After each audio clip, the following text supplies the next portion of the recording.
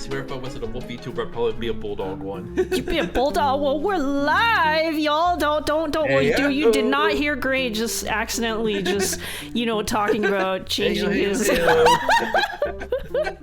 bulldog. Maybe bulldog one day. Maybe.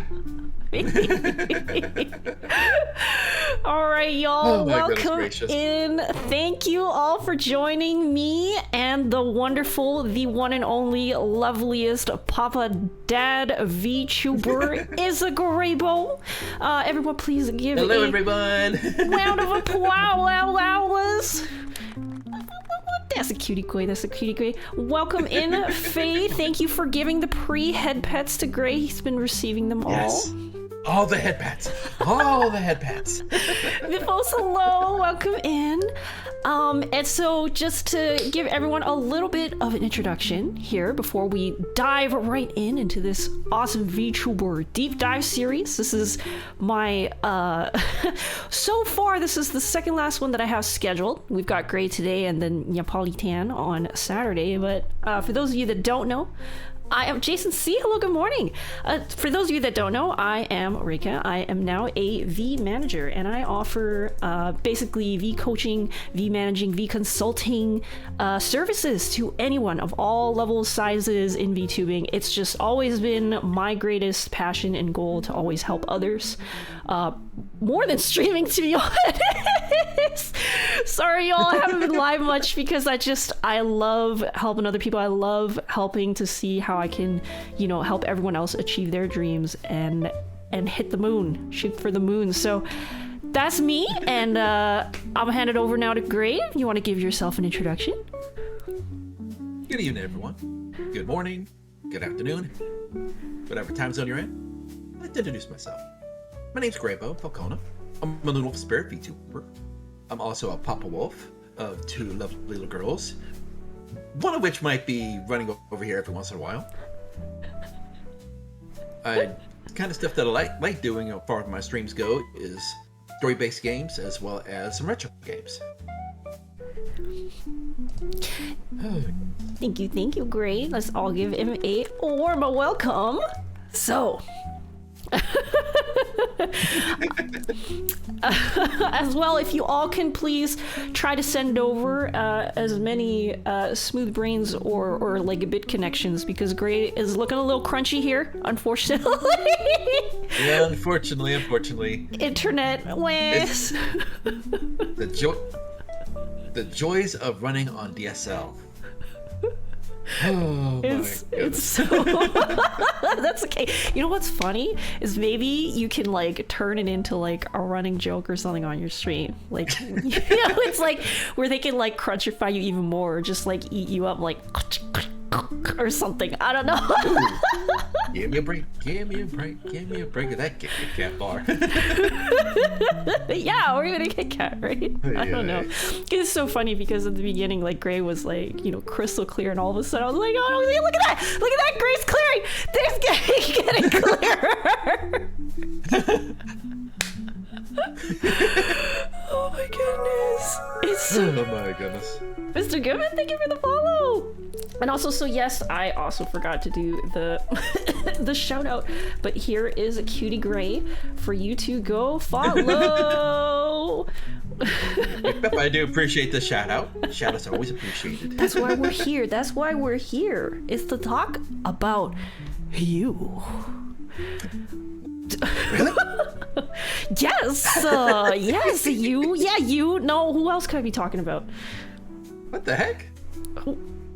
I don't know. Is there someone else? I'm not angry. I'm happy. Grable's one of the happiest people I know.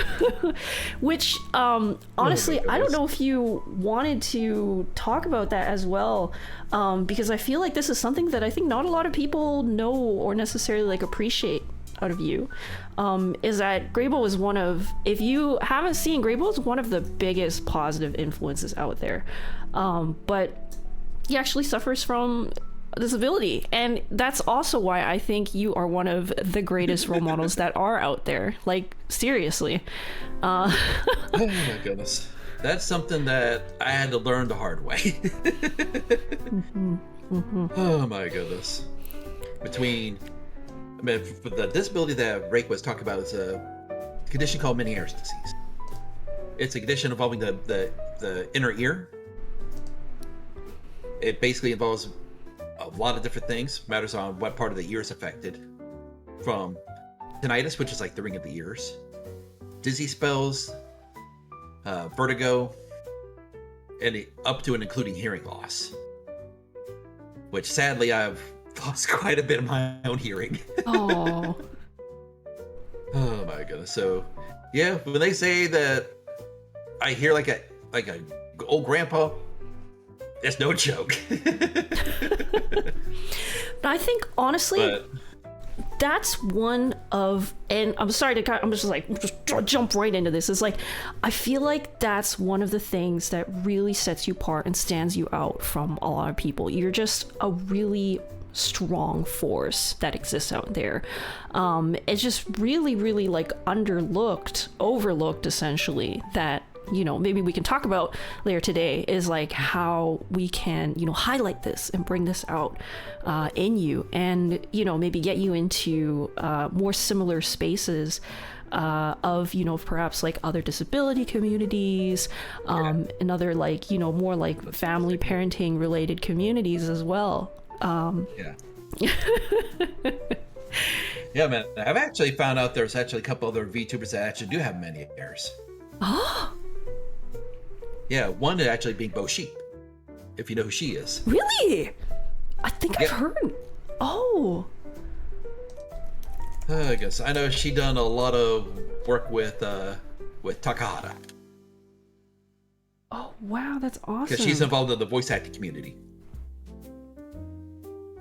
80s kid, unapologetically liberal sheep, filthy nerd parent, and neurodivergent. Wow, that is so many similar things. Yeah. I mean, she's an awesome streamer, VTuber. Oh my god, she's a really good person. She even tells stories about her kids on stream. Even has them on her stream every once in a while. Oh, that's awesome. You know what? Unfortunately I didn't have the chance to go and research Bo Sheep in advance of this, but that honestly, like, when we're talking about so Gray, I sort of like asked you in advance, and so I'm gonna like sort of like say that maybe actually let's set the stage for everyone that's here first. But first of all, I also want to say hello. Hi Owen. Hi Ikara. Hello. Oh my god, when the internet's being delivered by pigeon. That's a good joke. Yes. Sounds about right. That's a funny joke. I don't mind those kind of jokes, because I know my internet is janky. That's what I feel like. This could totally be, again, it's like your thing is like, you know, no matter what situation we're in, right? And this is a lesson that I feel like more and more people just always need to be reminded of, is like, it doesn't matter what situation you're in, like, if you can turn it around to make it into something like funny or as a joke and optimistic. It's not toxic positivity. It's like, you know, trying to make the most out of your life, right? Trying to live and have your best life and enjoy as much as you can. That's what matters. And the personal connection, right? Yep. And believe me, knowing how life can be and just be able to take whatever positives they can, that's definitely I had to learn.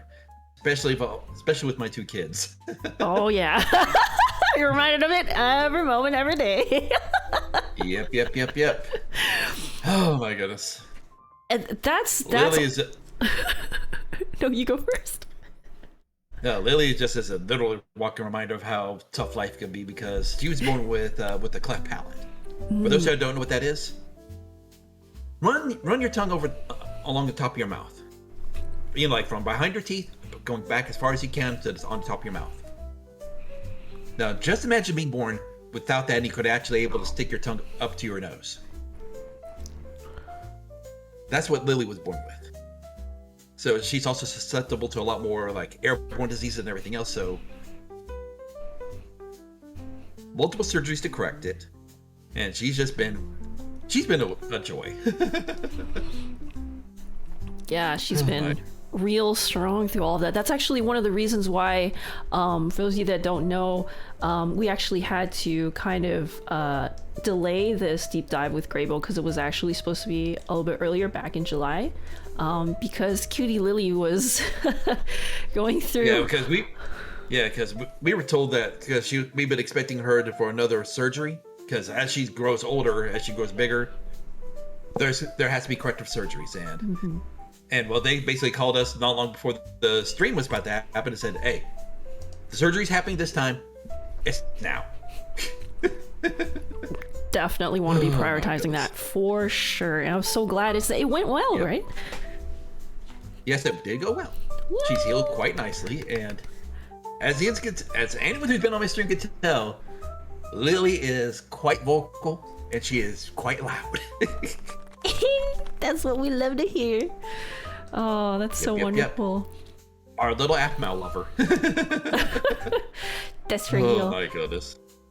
Make sure to give Goy and his family all your support. They are just so wonderful. Oh my goodness. I do appreciate it. Yeah, both Lily and Lynn are joys. I mean, I've streamed with both of them. I mean, I even had them do individual streams with them on. Let's see here. My brain's not wanting to half work at the half moment. That's the wrong screen there. Man, how many people actually know of a little group called Gamers Outreach? Oh yes. They do like subathons raising not subathons but donathons raising money for so they put like gaming systems in hospitals. And of course, the year that I done it, I actually was able to raise enough money so that both my daughters could have a stream. I think I remember that. You hit the goals for that, yeah. And of course, Lily of course was playing Sort the Court.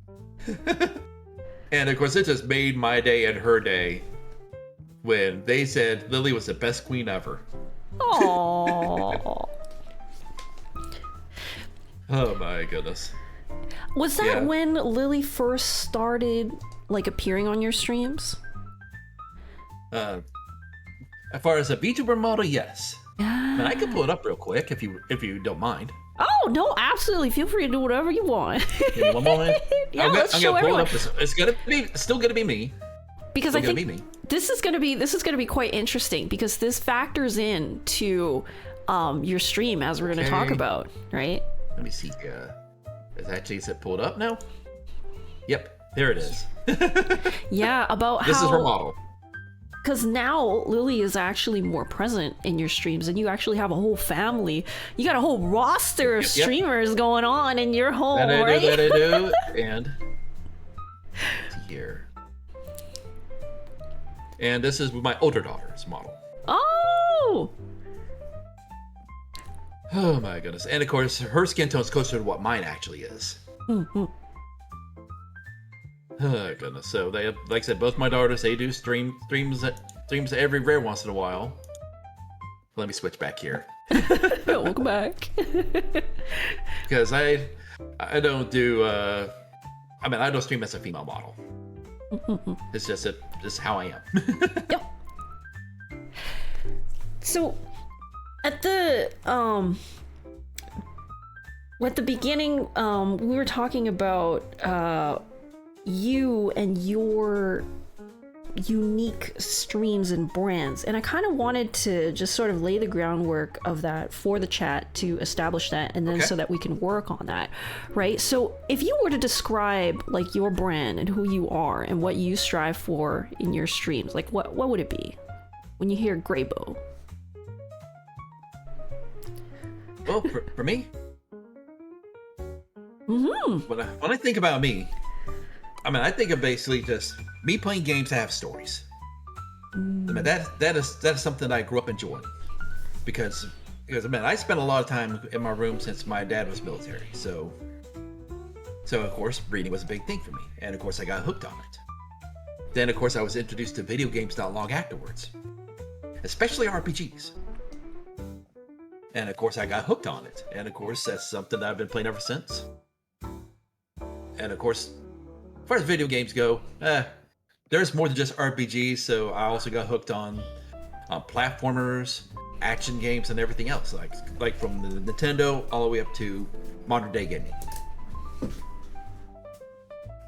But of course, the big part of my let me refocus. When I first started getting like actual numbers, like getting towards affiliate, I was doing 14 content, Final Fantasy 14.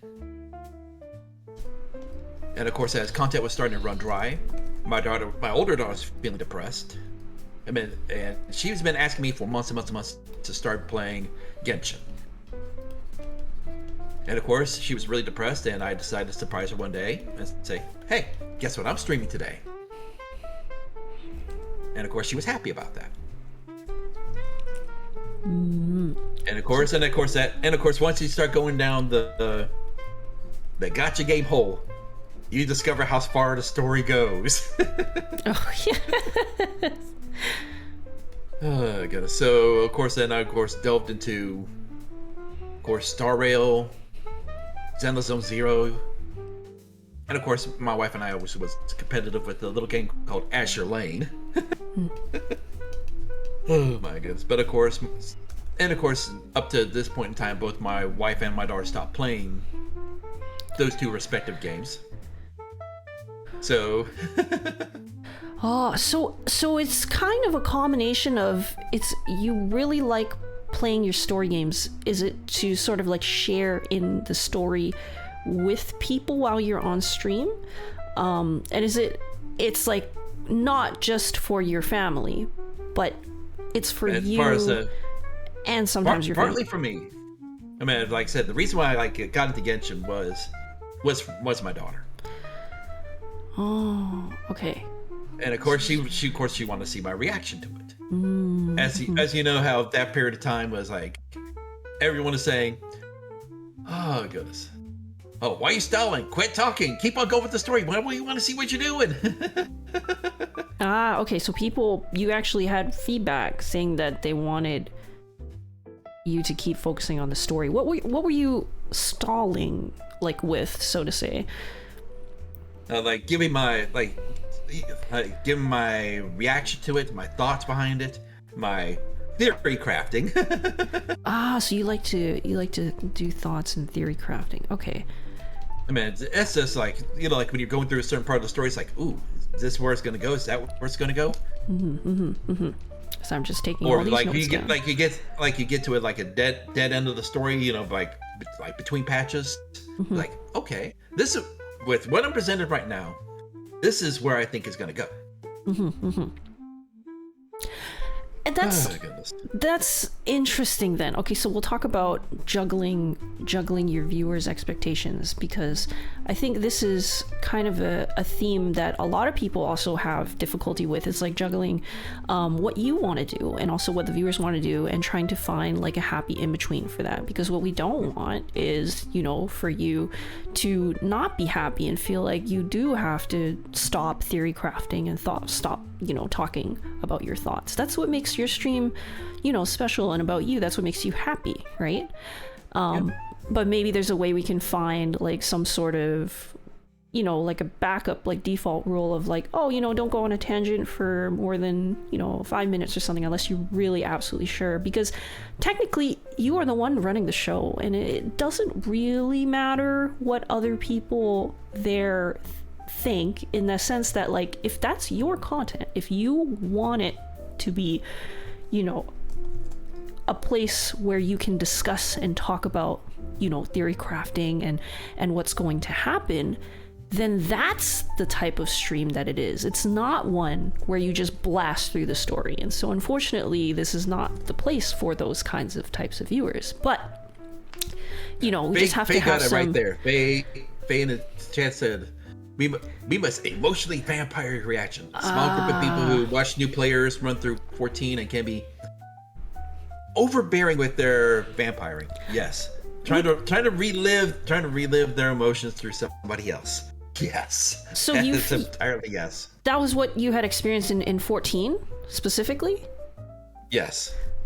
And not necessarily the other games?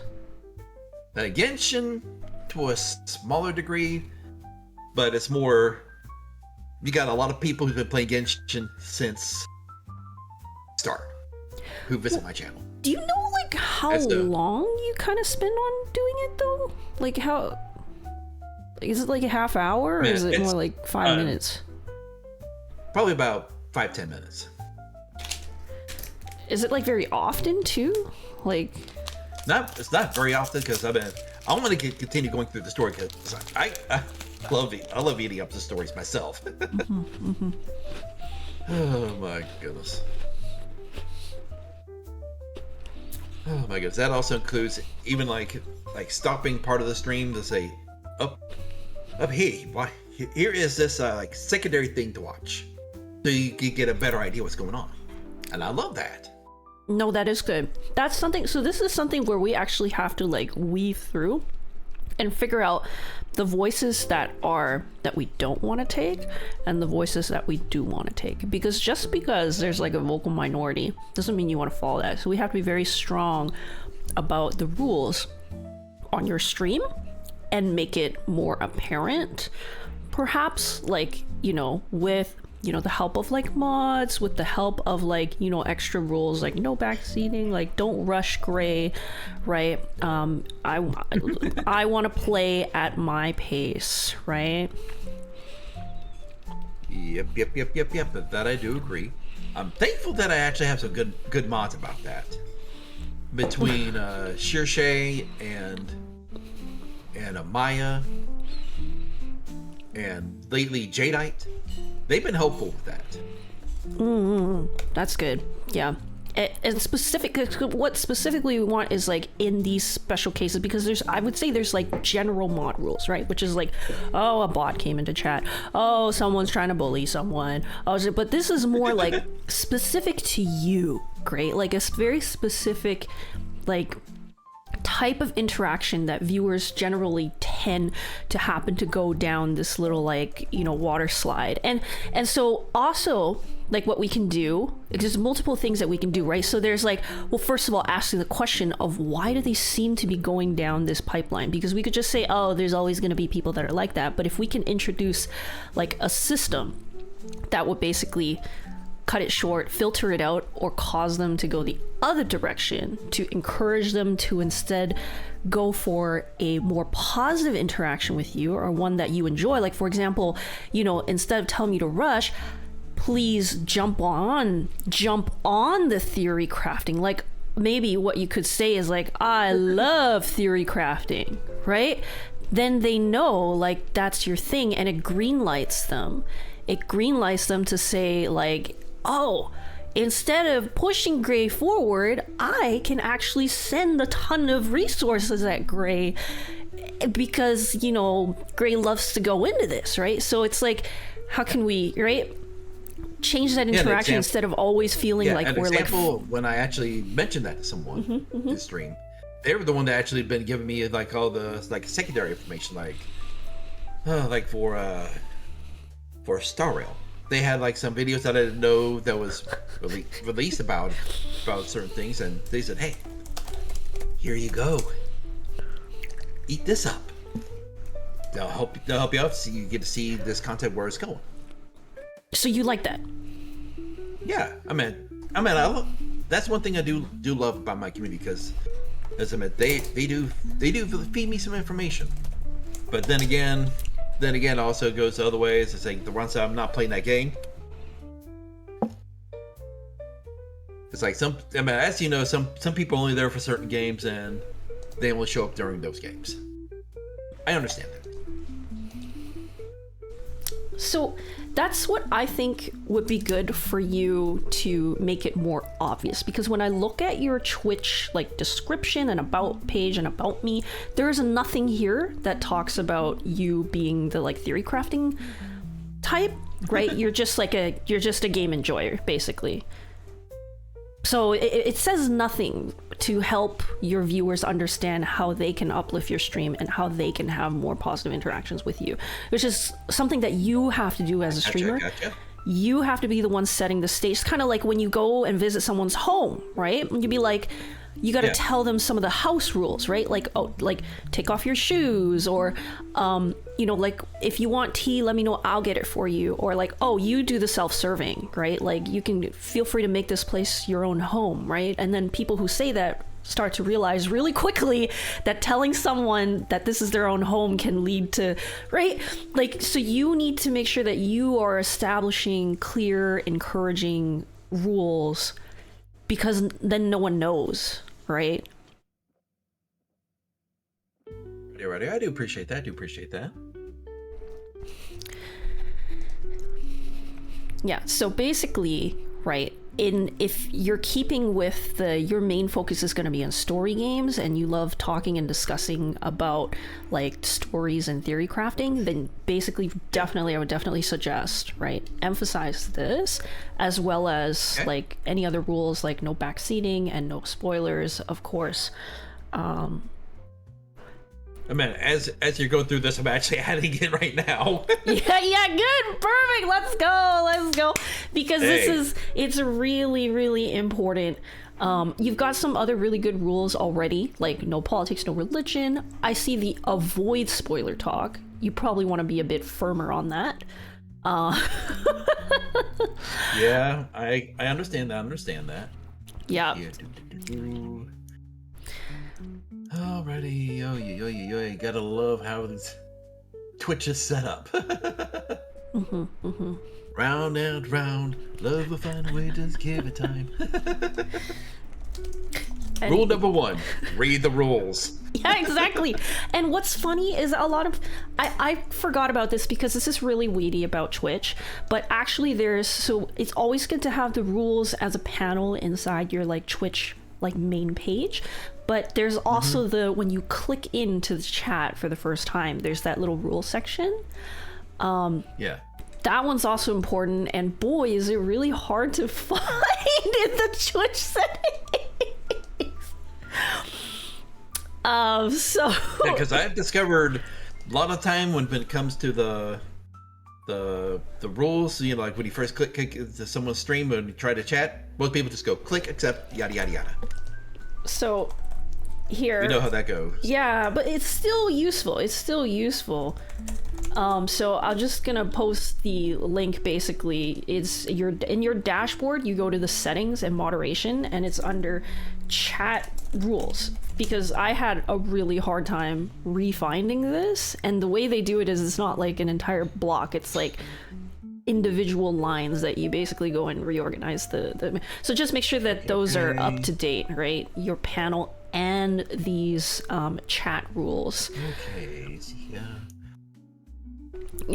Dashboard. And yes, I'm eating matcha Settings, cookies. moderation. I'm hungry. Hey. Oh my goodness! I got some cookies from my bakery. I need to go grab those.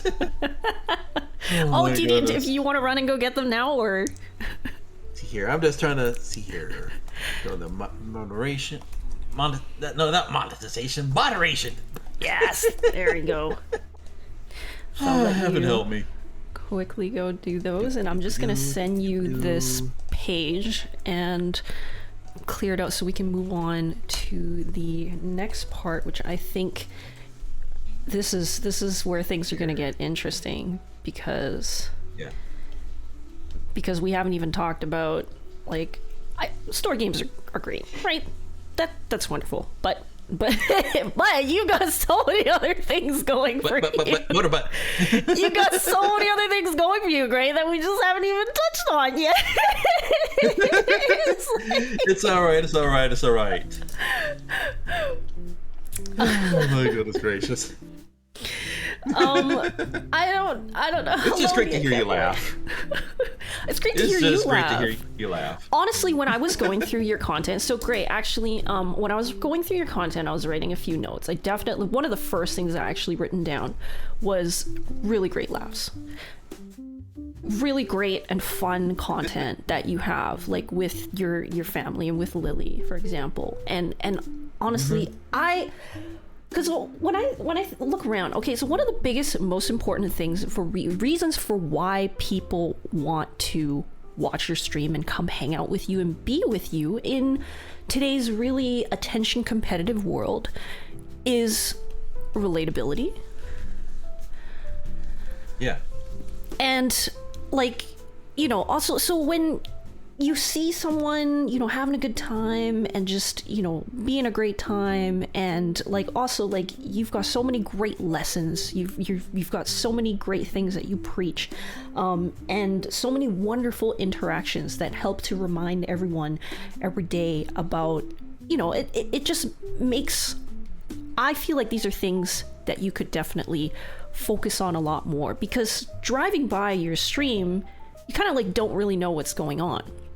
So it's kind of on you then to go and draw that red carpet, right? That little bridge, right? Of like, okay, so you're here and you don't realize it, but we are actually relatable. I just didn't make the bridge for you. It's all right. We just need to make sure to have nice little nice little support for that bridge, because if it's not, I mean, there could be a bridge, it could be just a simple 2x4, but if there's no support underneath it or framework to keep it supported, it's gonna break. Exactly. Some sort of. So keep going. Oh my goodness. It's just kind of the same thing about how we were talking about before. It's like even very simple things of just having it written down explicitly, like in your like Twitch panels. That's what I would call the support, right? Because then otherwise, if you're having to create the bridge every time someone comes on your stream, you go and repeat yourself to try and, you know, create that relatability, like, hey, like, you know, oh, this is Lily, this is my daughter, you have to repeat yourself every single god fucking, I'm sorry, I swore time. That's, you know, that's hard. It's all right. Lily's not listening right now. Okay. Lily's not listening right now. Because that's like, so you want to create this bridge so that it's always there, so that you're busy focusing on the party that you're having, right? And then people, instead of just being like, what the F is happening over there? No idea, I'm just gonna keep walking. Like, you know, instead they, like, you have all these signs available, right? It's like, Gray and Lily, right, we're doing a family party, right? And then it's like, you probably have followed a lot of those other like family type, you know, content creators where you're in the know about what happens in their family because you're literally keeping up with the series of events, right? Okay, I'll keep track of the time. Oh, wait. I'm sorry. Do you need to go at a certain time? No. Just wife told me that she's going to go to sleep and just make sure to keep my eye on the time for Lily's bedtime. Oh, okay. All right. Do you need a reminder for a certain time? Because we can all help. No, that's in about 30 minutes. 30 minutes. All right, chat. 30 minutes. We got to, you know, signal the wee-woos. Lily's got to go to bed in 30 minutes, okay?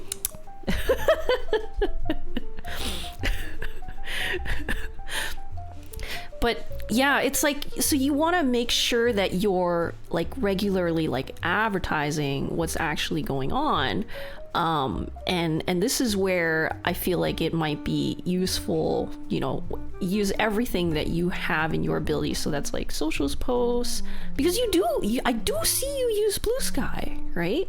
But I use Blue Sky. I also use X. And X, yeah. So you use it a lot for, it just kind of seems like, you know, which is great. It's great, like your personal self and your thoughts and your feelings and stuff, and also some events. But you also want to keep in mind your like sort of like if someone's following you for the stream, right? Your stream event like history, right?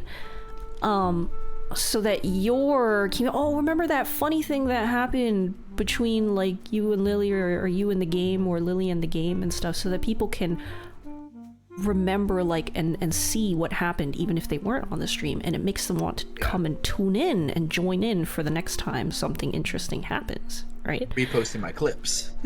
Yeah. And if you don't have time to repost clips, then even just like short like summaries, right? A text written summaries of what happened, it's like a good start, right? Yep. I mean, that I do agree with. Yeah, because it's in like story games, you'll see this a lot of people saying like, oh, I hit, like, ABC boss or something, or I hit this part in the game and I felt like this. So it's kind of like a public advertising of you and how you felt. It's a very similar thing, right? It's kind of like a streamer like event history timeline that you're basically broadcasting to people. Yeah, that helps to set the stage. Wow. Oh, goodness. Okay, I'm okay. No, just I hurt my shoulder a couple weeks ago, so. Oh no. Yeah. Clickbait titles. No, the clickbait titles definitely do help.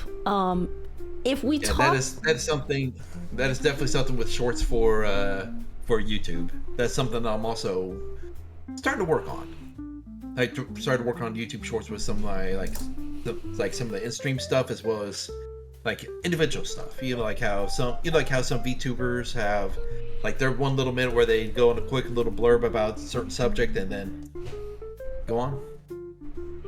That's something that I'm also working on. Yeah, because right now, like, shorts are kind of like one of the best ways to advertise and get discoverability. Which, oh man, there's so much that we could touch on and work on here. It's like, because that I feel like that helps with getting people to click in and see you. So the title definitely helps with algorithms, right? And just, making sure the honey is the most attractive looking. But also what needs to happen, what also needs to happen though, is that once they do click, you still need to have a clear enough brand image so that you retain them. Yeah, and that's very true. Kind of what I was trying to get here by having this like infrastructure for that bridge so that people can waltz into your stream and already know what's going on. Yep. Because I know there's some streamers that are known for their comfy vibes, or like you can come there, you're ready there to chill. Don't matter if there's 10 or 1,000. You're there for the vibes. Some people are there for the chaos. Some people are there for the. I'm trying to think of a nice word for it. For those who put their mouths before their minds. Yeah, no, I agree. Yep. I mean, it's so for them, they have it different because you can walk in and the brand is very apparent very quickly simply because of the nature of their content, right? And when you are not that kind, then I think it's useful then to rely on other tools and like visual messaging and stuff to get that message across so that people can come in, see the vibes because of your extra messaging, and then stay for the ride. So one day, like one of the things I was thinking about putting in there is just eventually like getting like one of the things I like to advertise, like especially with my lurkers, is that big old fat cat beanbag. Yeah. Just to chill the thing back on. The beanbag. That is something I eventually want to get. I think there's also more, like I feel like you could use like text panels. Like you right now, what I see in your channel is you've got so you've got some really standard like VTuber and streamer things. Yes, it is very, very simple. It's that. It's very standard, like you come, it's like, oh, last follower, last, donator, there's your logo, there's the chat, there's the, and that's great, but you've got so much more to you that's just not present, that I feel like you could just have that on screen, like your daily, like lifting people up, like you're such a great character, Gray, and you've got such a wonderful, awesome family. Like you can literally have that there on your stream to explain the situation to people all the time. Like that would be awesome, right? Sky shards. I'm thinking like an Uncle vibe. Oh my goodness. Yep. Go to the uncle's house that has the wood paneling on the wall. All the pictures of family right there. Exactly. Now you're starting to get, because your stream is your home, right? And when you're welcoming people into the home, people first walk in, you want them to know what's up, and you want them to know and feel how welcome they are and in what ways, right? Exactly. That's stuff I need to set up. It's like I had the thoughts before. I just need to actually get the stuff to do it. I think even if it's like low effort, just literally having a text panel, right? And I would even like the latest like follower and sub. Sure, I honestly I feel like they're not the most important, because the reason why people want to see those is because they want to feel seen when they do the follow as well. But like if that's not the focus, like you have other things to prioritize, right? Like you only have so much visual screen real estate. Would love to be able to show everything, but here we need to prioritize the experience for the viewers and the interests of the viewers that you're trying to create, right? Like when someone walks in your home, you're not going to show them everything in your house. You're going to start with the main, most important things, right? The living room where I stream. That's where I invite everybody in. Everyone has their couches, their beanbags, their recliners. Not far away from here. Like I said, 10 feet away. The table that I always put snacks on. Exactly. That now you're thinking on the right track. There we go. So I would say definitely just forego some of the other things, right? If it just cover it up, right? Fill it with the beanbag, the snacks, and like, you know, the Gray's family tree, you know, or something, family portraits or something, right? Or and your uplifting message of the day or something, right? And just I don't know about you, but I feel like if I walked into that, I'd be like, oh my god, what is this? Like, oh, it's that's nice. Like, this is cozy, here's comfy. Oh, you've got a whole family. Do they show up on stream? Like, right? Like they do. Oh goodness, now I need to pull up this picture now that they made me think about. See here. Wait, show me that. Maybe I can also show the stream. Right. It's a. Oh goodness, let's see here. So if I were to like take I'm just gonna pull a screenshot and show the chat here what I'm basically talking about.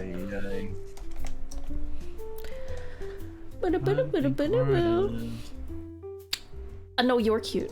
Also, I'll catch up on the chat. Hello, welcome in everyone. Sakuno, Neon Cat Boy, Kid, hello. Raven, hi, welcome in.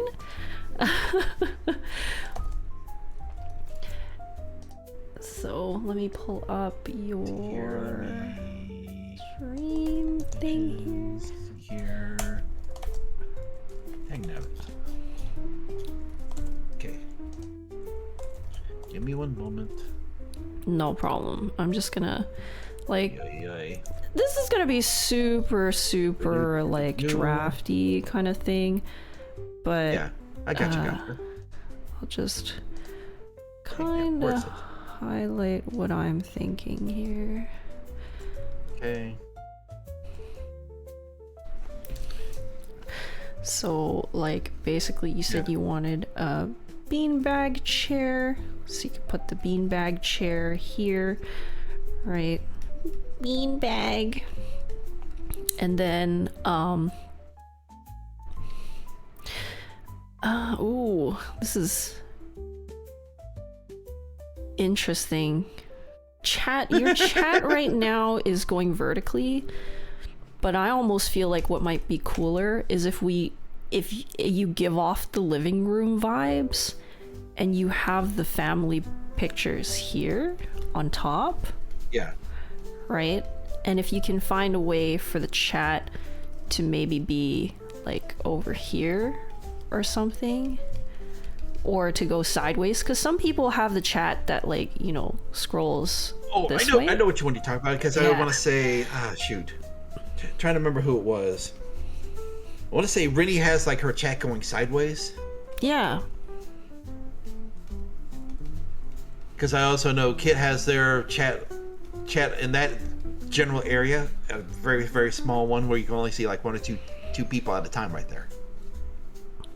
But man, I actually would love to find the one that actually goes sideways. I could just literally hide the new user stuff and yada yada yada and go from there. Yeah, and then so here, like, this is kind of like I'm just drawing like for fun, right? It's like, you know, like your family portrait and in the back, your group family photo. You got the individual ones of your kiddos and your wife, and then, you know, your uplifting, you know, mantra like the live, laugh, love, you're amazing, you matter, or something, right? And then you got your beanbag, and then, you know, it's just, and you could basically find some, like, the background maybe, right? You don't even need this overlay. You literally would just want a friggin' like living room background or something. Yep. And then that I understand. yeah, you get it. I feel like it would just, you know, work even better. And then, you know, minor things like this looks a bit stretched, so you probably want to like make it a bit smaller or something, because it's stretched for it looks like horizontally stretched. But yeah. Oh goodness. Yeah, the background there is stuff that was basically just me just was trying to lean in on the Lunar Wolf Spirit vibes, but it's just, as we all know, we come in with a certain idea in mind, and how things just go right out the door. Yeah, it's hard, and this is something that I always tell people. Is like, when you're a streamer, you have so much work that you have to do. There's like your own life, there's doing your stream, you have to do your pre-setup and post-setup, and it's tiring to execute the stream, but at the same time you're expected to like do improvements on it too. So like, pace yourself, y'all. You're doing amazing. I said, what is this clip? What is Eclipse first, the rest nowhere? Yes, I mean that's a saying from a game called Uma Musume.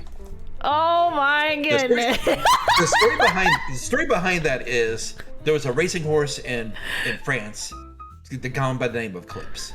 The horse was so dominant that because in the races, it was basically a 5-mile race that's cut into various heats. If there was a horse that didn't finish 200 meters or more behind that person, they would be disqualified. Crying. Eclipse was so dominant that it basically eliminated every single horse in its 18 races. So the story behind that saying was Eclipse first, the rest nowhere. So basically that horse eliminated every single person. That's amazing. See, so you can, like, honestly, that's something that's really cool that you could very easily, once you set up this template where basically you have that like frame background, you just literally edit the text. Every time you go live, yes, you can change it to whatever the frick you wanted. And, you know, people would come to be like, whoa, what's the topic of the day? You know, what's the live, laugh, love of today? Like I said, when you mentioned that to me, that was the first thing that came up to mind. I said, ooh, I gotta get this. Exactly. All right, perfect. I'm gonna send you an updated version. And see, Baron, and also Baron, welcome in. Oh, wait, sorry. And well, Chalupa. Oh man, Chalupa, you seriously got Mr. Rogers' Neighborhood going on in my mind right now. Welcome, Nia. Yeah. But here's a little story about Mr. Rogers' Neighborhood. You know the person that does like all the background music for Mr. Rogers' Neighborhood?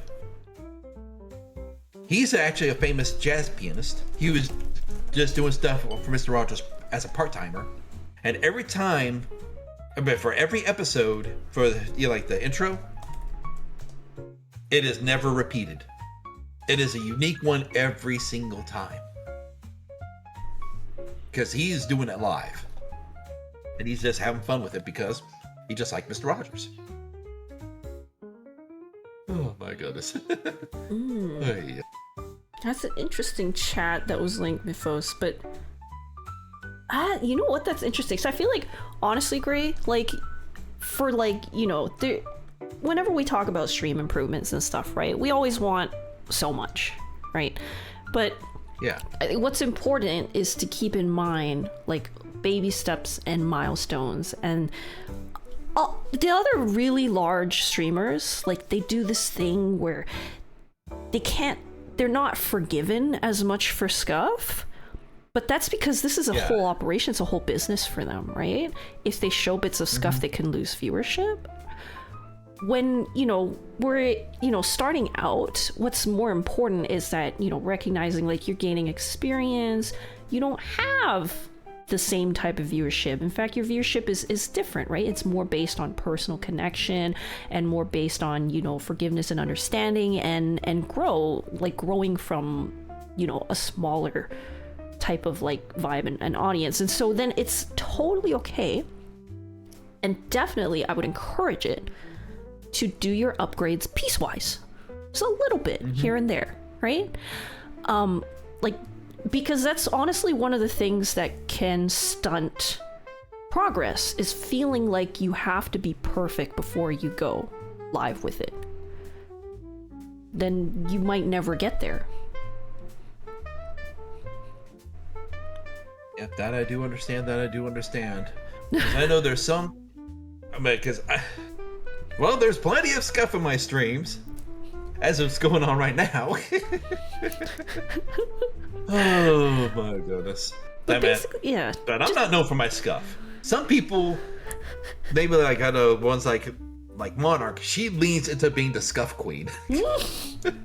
Oh, that's funny. God. To be able to turn that into content is a skill. That's good. I mean, goodness, because I know she harasses Alejandro Saab, also known as Sayu, to do tech support for her. Oh my goodness. It's just interesting to see how everyone reacts with it. And, hey, sometimes with their stuff, you just gotta roll with it and just laugh. I think that's... Because I know some people, they get...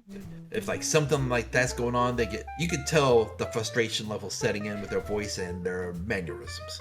Yeah. Even I get that every once in a while.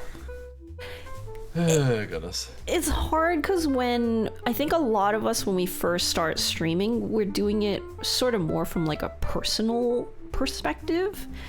And then it gets a little difficult when, you want to start growing, because when you want to grow, then you have to think from the perspective of the viewers, but also like strike this balance, right? Of you have a vision that you want to create, but the vision also needs to keep in mind, the specific viewer audience type that you want to attract.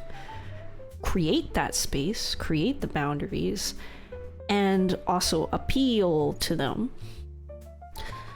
So yeah, I mean, like when you get frustrated, like some audience, depending on your audience type, right? Like if you've curated an audience that's super like caring and always uplifting, they might come in to swoop in and save the day, and that becomes good content.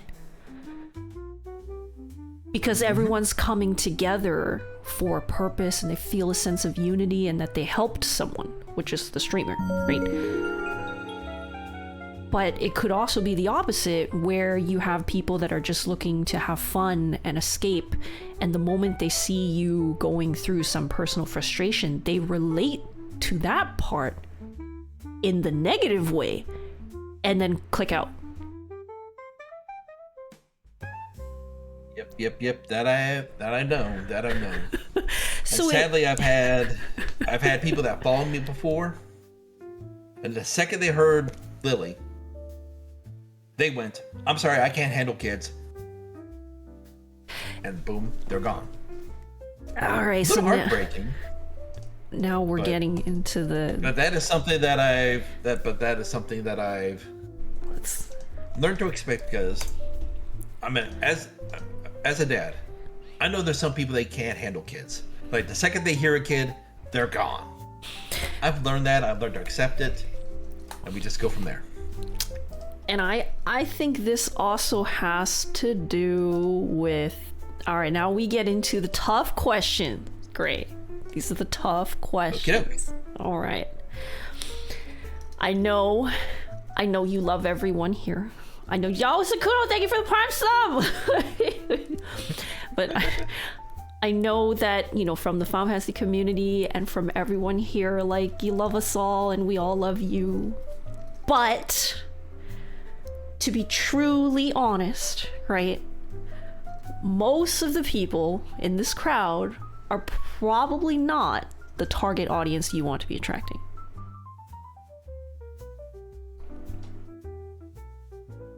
Because of exactly what you said.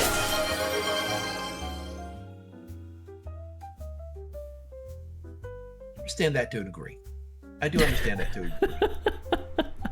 There's reasons why that I also do stream without the kids around, because there are some things I can say and do without the kids around, like a after hour, almost like a after dark kind of stream. But that's the best way I could put it. That way, at least I could at least talk how I normally talk instead of having to watch what I have to say. And this is where it gets interesting, because now we've got two conflicting, yes, I got you with that. Yeah, right, yeah, right. So this is, I just want to say thank you, Raven, for the sub. For There's the PG videos. Gray, then there's After Dark Gray. It's like, I don't want to always lean at being a parent. I want to be me. Yes. But then again, both are me. And the problem with this is that the audience that you want to curate with this one and the audience you want to curate with this one is they're kind of mutually exclusive, unfortunately. They're not like this. Yes, I know. Yeah, that's... Believe me, I know. It is not... this is one thing There is that very, cannot very exist. little in between, and that in between is parents. Because this is literally... like math-wise, it literally. Like I said, that is literally You can't. that small space in between those is basically parents. You can. And, Yeah, it's and just, we don't see many people streaming that are parents. yeah. Yes, you're right. It's literally just like it can't be anyone else either. It can't even be like it's just okay. This is like there's like a sliver. It's like a sliver maybe like this. Yeah. Yes, I know that is basically a niche in a niche. So I And think believe me, this might be. I want to ask you then, because how. Right, I'm not saying we should arrive at an answer. I'm just gonna be asking you some thinking questions, okay? So we can just get some thoughts discussed. Just put them on the table, and then we can figure out what to do with them. okay, just give me a afterwards. half a moment, please. It Tap is now 5:30. 8:30. Bring it, it's Lily's bedtime. Alrighty, give me a moment. Muting the mic, excuse me.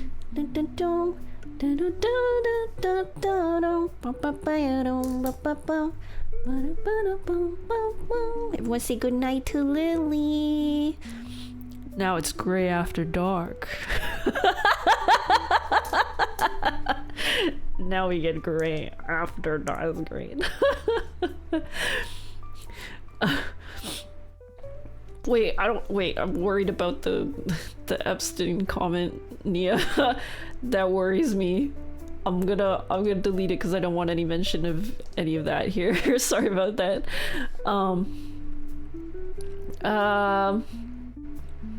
Sorry, yeah. Someone wants to say something first. What happened to me last night? Oh. I didn't hear it. Say it again, Lily. Say goodnight, Reika. Night, night. Good night, Lily. Everyone says good night to you too. Sleep well.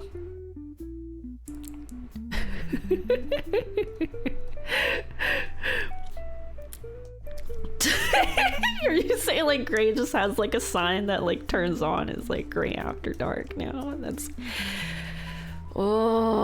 this is so interesting to deal with, right?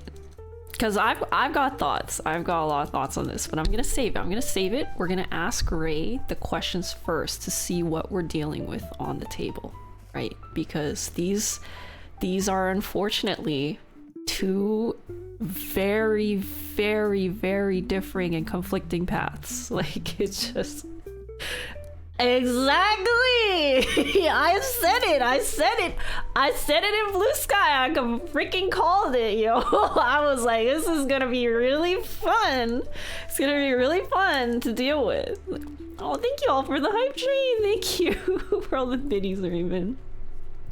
Yeah, don't worry, stay for the gray segment after. We got Gray After Dark, of course, right? Where I get to go eat my dinner and then Gray can take over my stream and I'm not responsible. I'm responsible, but I'm also not responsible for anything that happens while y'all talk to Papa Graybo. It's no longer kid-friendly time. This is, so honestly, like chat, like tell me, like, do you think this is also, like, I'm kind of feeling like there has to be, it cannot be a half-half focus because it's just too split. There has to be a focus on one side.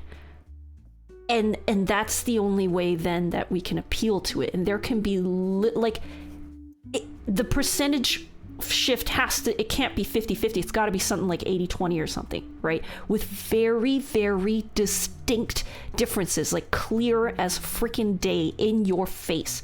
Because when the kids are there, you cannot be sussy. You cannot be doing that stuff, right? Welcome back. Thank you. Oh, dagnabbit. Oh my goodness. Wait, Faye actually has a, hold on, there's a case here that's very similar. A creator from a long time ago called VTuber who would review games with kids and then also review mature rated games without them. That's interesting. So that might be a good research case to go look up here, like in free time, to see what direction they took and how they managed it. Because basically, Gray, while you were gone, I was just basically alluding that I feel like we're probably, you know what, before that, here, let me ask you the questions. Okay. So how you start and you stream primarily for you, or do you feel like that's shifting and changing more as, you know, your kids are growing up, and as, you know, obviously I'm not going to say for the next, like, you know, 10 years or something, right? But it's just like right now, right? Do you feel like it's maybe like 50-50? Like your streams are like 50% for your kids too, or 50% for you? Or is it like, do you still want to make it more like 80-90% you? I want to lean more towards me, because originally, like, my kids were more paying attention a year or two ago. They're more active with my streaming, but as they're more and more doing their own thing, as kids grow up and they don't want to be around their daddy all the time. And Lynn is more doing her own thing. Lily, she loves the attention. She knows most of my regulars. Oh boy, she knows most of my regulars. And of course, she wants to play hangman with them. Do you think she is, okay, so Lily likes the attention, but do you think this is something that she wants to continue doing? And like, she wants more screen time, and she wants, like, or that you would also support as well as a parent? Like, or is this something where you want to start like squeezing her out in the future, but right now mentally it is not wise. Because of mental development reasons, and I'm not going to go any further on that. No, I completely agree, right? Because I think, like, you know, right now it's a very crazy world out there, and so one of the reasons why that I asked, though, is because the first thing that comes to my brain is have a different channel. Because then that way you can actually curate a better environment for Lily. It's still possibly online, but it is actually more about kids, and it's kid friendly, and it's, you know, but that's the thing is I actually haven't looked at what's out there and how much, like, you're gonna have to do a lot of moderation. You're gonna have to do a ton. I mean, you already are though, right? But at least right now it'll be better because then you can have a very clear boundary of separation. You can keep out the, you know, the looters and the, you know, they're good friends of yours and everything, right? The 18 plus mature people and the big trolls, right? Great friends for you because you're an adult, right? But not around Lily, right? I do have to at least admit one thing.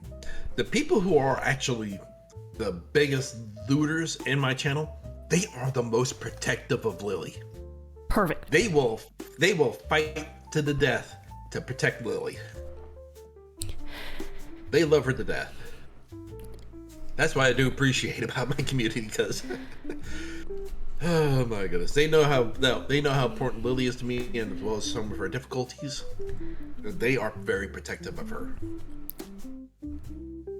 That's why I'm kind of almost feeling like it might just be better to have a spin-off channel for Lily, where you don't have to put like your all into it, but at least it could just be really clear, totally different rules, totally different boundaries, different people who are like, you know, the most lootest people who support Lily, they're still gonna go and follow you here, right?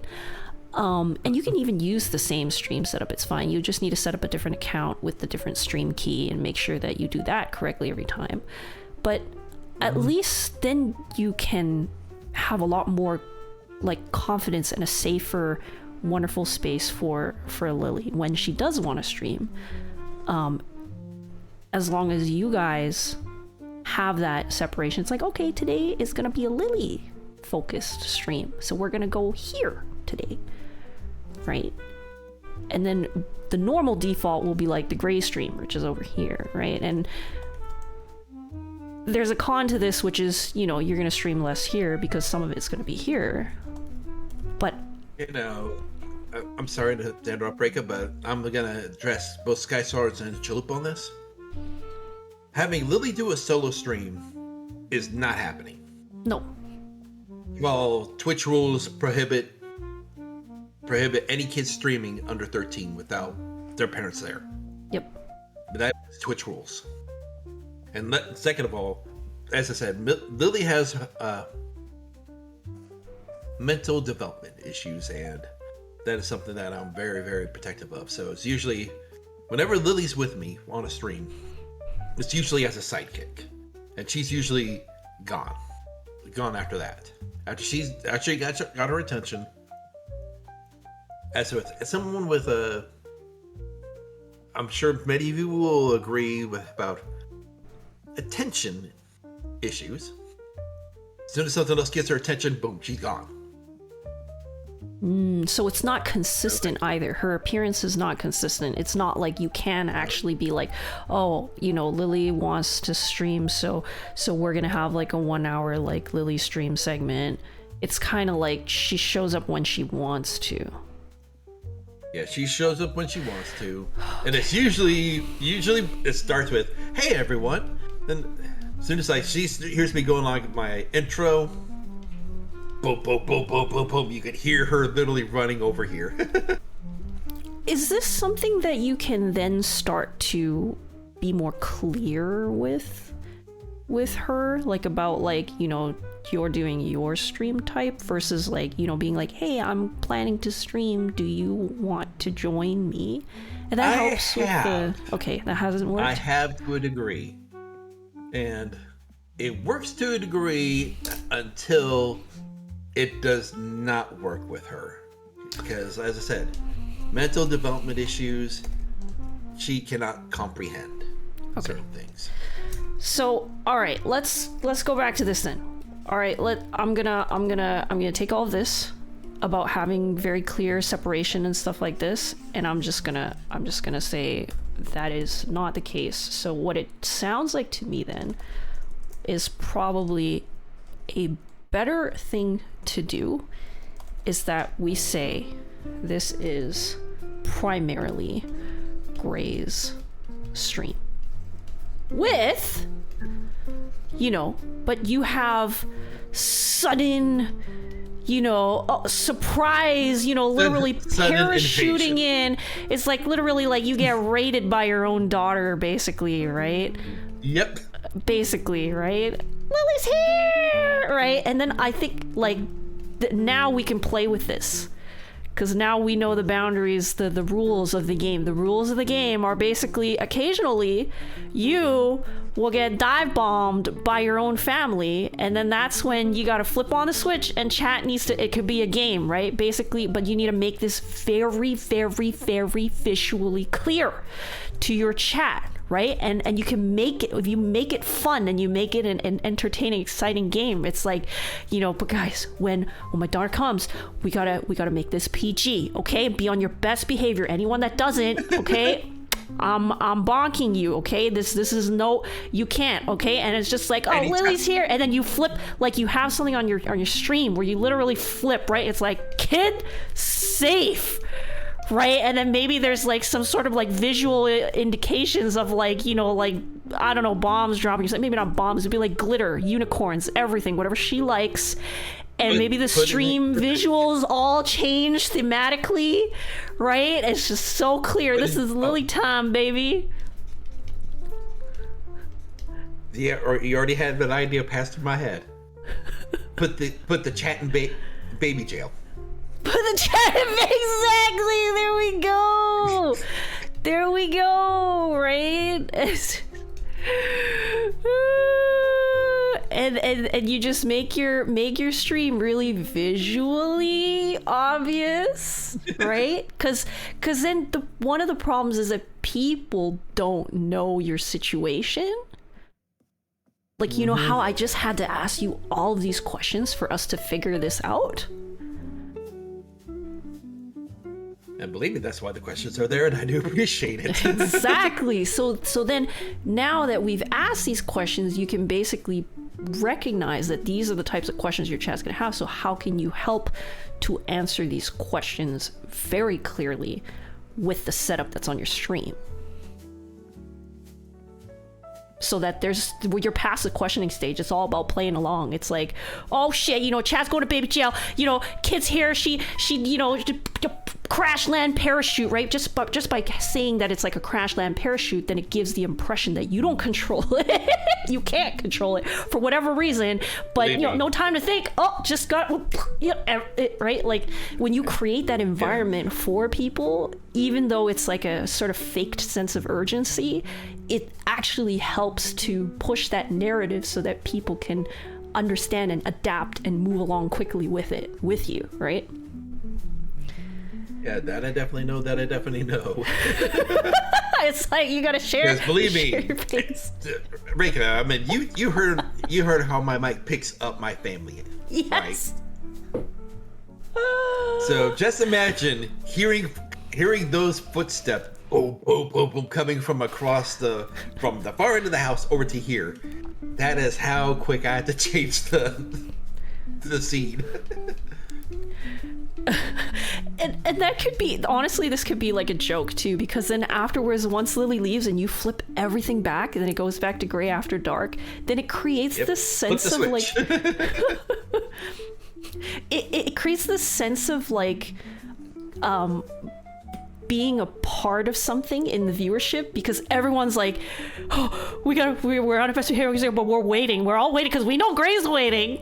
We want to wait with Gray until after the event, and then we can all just, and be like, oh man, with you, right? Yep.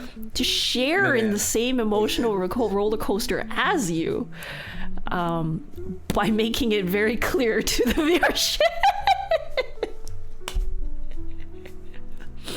As a cam streamer, it's easier to know when kiddos are around. Yes. And that's the one thing that actually is the reason why I am a VTuber rather than a cam streamer. Because my wife does not want to be caught on camera. She hates being caught on camera. She hates being caught on microphone. As those who have known my wife, like Dewexis, have known my wife for almost 15 years. It is like catching her on mic is like a unicorn. Oh my goodness.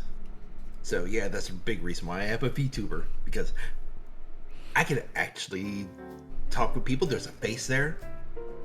And just have fun. Oh no! Oh my god, so I'm just reading chat. What are they saying? What do they say? I'm too busy drawing unicorns and glitter and shaking shit. effect on stream when Lily starts coming towards you. Ah, there we go. Yes, let's go. See, it's just, you know, and I think you should probably have 2 scenes as well for it. Like make one, like, you know, as well for Lily again, so it's very visually obvious. Because if I happen to drop by randomly in your stream, maybe I missed Lily's entrance, and I don't know it's kid safe time, right? It just. You know, right? It's like literally just flip the switch. Everything's just, you know, it's screaming kid time at people. The scene will definitely be very Afmao flavored, if you know who Afmao is. I don't know who that is. Okay, Afmao is a streamer that does a lot of like skit content in both Minecraft as well as Roblox. Oh. It is very, very. I mean, she's a really, really huge streamer, about 20-some odd million subscribers. Exactly. Yes. Exactly. Or even like big text, right? Yeah, exactly, right? Like Lily's stream, yep. Right? Lily's here, right? Like so freaking obvious. You don't even, no questions freaking asked. Just it is the puppy party time. Exactly. Like it's like the same thing as like, you know, when you literally walk in, you literally see, like, it's just when there's a kid around you, you know, you got to put them F words away, right?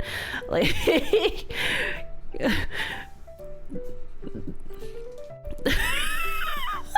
I'm sorry. I'm literally writing this as we go. No, it's perfect. That's one thing that I found that works better with me, as far as actually writing it down, not just typing, but actually writing. I remember it more. Yes, it does help. So I have always had a pad, paper, and pencil or pen right next to me. Oy, oy, oy. And yes, definitely having fun is the best thing to do for us either side.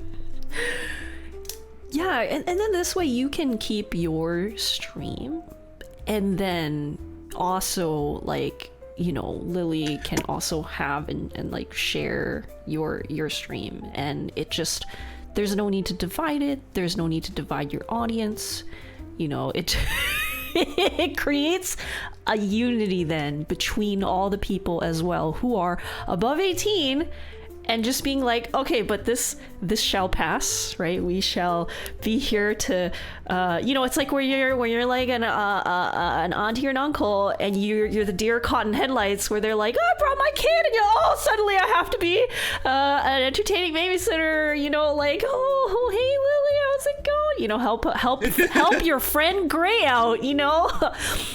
Yes, help me. Help Gray. The kids are driving me insane. You could honestly also have that there too, right? Maybe you and Chad goes in jail or something, or like, you know, like something where you're basically like you're sending cryptic messages of like, help. Save me. Stay. Please, y'all stay afterwards. I want to talk to you. Please don't leave me. Don't leave me. Yeah, see here.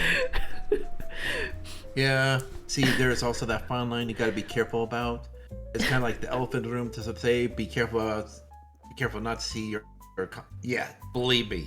Yes. That is the last thing that I want with Lily, for her to be content, because I've seen so many parents use their kids as content and money, motherfucker. Oh my god, it's heartbreaking. It's an exploitation, right? I think it, but you're honestly someone that I feel like you are also regularly checking in with, like, what, like, your family, what Lily wants, and you all make sure to also do other things on the side. So as long as, you know, it's, your kids are all not like always on Twitch right, or forced to always think about that. And also, like, you are not, like, what we're trying to do here is not try to farm her content. We're just trying to make it so that your viewers still want to stay and that you still have a good time. It's like, you know, if she's gonna show up, why not have a good time, right? But that's the reason why I had like some of my larger redeems, like for some, like those who have experience with the Wrath of 1,000 Abuelas, as I like to call it, or the Fat Cats of Justice. Of me being pelted by hundreds upon hundreds of Fat Cats, Chonkos, or anything else. Yes. Man, just to hear my kids laugh, I enjoyed it. However, that also has this bad side. Because as going back to me being, I enjoyed my stories. But, and of course, just imagine getting a massive redeem hit like that right after the cutscene from, in 14, a very, very well-known cutscene in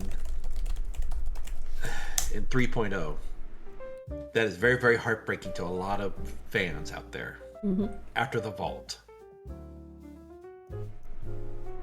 So yeah, so we knew like get to a very emotional, impacting scene, and suddenly you're smacked with everything.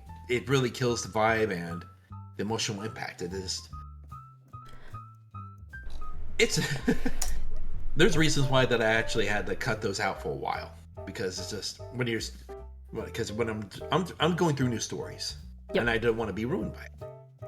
And of course, it's made a few people mad, and I said, I'm sorry, but I'm going through stories. I don't need anything massive hitting me, distracting me from it. And you guys have the timing of when it's the most impactful thing. Yeah. It's like, I understand like if like doing like normal fighting stuff, yeah, no big deal. But when you're purposely doing it during like the major story points, no. So this is unfortunately something that we can't control when they choose to do what, but we can make sure that we as a streamer know when to turn things on and off.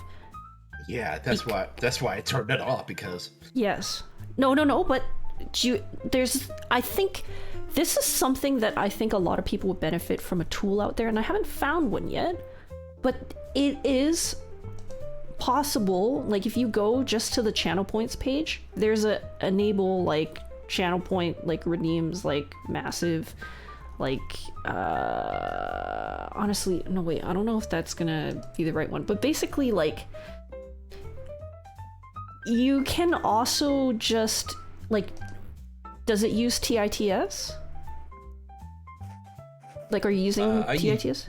I'm using VNyan. Okay, yeah. So basically what you can also do is you can just be like, I don't care if you redeemed it during this time, I'm turning it off for story mode. And again, if you have this visual indicator of like story, it's this important story time, redeems are off, then it, you know, if some troll tries to redeem the 1,000 abuelas, right, it's not gonna work, and too bad you lost your channel points because it's already visible to you. Like I already gave the disclaimer, it's on you, too bad, right? You're trying to troll, get fucked, right? So, but because you need to also ensure the right experience for you and your viewership. I'm pretty sure people that are there for the story don't want to get interrupted either. Yeah, and that's actually a good reminder. I do appreciate you have reminded me about that, so I got that written down. Because I have to remind myself at times about that, and I keep forgetting. And of course, I don't write it down, so I forget. I know it's very easy to forget this. Yeah, I know. But it's like when your rules that you set create the vibe and the environment for everyone. You are the one preparing the car ride, you are the one preparing the train, and everyone is jumping on the train with you. You decide where to go and how the vibes are like in the train. And if you allow one bad person or bad actor to ruin it for everyone, then that's on you, right? So, but then does that mean you... Does that mean you turn the whole train into a no fun train? No, you just have to make it easier for yourself to be able to turn on and off the modes, but it's more work live as a streamer, right? Yep.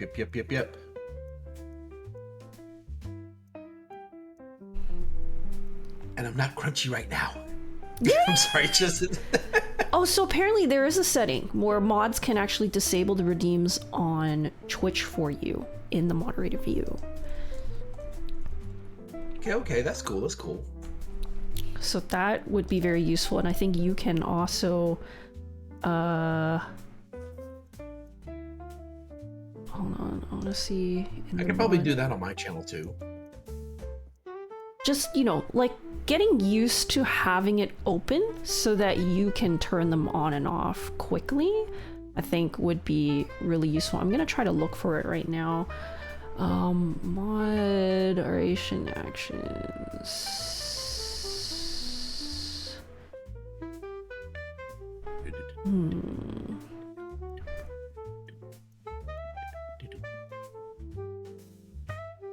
Moderation actions. Yeah, okay, hold on. I think this is gonna have to be something that I also go and do a little bit of research on to figure out myself, because I don't know where this is. Because it is very useful. It's a very common thing. All streamers have to deal with this, where you want things to be fun until you need to lock it down to procure the right experience.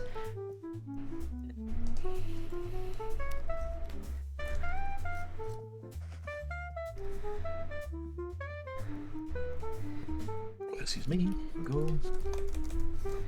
Right. So if I...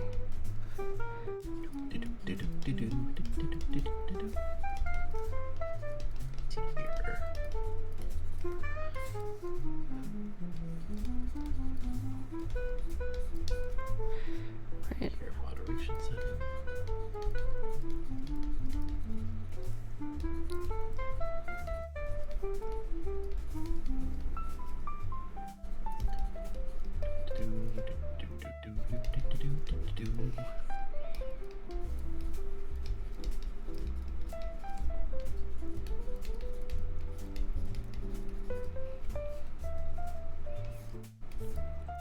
Also looking this up myself. Yeah, no, I'm also writing notes here too. It's like general stream, you know, fun, chaos, right, kid bombard, right, family, right, Have a world quest queue. shenanigans, right, chatting, right, fat cats. Right, but there's a difference. There's a difference between story time, right? Intense story time, and just like general streams time, where you're totally okay with being, you know, bombarded and pummeled and really appreciate it actually during that time, but not during story time. Fun, chaos. Oh goodness. Chaos control. Right? Bomb. Oh, Family. tangled up here. Shenanigans. Chatting. Theory crafting. Right? Fat cats. Right?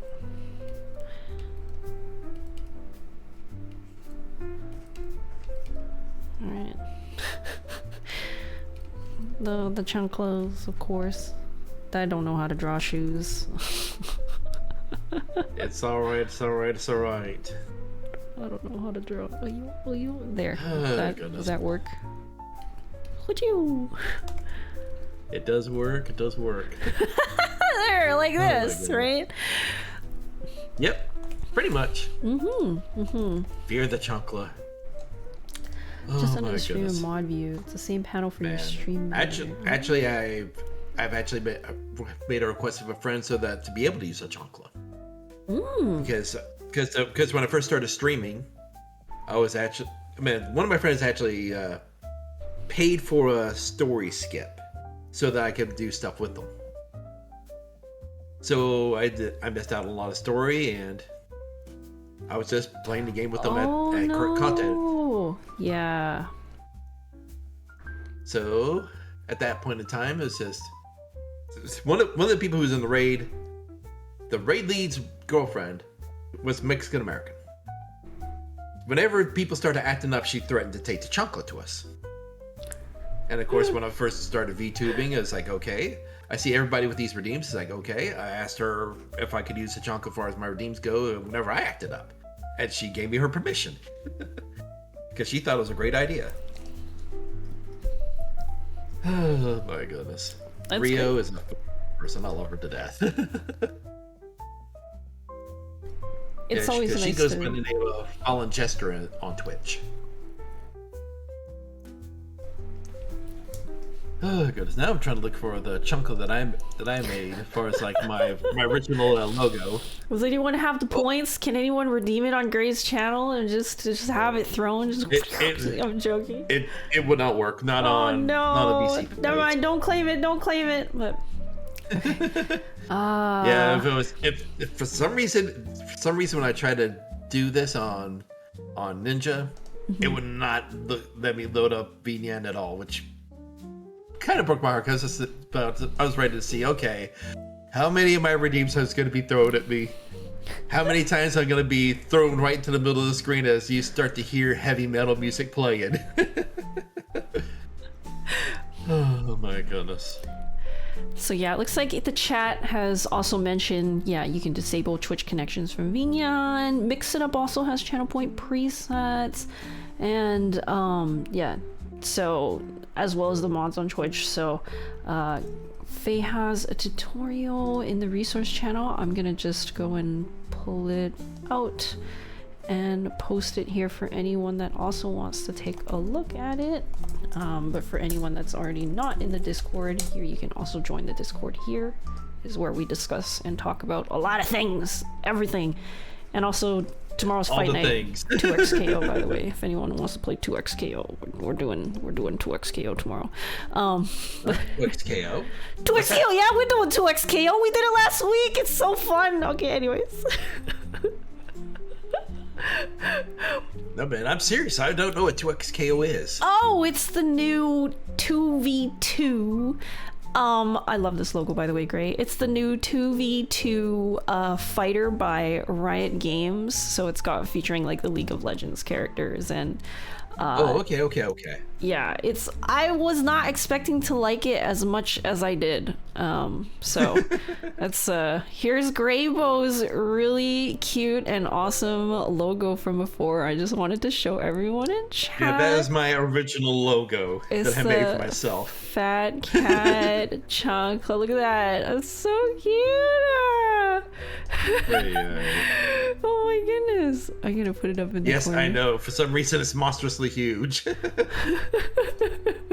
big file. So yeah. That was my original one. I think that's kind of probably most of the biggest points that I wanted to touch on with you, at least. I don't know if that's already got a lot of stuff kind of mixing in your brain, but I feel like this is at least like a good first start to control a lot of that like contrasting, conflicting, you know, to manage and explain the chaos to your viewers so that you can at least start to build a community with a consistent type of messaging, right? Yeah, that I definitely... Because that was something I was having difficulty trying to figure out for myself. So it's at least good, and that's one thing that I was actually glad I was able to talk to you about. It's like having that outside voice. Not an echo chamber like I'm very familiar with, or like how some people want to keep with their community, which is basically an echo chamber. So you never know if something's wrong in the community because you always have the echo. And that's why I like to have that constructive criticism. It's something that I do appreciate deeply, because there's some things that, yeah, I recognize that. Okay, this is a problem, but how do I go about fixing it? I don't necessarily think that echo chambers are a bad thing, but I think what a lot of people tend to do when they tend to give feedback, and this is one of the reasons why I'm a manager, is that I separate. There's my personal view, and then you have to think from all the different types of people and target audiences that exist out there in the world and think in their shoes, right? And so for you, we didn't actually very explicitly kind of redefine and go over this ever since we reestablished that this is going to be your stream, right? But in actuality, your target audience is still going to be, basically people who like story games, right? Yes. Right. And who are okay with, basically, I feel like for you, you're basically like, you're a gamer dad, right? A gamer dad. Yep. That gets bombarded or like crash landed by his kids occasionally. So, and come for the comfy, come for the kid chaos, stay for the and the comfy and the theory crafting, right? Come for the comfy vibes, stay for the snacks, and just enjoy the chaos. Yeah, exactly. Stay for the snacks, right? And then, but you also want to talk about like you and yourself as your own personality, so that because people want to stay for you, because the chaos is not guaranteed as well. The chaos is like definitely not. But when it happens, right? It happens, and that's like a special event essentially, right?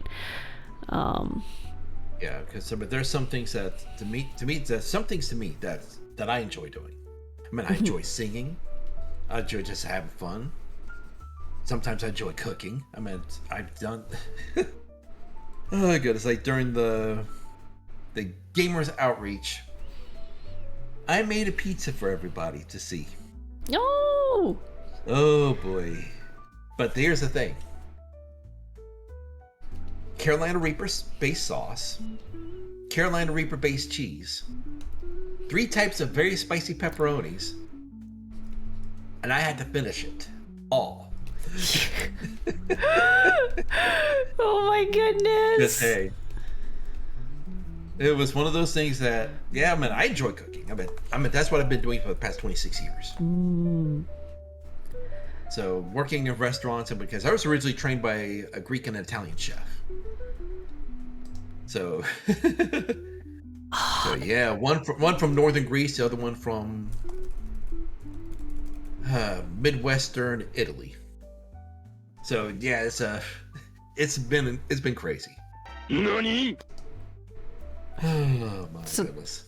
That is very interesting then, because then that's more stuff that you can definitely like put right on your channel to talk about yourself, because it is difficult when your stream is so full of all this chaos, right? You don't get time to always explain who you are. So definitely you can, I would say, go more free with your like panels and just describe more about who you are, right? Because that provides so much. Again, you've got so many layers of depth to you that people just don't know and don't appreciate. But you don't want to be saying this all the time, every moment of your time, right?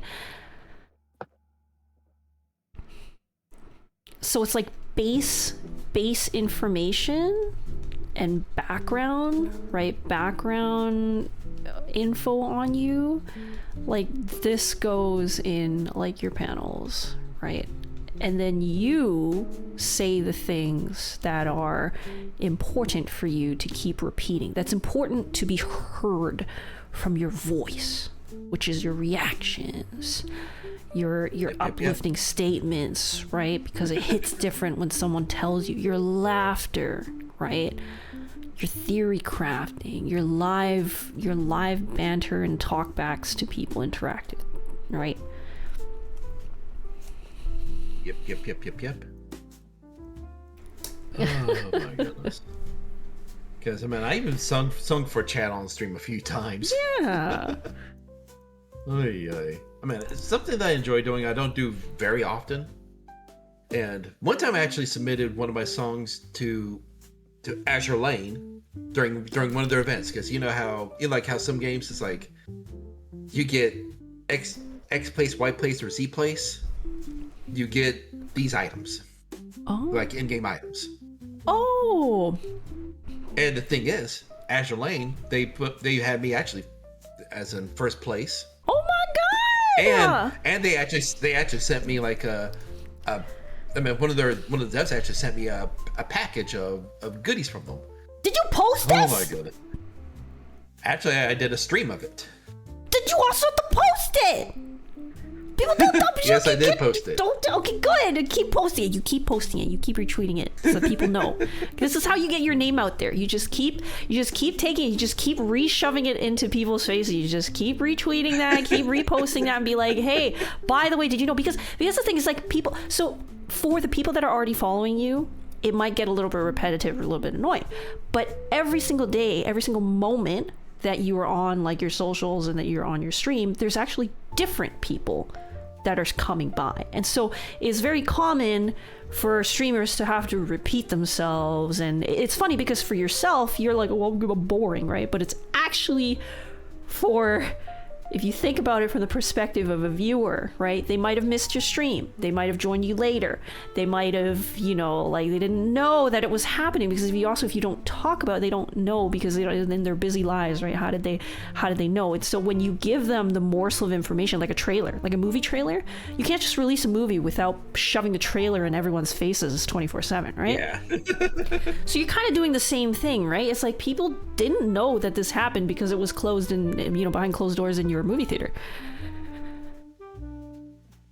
So you have to get it out there. You got to put the promotional posters out there. You got to retweet that stuff, have a little photo, because also different people go through different things, right? Some people can be your fan and supporter just because they talk about you. They don't necessarily go to your streams, maybe, right?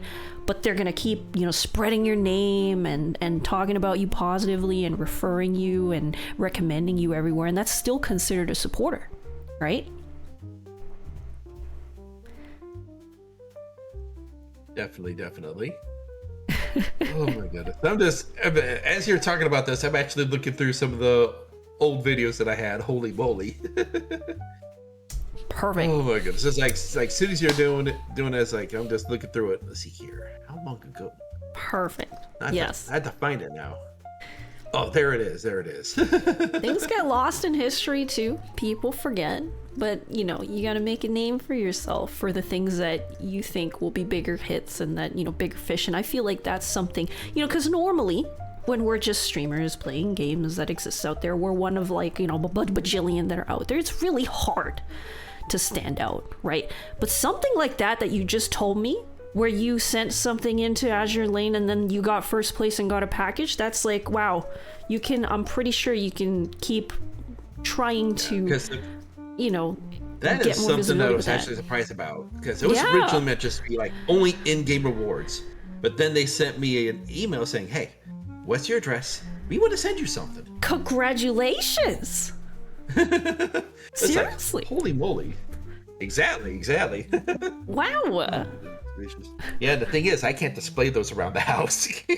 Oh, okay, well then you can see this. Yeah, because that is something that is, I'm like, one of them is like a phone holder, but it's resting on, for those who know who Prince Eugen is, which is a major character in Azure Lane. So basically the phone holder is basically resting on her butt. See here, a heat activated towel. So basically it's like, it looks like a swimsuit, but then goes into something different once the heat hits it. Gotta hold on. See, like a cheer stick and everything else. Did you say figure? It's a figure phone holder, right? By the way, this is after dark. It's a yes. So I can show this on stream.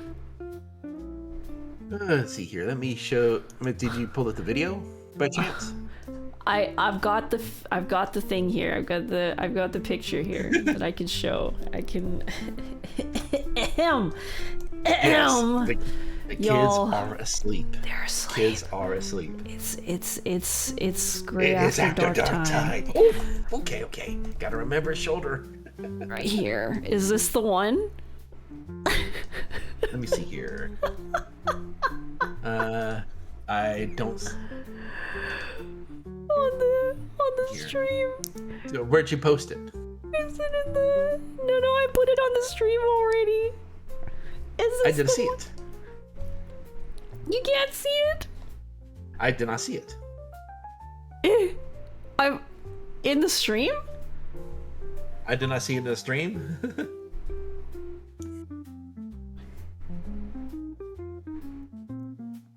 Yes, that's it.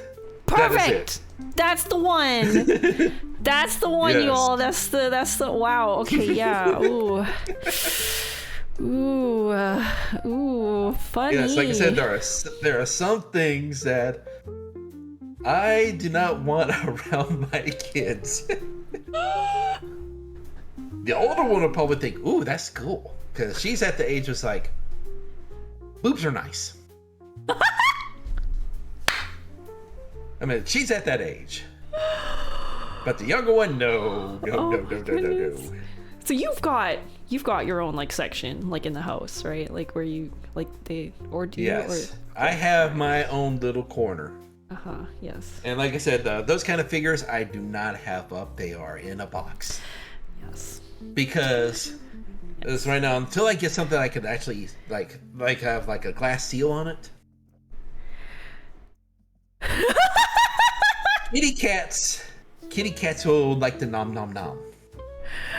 Yes. Oh my god. Because you also got cats too. it is a very soft plastic. Very supple, so to speak. So.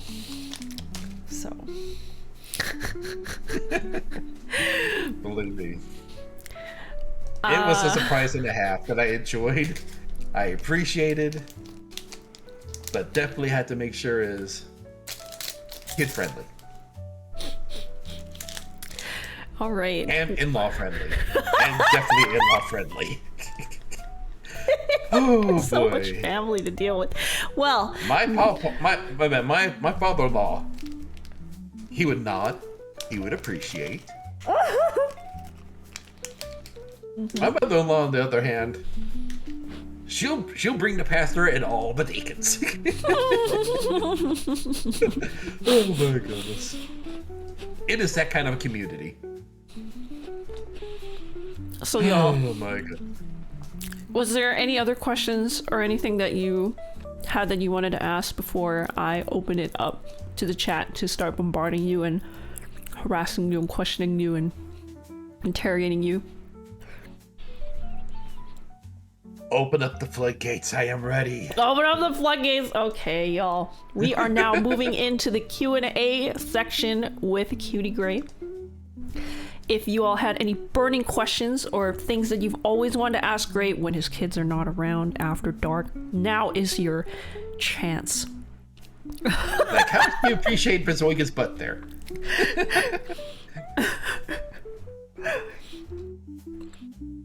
And I'll just needlessly say, I have adopted daughters that do go very nice.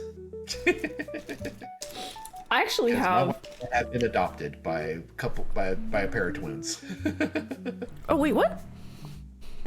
Yeah, the missus and I have been soft adopted by a pair of twins.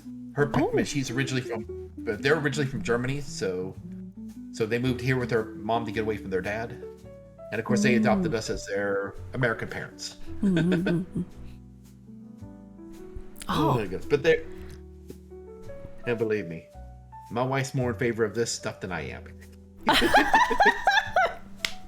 So I actually had a question that was kind of like just curious about, like, because you got so many different members of your family, and also like are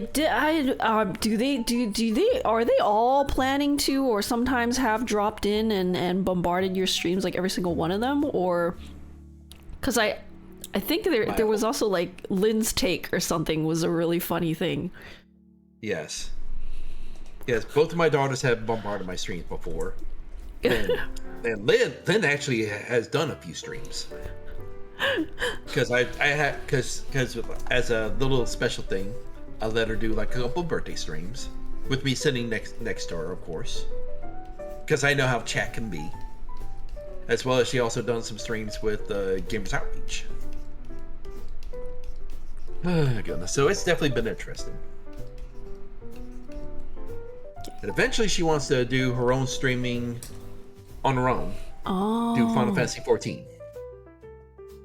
Because she actually had behind my back, I didn't know, but she on her laptop, she got the free version of 14 that was up to Heaven's Word at that time. Huh? And so she was playing that. Without you? Yeah, without me. Without? She didn't let me know. She did not let me know until she got stuck. Of all places, the vault.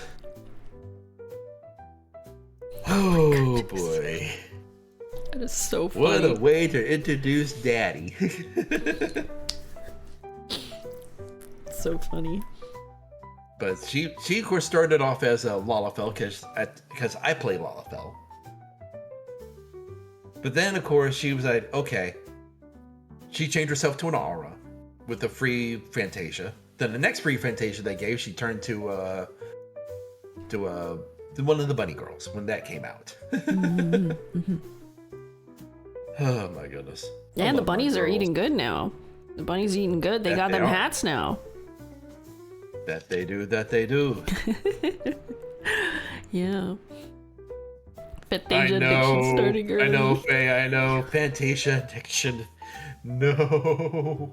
My poor wallet can't handle it. I mean, there's a reason why I am free to play when it comes to gacha games.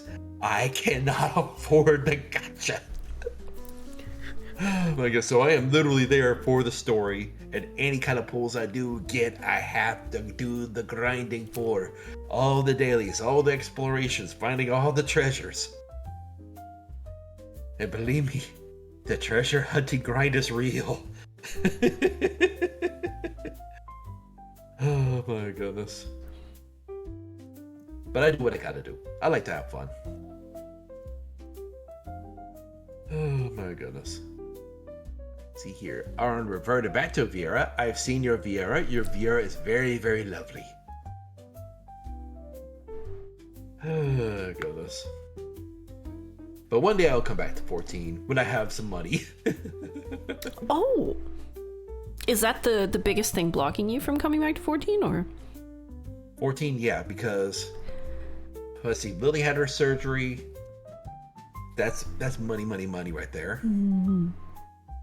And of course, more than likely I'm gonna have to have something done with my shoulder. If it's, I am praying that all I did was just hyperextend or just irritate the rotator cuff. Oh.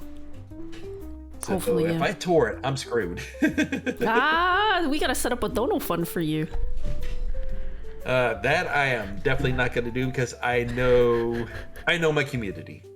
My community is very, very generous because they're a part of other people's communities like Mia's, like Sakano's. I mean, they are involved in like trying to think, trying to remember her name. Oh shoot, my brain's not want to work with me. Like Halasia. I mean, they do a lot of their like donathons for various organizations, and like I said, they put a lot of money to a lot of great organizations, and I know where I stand. I know healthily where I stand. So I don't ask my community for donos or anything like that. No. Because I'm thankful that what my community does do, and me and the missus, we have always found ways to make sure that things are covered. Part of being a responsible parent. Because thankfully, as far as the MRI goes that I'm gonna have next week, it's covered. $3,000 some odd is covered. Thankfully, because of various issues. And the surgery, if that happens, is going to probably be close to about $90. Otherwise, it would be like how it was with my knee. Otherwise, it would have been 30,000 with my knee. It was down to 90 after things were taken care of within the hospital. Oh my goodness, thank God. Okay. Well, still. Yeah. I think, okay, so you do have a Ko-fi though. That's good. Yeah, and a tip link. So that's good then. Right. Yeah. Yep, if you don't feel like you want to be definitely pushing learned it, to. I have learned to make sure it goes through stream elements rather than a certain PayPal organization that got major scams. Yep. Oh boy. Because I work at a restaurant. And of course there's people who order hundreds of dollars worth of food and then they call the bank saying, nope, I never ordered it, and we have to pay that money back plus a fee. Thankfully, it's usually most parts are usually between $40 and $60 that we have to pay in addition.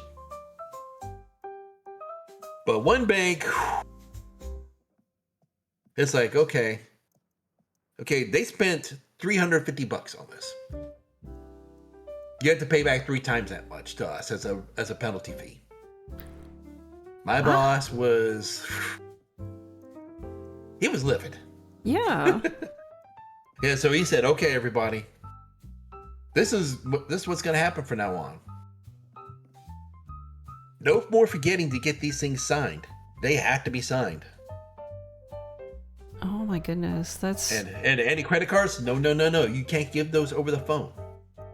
They had to come in the store. But then it shows the card was there present. Oh. That way to prevent scams. The fraud and the same. Wow, that's... And of course, if there was fraud, we got a camera. We could give that to the police as well as to their bank, saying, hey, this person took the card. You guys can do the legal stuff. Have fun. Yeah, that's important. Oh my God. Good to know. Yes, it is. I think there's some more. People out there that will spend God knows how much money to get that attention from their favorite streamer. Then they go to their bank saying, nope. Scam. It's just a shame. Yeah, I mean, I could go into the really parasocial stuff, but I think that's why, it's really nice. It's a really nice... I think this is also funny because some people actually resist growing because of this, because you don't want to start getting into the really, large parasocial territory where you have these kinds of interactions. You want to deal with, people on a more personal and manageable level and one-to-one basis. So it's nice, right? That's also why, there are some people that are they really want to grow, and sometimes I talk to them, I'm just like, do you actually? Are you okay with the consequences that come with it? I want to grow to a point. To a point where I could literally spend my time actually interacting with everybody. I mean, it's not like just meandering through a story over and over again. It's like being able to talk to people about it, conversing about it, sharing ideas. I mean, I have my own view of where this story's at. And then someone would chime in and said, hey, what about this detail? Oh my goodness, that brings me new ideas. And it keeps on going after that. It's like having that kind of discussion. It's almost like a book club kind of feel. If it's the best way best way I can describe it. I want to get myself to at least that. So at least we could have a community that's going back and forth chatting and be able to discuss things. Like having one of my regulars said when I do Hoyoverse streams. Whenever I'm going through certain content, they go, hey, there's this manga right here that's not in game at all that tells everything. I mean, yes, I understand where you're going with this theory, but Hoyo actually Hoyo actually made a manga to go along with this story. Read it. Let's go over it. And that tells you everything that you need to know what's going on and whether or not it kills or even elevates your theory even more. I mean, that's what I do enjoy about those. Being able to actually conversing with people, going over these stories, and actually just getting more ideas and just having fun.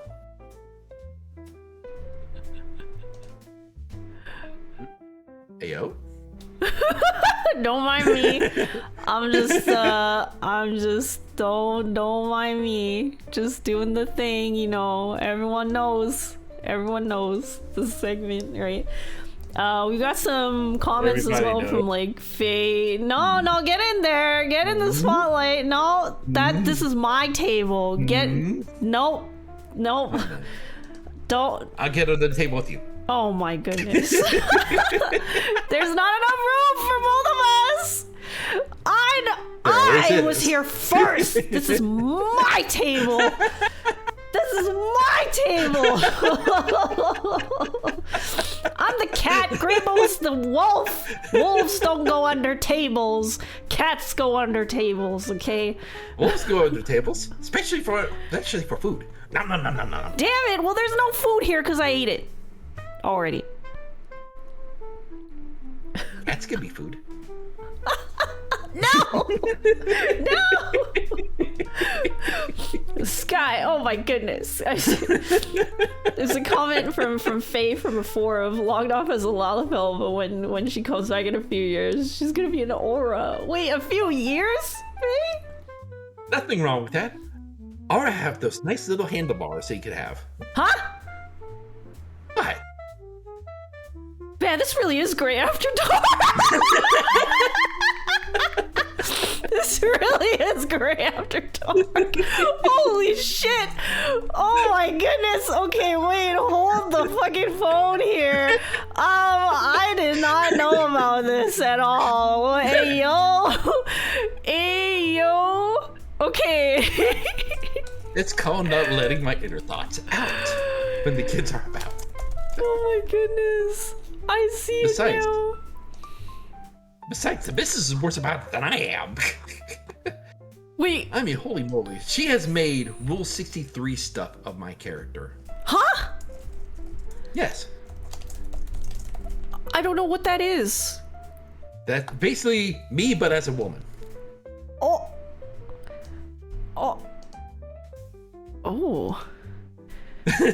But for what purpose? For the lulz.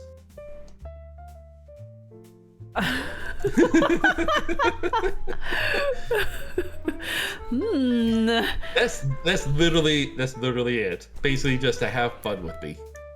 To have fun with you, you say. Yes. Oh my goodness. Let me find it here. Just for example's sake. I'll find one of the nicer ones. Several shades of gray here. This is what's going on. Oh my goodness. Several. Yes, it's 50 Shades of Gray.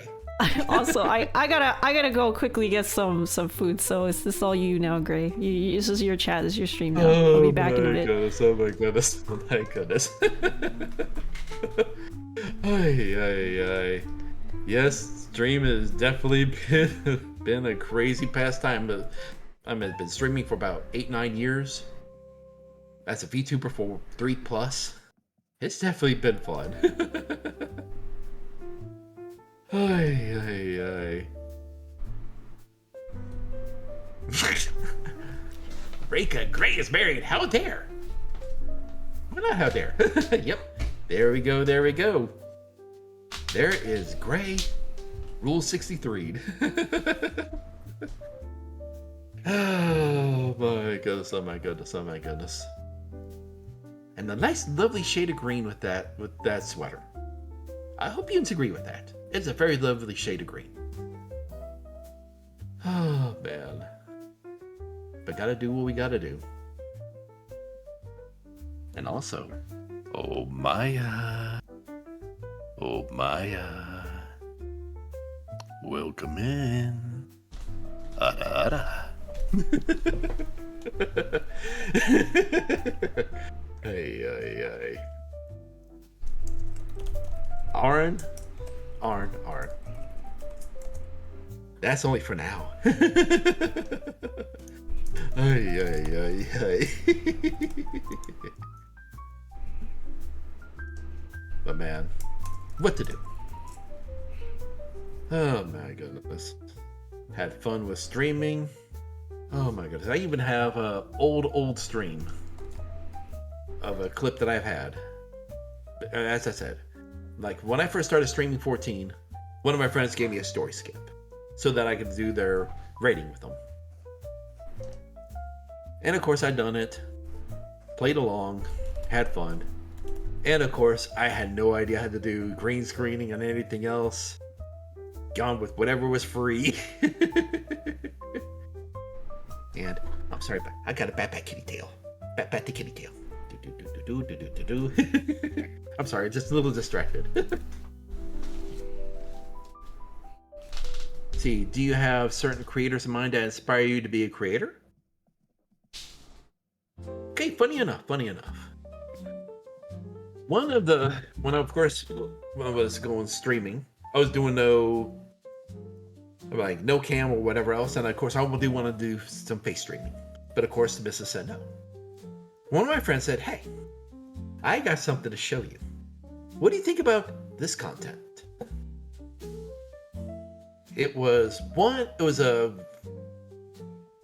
a clip of Silvervale in her first anniversary stream. I was like, "Whoa, this is cool." She said, "Yeah, you two give off the same kind of similar chill vibes. So why not try something like this?" Okay, so I did okay. Done my little research, clickety clack. Of course, found Vroid. It was free. So made my character now I need to figure out how am I actually going to stream it. And I found a program called, oh goodness. See here, it was called Animes. Of course, yeah, it was free so to speak, but to actually have the little their symbols off it, you actually had to pay a certain things per month. So I said, okay, I gotta figure out another way to do this.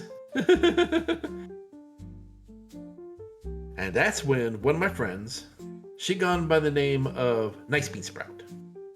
She's the one who created my emotes, by the way. And she of course done her own VTubing. She said, "Hey, I'm introducing you to somebody." She then rated Aaron. Our lovely Project Aaron. Aaron has taught me so much about the ins and outs of being a streamer. Oh boy, I've learned a lot of ins and outs. And from that point, I started growing further and further and further.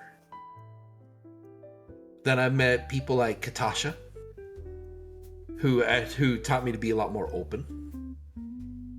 To show that, yeah, you can have this part of you showing.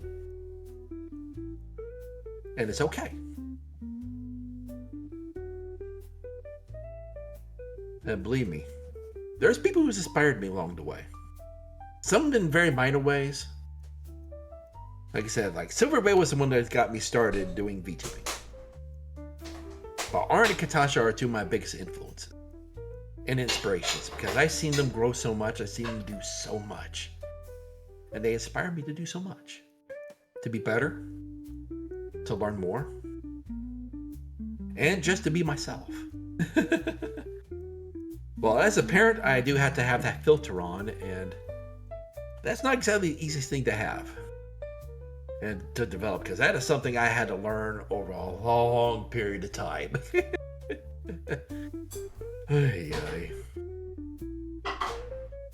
But man, there is still so much to do. Man, there's a reason why I call Kitasha my partner buddy, because being partner, that is of course a goal for me. Because with many errors, I'm always very scared that eventually I might lose my job, because vertigo spells are vertigo spells. It is not a very, very healthy thing to have around a 500-degree oven, or to be around different vehicles because you're having to do deliveries. It's a scary thing. It is a very scary thing. And eventually want to get into a job or profession where that is less and less of an issue.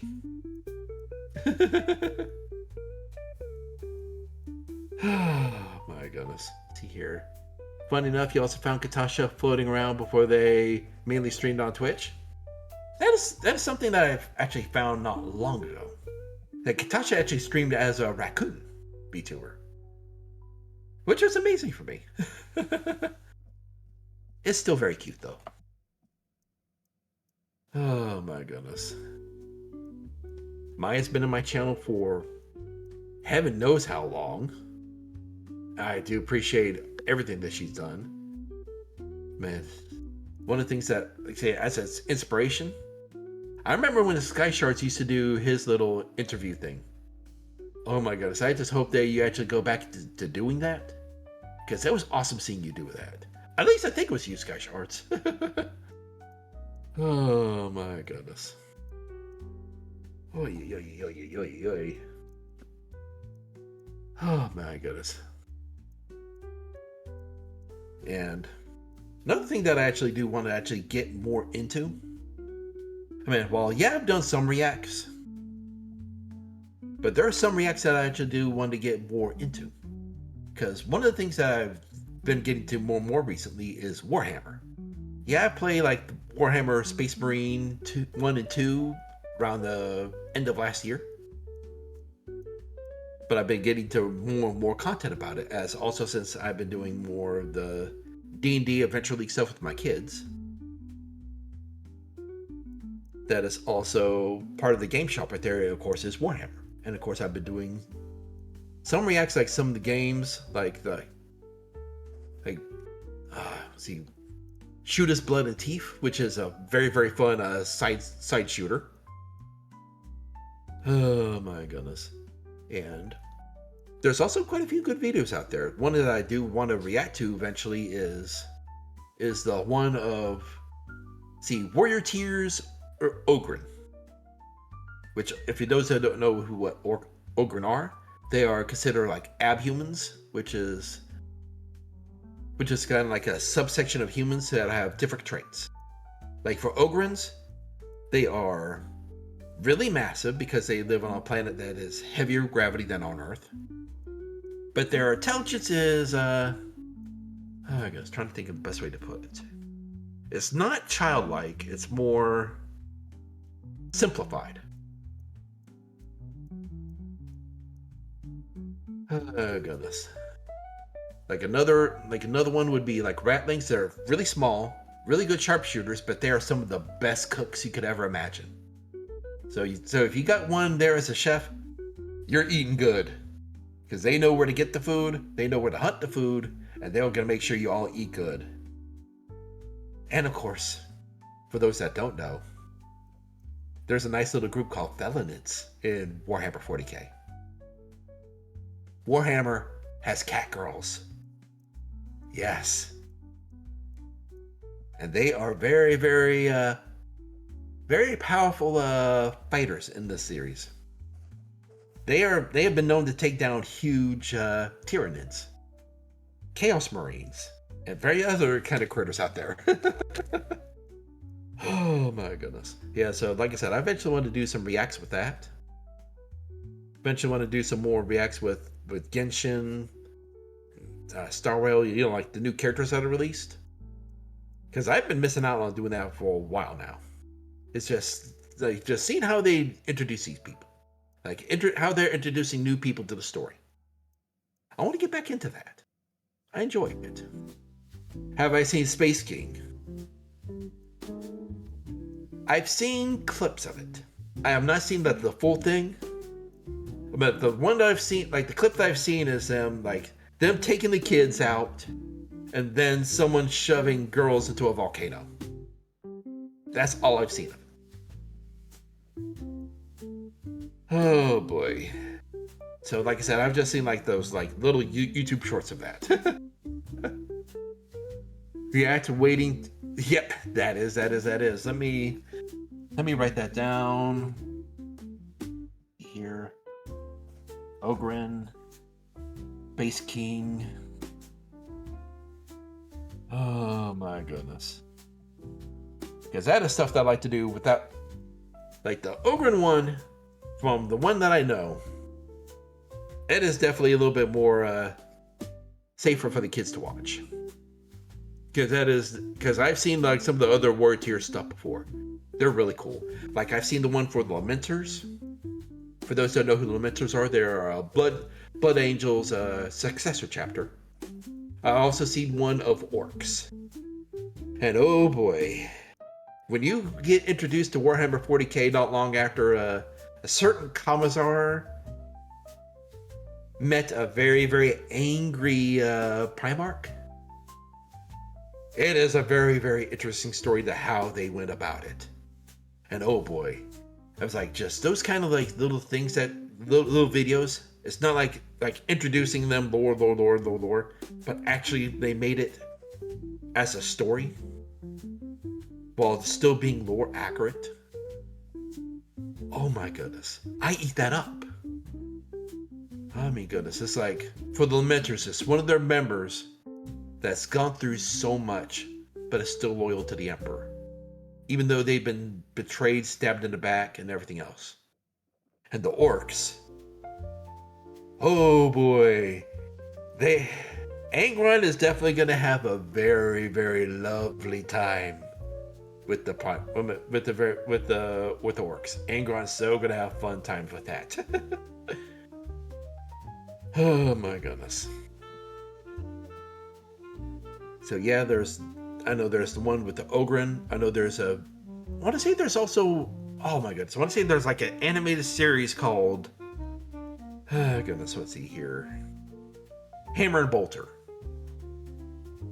Even though I can't see it because it's on oh goodness, it's on a streaming service and I don't have it. But that's something that I would love to watch eventually. Oh goodness. And of course, as I said earlier, my kids and I, we are definitely into D&D. And that is definitely something that I know they enjoy. Well, at least as far as Adventure League goes. Which is, best way to describe Adventure League is like D&D light. Basically something that could be done in one-shots. That's done with the modules. And of course, you complete the module, everybody gets that weapon or item or whatever else. See here. See, if you aren't afraid of sailing the 7 seas, I can help you out with your streaming problems. Oh? What do you mean by that, Sky Shards? If you don't mind me asking. Ay. Yeah, I'm right now using VC Face as the ninja. It was being a little bit unagreeable to Vignan. So I'm definitely using a lower camera because it won't take my other one. It's weird. Oh my goodness gracious. Oh my goodness. And yeah, and of course there's some stuff that I can't really stream anymore because like stuff like Azure Lane, just the program I was using to be able to stream it since it is a cell phone game.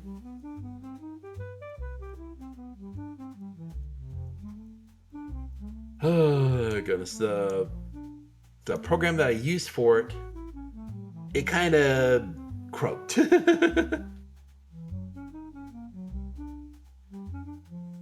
Oh my goodness. Set sail for One Piece. Oh no.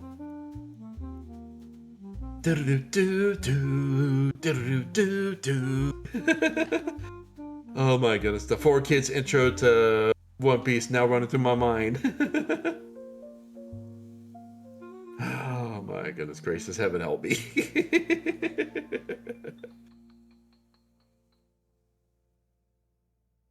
Did you derail the ship?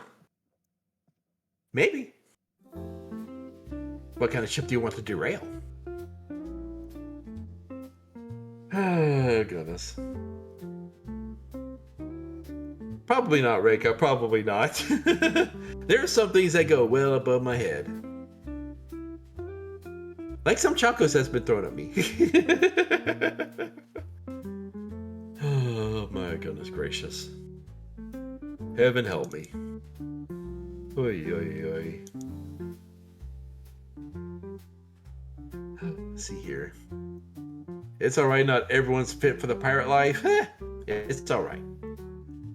That is why there's always going to be a bartender at some dirty inn, ready with many a story.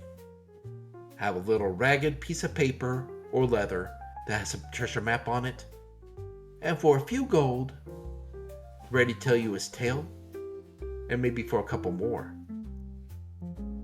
sell it to you after telling you the story. And welcome in, Raiders! Hello, hello, hello. Welcome in, hello. Hope you're doing all right. Take good care of yourself. Welcome in, Rujang Sana. Welcome in, welcome in, welcome in. Hope you're doing right. Taking good care of yourselves. Reika's taking a little nap here under the table. Wink, wink, wink. Well, just having a little bit of fun talking with you. I'll discuss any questions you may have. Doing what you gotta do. Ay, ay, ay. Yep, Pele. We see kitty cat tail right there under the table just wagging back and forth. So we got a happy kitty getting head pets. Oh my goodness. And as you can see by the picture next to me, that is what my Mrs. commissioned. Basically as a Rule 63 to my avatar. For those that don't know what Rule 63 is, that's basically for every person out there, there's always an opposite sex one of it. Ay, ay, ay. Whoa! Hella got 2,000 subs on YouTube? Nice! Congratulations! Great to hear, it's great to hear! Oh my goodness, I'm very happy for you! Oh my goodness gracious. Almost 2.6? Nice! Very nice.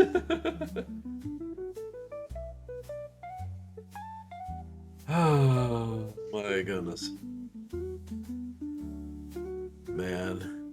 I'm just going through so many old videos and pictures here of stuff that I've collected since I started streaming. It's very, very interesting. Oh my goodness.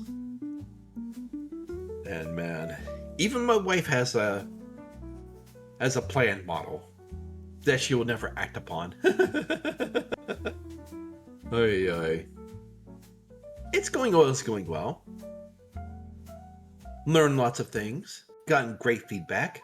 Gotten some constructive criticism. So it's been nice and helpful. Been enlightening. Oh my goodness gracious. Oy, oy, oy. Oh my goodness. Oh my goodness. Oh my goodness, I just found an old picture. I was doing a little stream and someone wanted to be in my lap. A very, very, very young Lynn.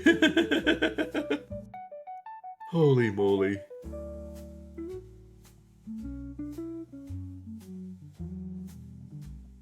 Yep. A little bit of gray after dark is a very good thing. That's how I got to have kids. Oh my goodness gracious. Do what we gotta do. Have fun while doing it. Oh? What kind of question do you got? Oh my goodness gracious. See here. Doopy-doo, doopy-dooby-dooby. How do you pretend to be so innocent and annoying despite definitely being knowledgeable?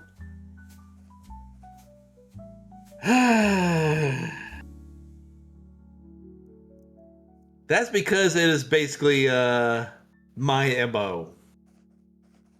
That is basically my MO.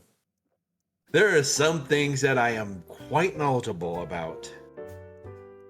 However, some things go right above my head. And believe me, sometimes it could be even something as obvious as getting boob hatted, and I still miss it. Oh my goodness.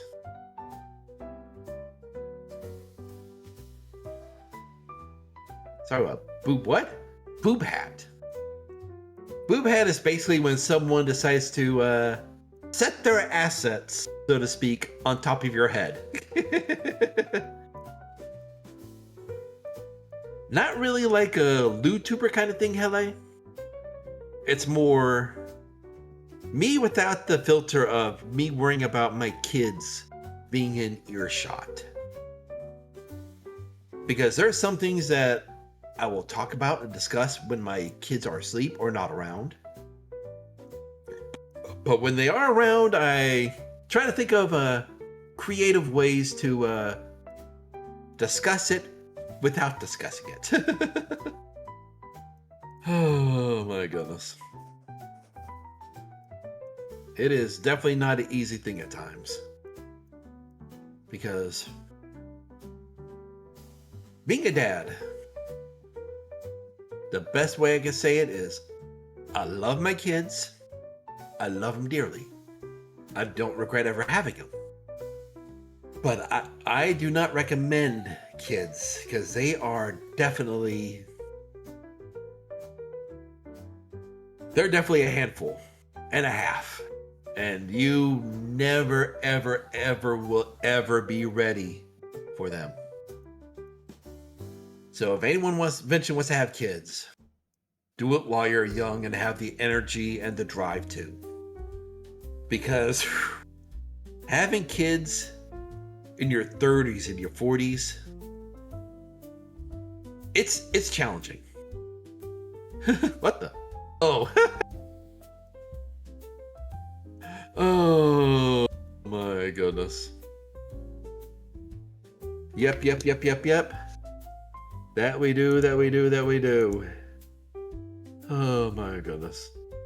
Let me find this right here. Doopy-doopy-doo. Oh my goodness. Now, where did I put it? I had the video up, now it's missing. Oy. Alrighty. Things disappear when I'm not paying attention. Oy. Yeah, doopy-doopy-doo. Mute that. Oy. Oh my goodness. Because, man, some of the stuff that I got. Oh, okay. I'm gonna. Yes, that is a phone holder, Hele. Now, a bit of a story behind that. Azure Lane was holding a Halloween event for Tempesta. So they said, okay, you could draw. Okay, send in your drawings, send in your songs, send in music, and everything else. So I decided to do the cover of the Tempesta event music, and of course I won. And of course the award for getting first place is like getting like the in-game rewards. And of course, not long after that, I got an email from one of the devs. Said, hey, we appreciate what you've done. Do you mind giving us your address so we can send you some stuff? I said, okay, cool. So they sent me a box full of merch. One of them was the phone holder of Prince Eugen. They sent me some mugs, like some coffee mugs. Definitely not exactly kid-friendly with the looks. Also got a like a light stick you use at concerts. And they sent me a towel, a heat-activated towel. So, for those that know Azure Lane's New Jersey, she's wearing a nice dress, like a black dress. But once heat hits it, you see what's underneath the dress.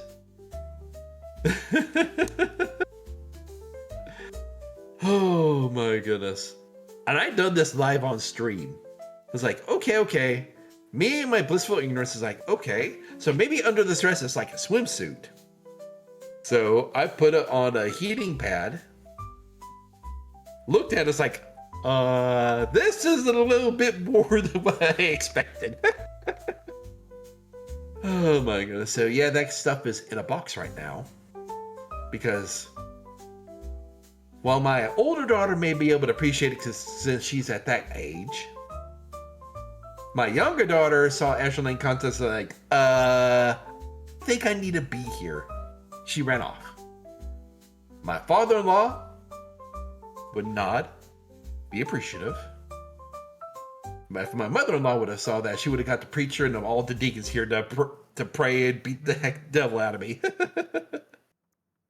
Ay. Oh, got a notification. Give me a moment here. Probably the missus telling me to keep it down. Ay. Hey, yo. See here. Nah. Nothing that really needs to be said. Okay. Oh, man. See here.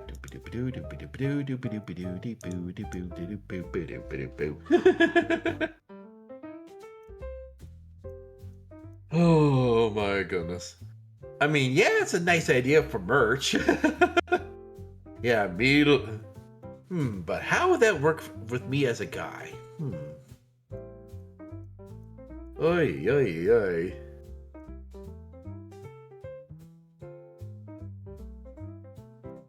So what's my streaming setup like?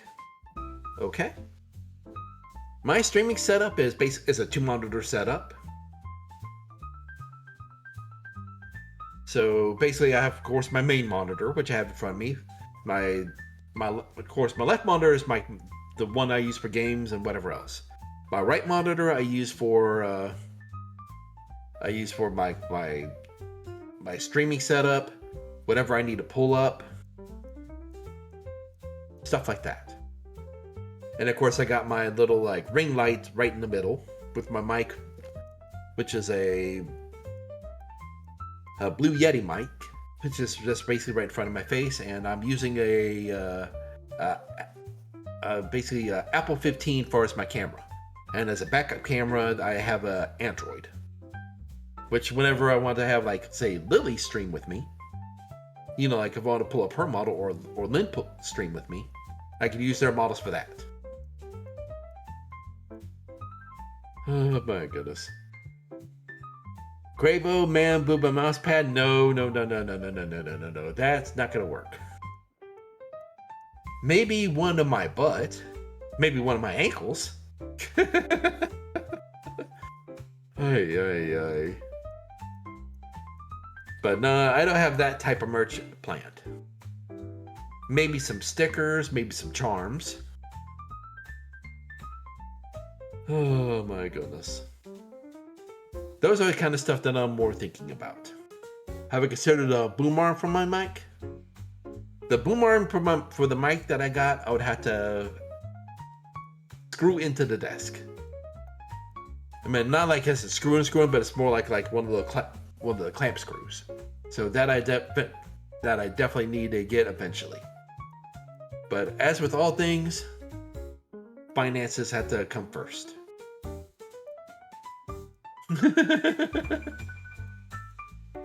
Oh my goodness. See, if you're worried about getting looted, though yourself, Gray, you're Yes. She is quite nice. I do agree. Ay. Oh my goodness. Let me send you another one, Reka. Ay. Here we go. There we go.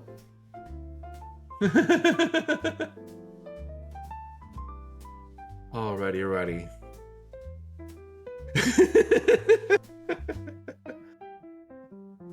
That one I got for Christmas. Oh my goodness gracious. It is definitely fun.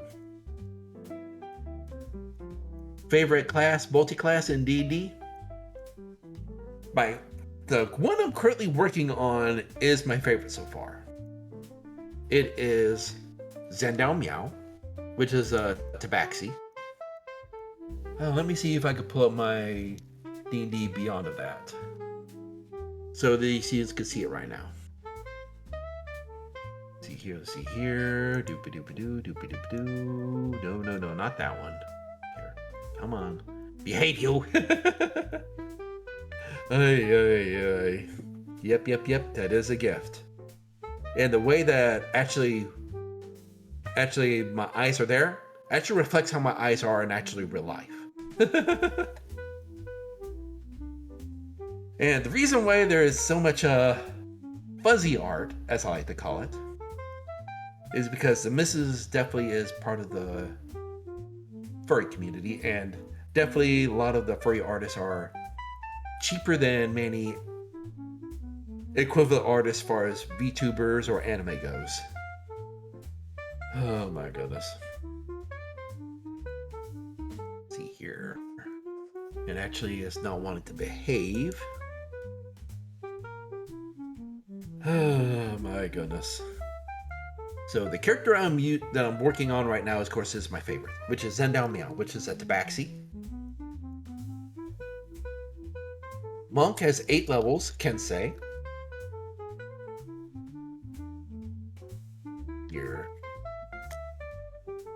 Has 4 levels of fighter, which is I want to say duelist. I can't remember, right? Let me pull this up here real quick here. Doopy-doopy-doo, because no, Battlemaster.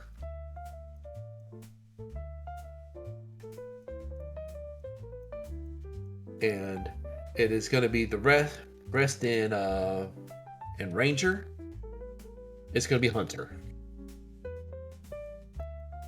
And the thing is about that my build, it's a range build. So the funny thing is, as the character developed, we have an artificer in our group. Well, yeah, I was using like a short, like a hand crossbow at first.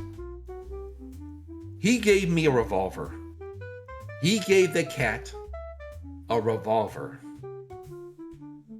A revolver that can shoot radiant damage in a campaign that is heavily undead. Oh boy, it has been fun. Especially since when you get massive criticals. Oh my goodness gracious. So it has definitely been a fun and joy playing that character. Though my favorite before that was my divination wizard. Oh my god, he was and of course my divination wizard is a mountain dwarf. So just imagine being able to wield a battle axe, medium armor, as a wizard because your race allows you to do it. Oh my goodness. It's fun using him. Ay. See here. Just need to find a male artist. There are so many out there. No. Yeah, finding the right artist is key. And the thing is about that is that I want to make sure they're well paid because I know too many great artists out there. And I want to be able to afford to take care of them. And of course, as with me being a dad, money's money. Kids gotta come first. Especially now that puberty is hitting and growth spurts are making clothes go out of style quick as lightning. Holy moly, heaven help me.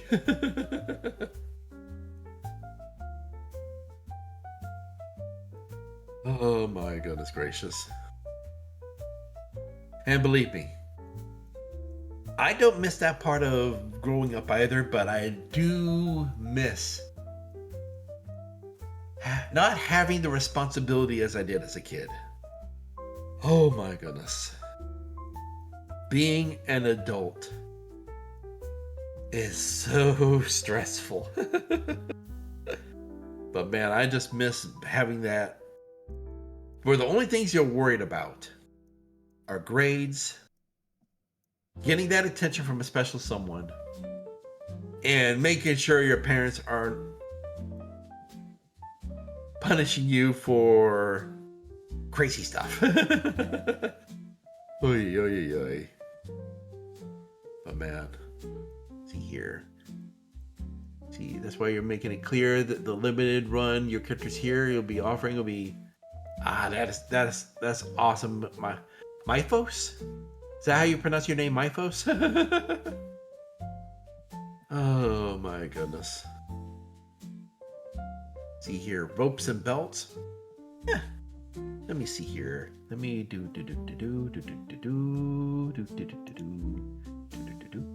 Come on. How do I feel about belts? I think I have no issues with belts. Ay.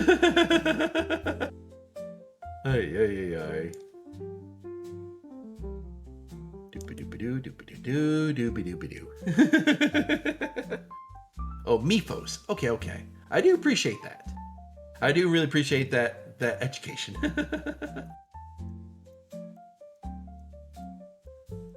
Oh my goodness. And of course I found out that there was I was asking Oren to put a couple belts on my tail, almost like a limiter, because originally my tail's kind of like has more like an astral pocket where I could stash stuff, like if I wanted to stow like different outfits or items. That's where I'd put it. And even half jokingly I said that yeah, I have Jimmy Hoffa hiding in my tail. I think you guys know why. You didn't hear it from me. The Mafia knows nothing about this. Jimmy Hoffa is just hiding in there. Yep, exactly. A hammer space tail. And of course, the belt was there to keep it locked from anyone else getting into it. So, pop the belts off. Tail poofs up in a very, very big old fluffy way.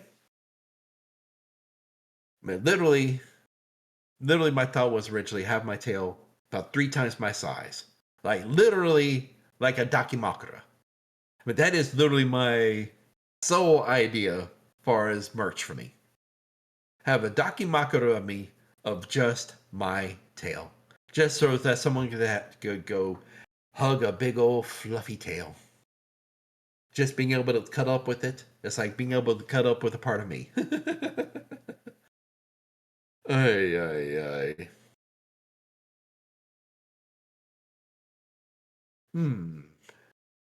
Better than 14 characters sticking everything up there, you know where? And not being able to take a joke.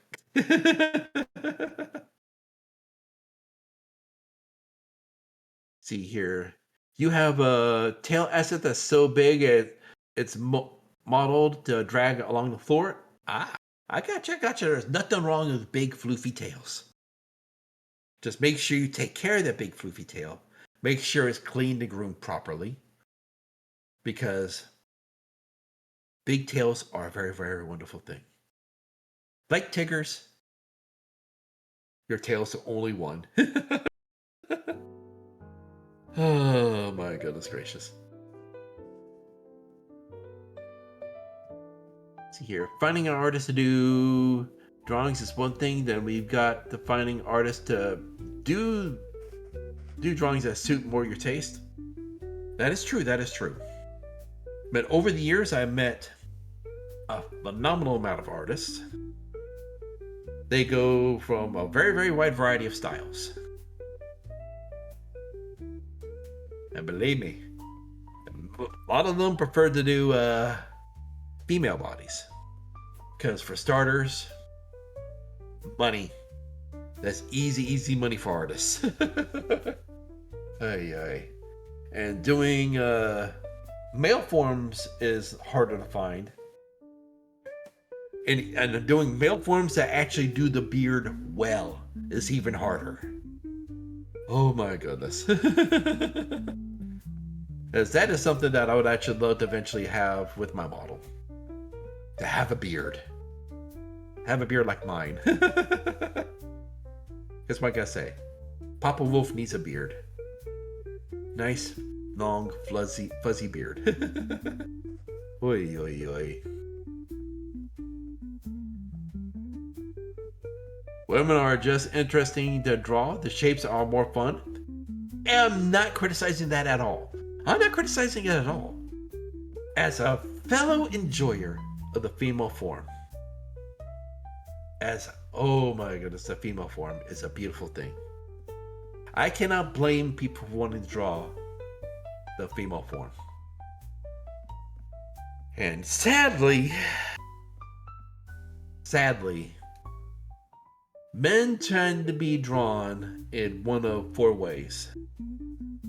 Either as a very, very stick-like, one like a Ken doll kind of shape, super muscular bodybuilder shape, and very, very fat, rednecky little look. So that's usually what I see as far as men's builds are for a lot of artists. And I definitely do have a bit more of a dad bod, so to speak. Oh my goodness. But what can I say? Between my cooking and my wife's cooking, I am definitely well taken care of. I am healthy. Oy. But man, I've known some great artists. There's still some that are still doing some great work out there. Though I definitely cannot afford them. Oy. Oh my goodness. The one that drew the one over here, that's on the side over here, he goes by the name of Nakoni. He does a lot of kimono art. Let's see here. Do I have a dream artist? Oh, actually I do. Oh my goodness. It's someone that my wife actually introduced me to.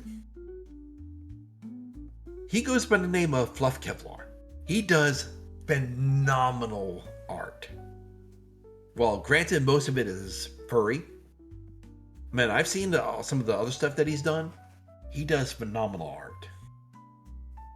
Another artist that I'd like to be able to get some stuff done through is he goes by the name of Sage. He does a comic. Oh my goodness, let me pull him up real quick here. Doopy-doopy-doo. Because I can't remember what his stuff is off the back of my hand. Mine is about half right at the moment, as it is about 10:30 at night here. Let's see here. Doopy-doopy-doo. Come on, be nice to me. Let's see here. Alrighty. Doopy-doo.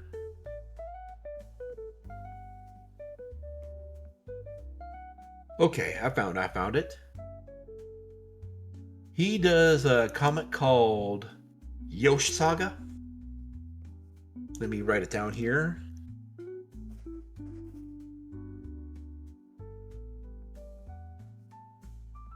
He's been doing this comic for a very, very, very long time.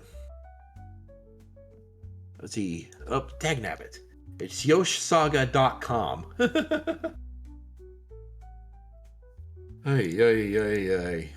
Don't know how I missed it. But it's basically like a slice of life comic. And he's a great artist. He's been doing this for a very long time. He's even friends with the artist that does Two Kinds.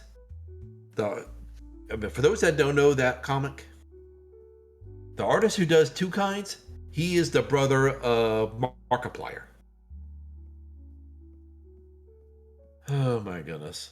So yeah, there's a lot of great artists out there. Oh my goodness. And just to get stuff from any of them, it would just be like a birthday and a half there. Hey.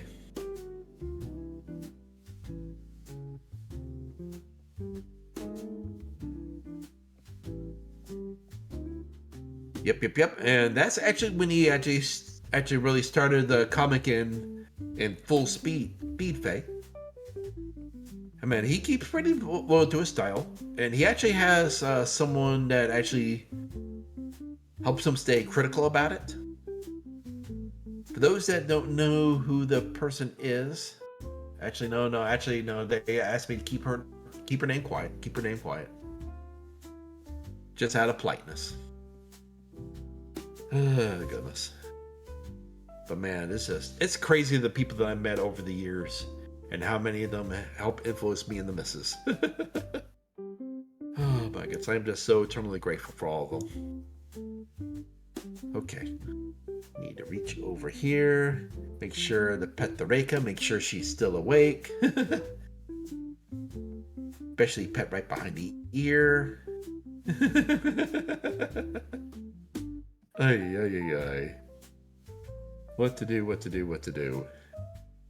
But man, it is definitely a bunch of fun. Yes. All the head pats. All the lovely head pats. Oh yes, all the lovely head pats. See, if you read one of your besties comics who taught you how to draw, you can see your influence over mine. Oh yeah, that is definitely a big thing. Oh my goodness. Because I know one of the people that's influenced the missus was an artist named Chalodillo. He does a comic called Las Lindas. Oh my goodness. It is definitely changed over the years with different influences. But it was definitely a fun read while I was paying more attention to it. Though I am definitely been out in the wilds on my own for the past 3-ish, 4-ish years as things go. Oh my goodness. Excuse me, I need a bit of a drink.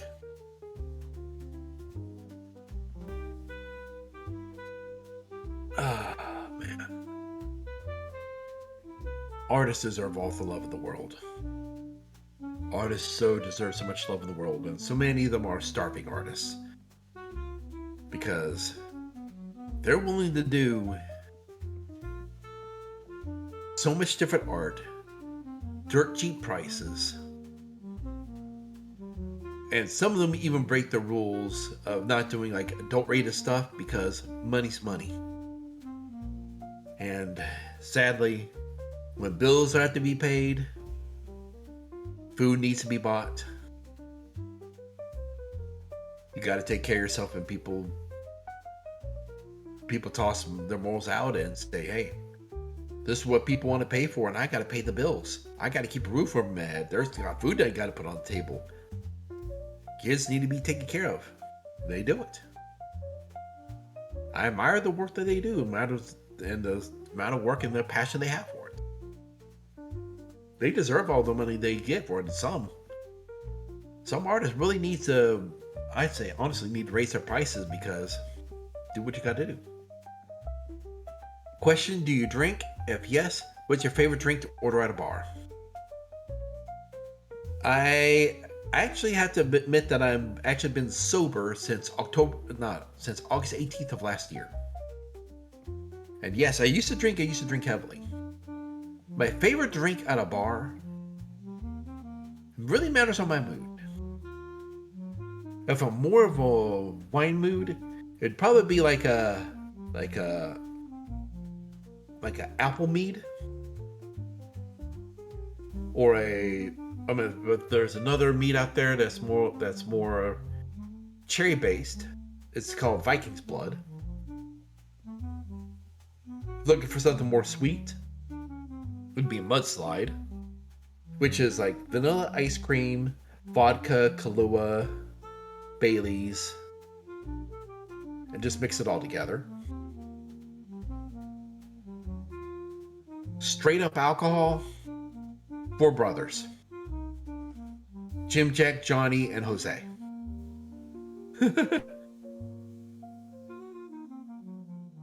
It's always good to tip the artist to bring them up to what you think. Yes, and I do tip the artist. And believe me, I do tip them.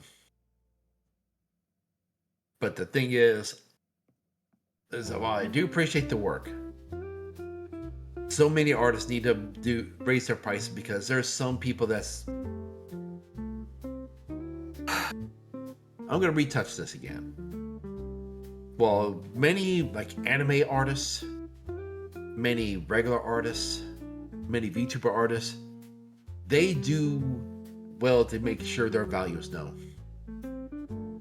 There are so many furry artists that are dogged on, talked down to, and berated, that the community brings the prices down a lot. And their style, ability, and the cleanness they have with their work is worth so much more. People really need to see the value that they actually do have. Don't let others drag you down, make you think you're worse than trash, just so that they can get whatever they want. People honestly need to have more value in what they do, how they are. Oh my goodness. That is one thing that I've had a long time to have to learn myself.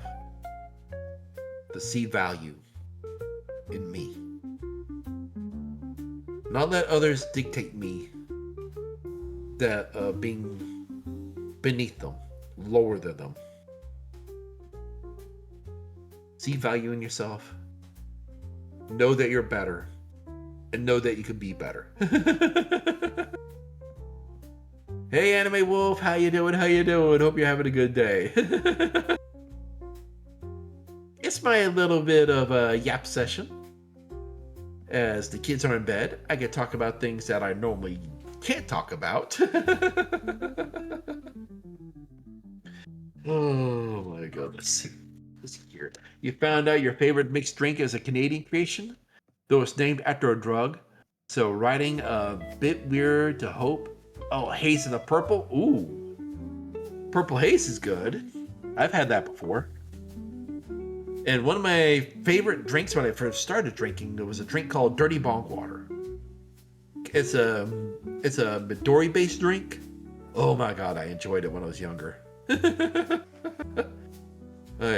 But seriously, I've been sober for about a year. It's not something that I really wish to discuss on stream, but it's a choice that I made out of a very, very, very dark moment, and that I don't ever want to revisit again.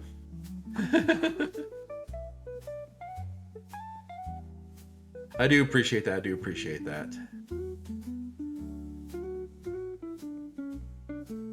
See here.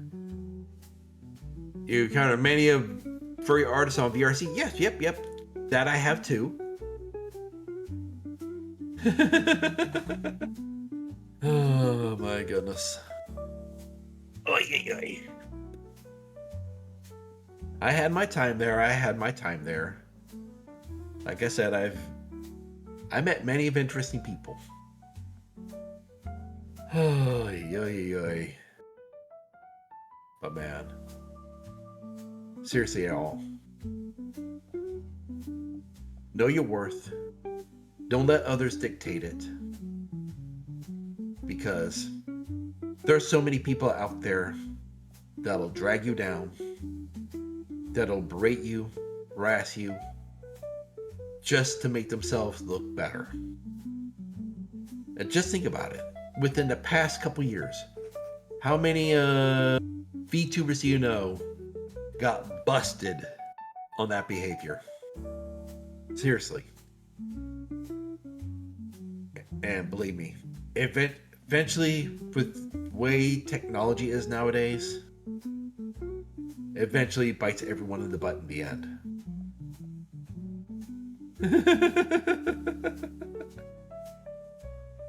I do appreciate that, Rick. I do appreciate that. For as long as I've been around, for as amount of people that's treated me the way that they have, I want to try to at least leave a place better than when I started. Because believe me.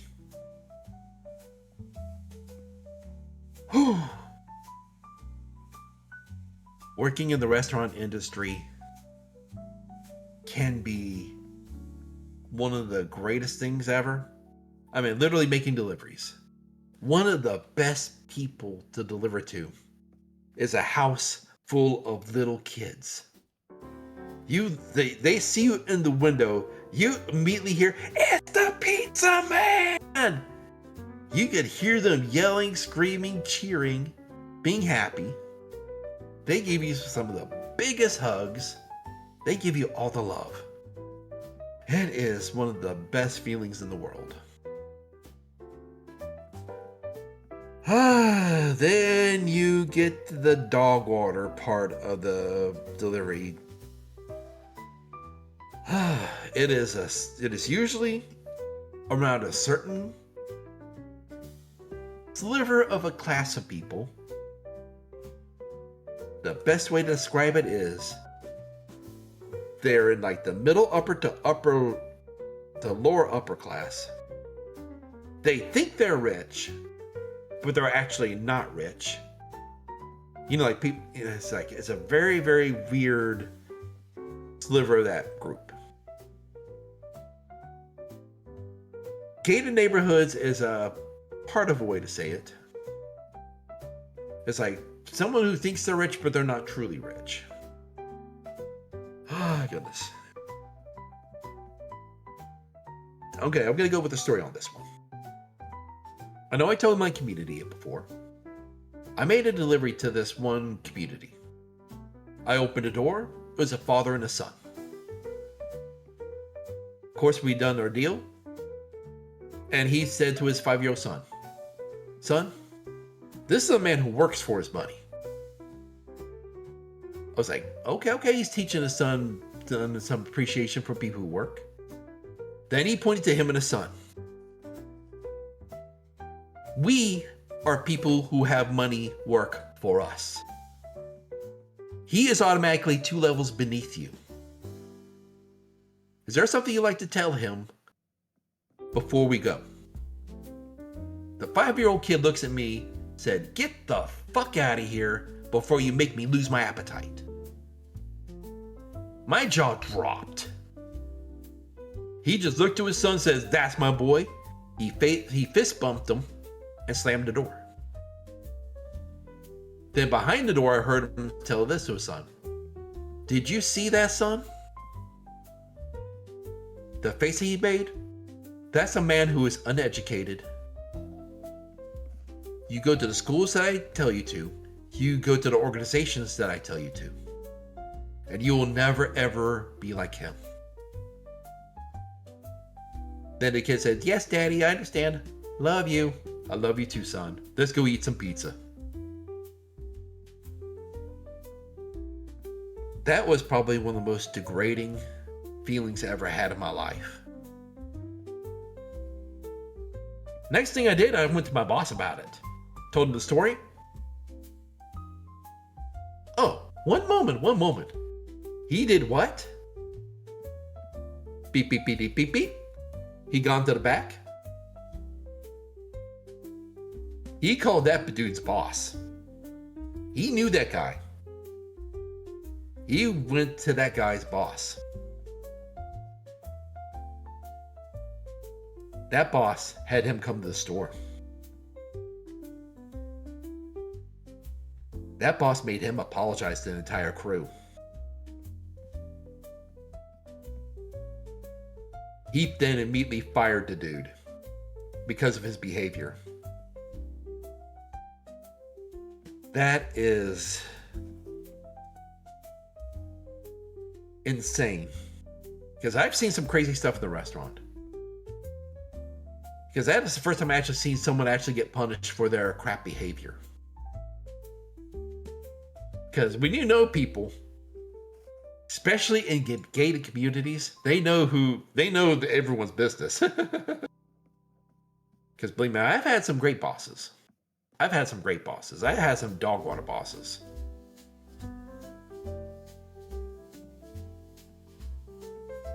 And believe me, things bite. But karma does eventually bite people in the butt. It may not be today, may not be tomorrow. But behavior does eventually catch up to you. And the higher up you go, the fall can be catastrophic. And as we talked about earlier with Reika, with the bridge, unless you have that support of how things are built with you and your community. Yeah, we all make mistakes. Sometimes we say things out of frustration. Sometimes we say things out of stupidity or ignorance. It's what we learn from it. We grow from it. And that support that we have built up. To even use a biblical reference. If you build your house on the sand, when the storms come, your house is only going to wash away. You build your house on the stone, you'll weather any storm that comes your way. Because it's how you build your community, as Reika was talking about. It's who you have in your community, how you act and interact with them, and how consistent you stay with your community. The thing that I've learned a long time ago is you have to be consistent, you have to be dependable. Or otherwise, when mistakes happen, people can forgive mistakes. If you made a mistake and they know that you do not normally act that way. Things always are consistent with how you act, how you behave, how you believe. Mistakes happen. If you're not consistent about your behavior, how consistent you are with your community, how quickly do things wash away? Believe me, there are many VTubers out there that took a long fall because they had their communities built one way and then that entire community they undercut. And then when the reality came out, was there no community when those supports gave away? The long fall happens. Very few people could recover. But when they do, it takes time. Because some people when they make mistakes like that, they're young, dumb, and full of cum. The best way to put it. They're young, they're dumb, they're full of cum. And sometimes the long fall is the only way they're going to learn that lesson. And when they learn that lesson, it's going to take a long time for them to climb back to get that trust back. Because believe me, trust is the hardest thing to get back when you fall. And believe me, trust is the last thing you want to lose, because someone as small as I am, when you lose that trust, you're done. Because everyone will know, everyone in that community will know, you literally have to start from scratch. New name, new everything. In a community that doesn't even know your voice. And you have to start again. My goodness. Let me take another drink here.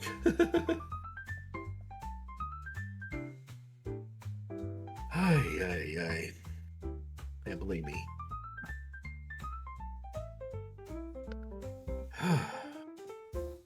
Yes, trust is a bridge. But how we build that bridge is another thing. Consistency, reliability, dependability. The stories that we all bring with each other and experience together. But there's things with that we could go through with mine. But believe me, there's one reason why I'm glad that we could actually share stories like from video games. We could share it with each other. It's a combined experience. There's some things I take from it. There's some things you take from it. Some of it's the same, some of it's different, and we can discuss it. And we build upon it to make it even greater. So there's even more supports.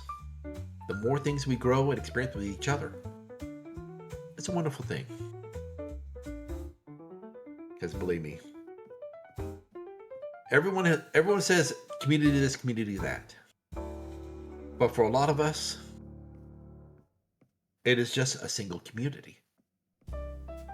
Community of streamers, VTubers, we're all together.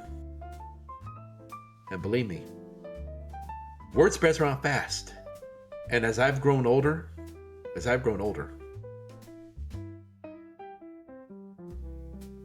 believe me, news spreads faster and faster and faster and faster and faster.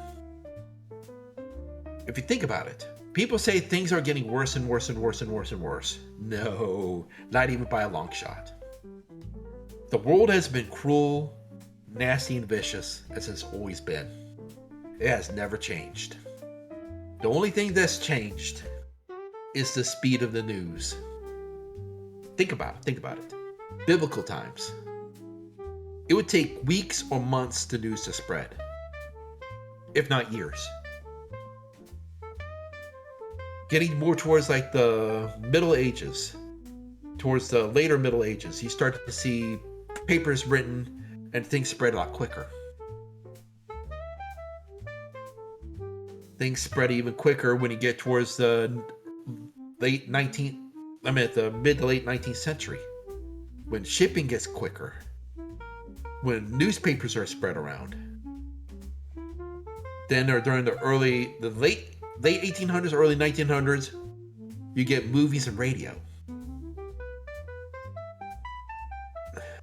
1950s, television. 1980s and 90s, internet. Mid-2000s, cell phone technology. And it's only getting quicker and quicker and quicker. I mean, nowadays, back in like the 1960s, you hear about riots. Like Martin Luther King riots, the Malcolm X's. And you just hear about that like in the evening news. Now, with anything that happens, you got a cell phone in your face. And within about an hour, you're famous. Or infamous, matters how it goes.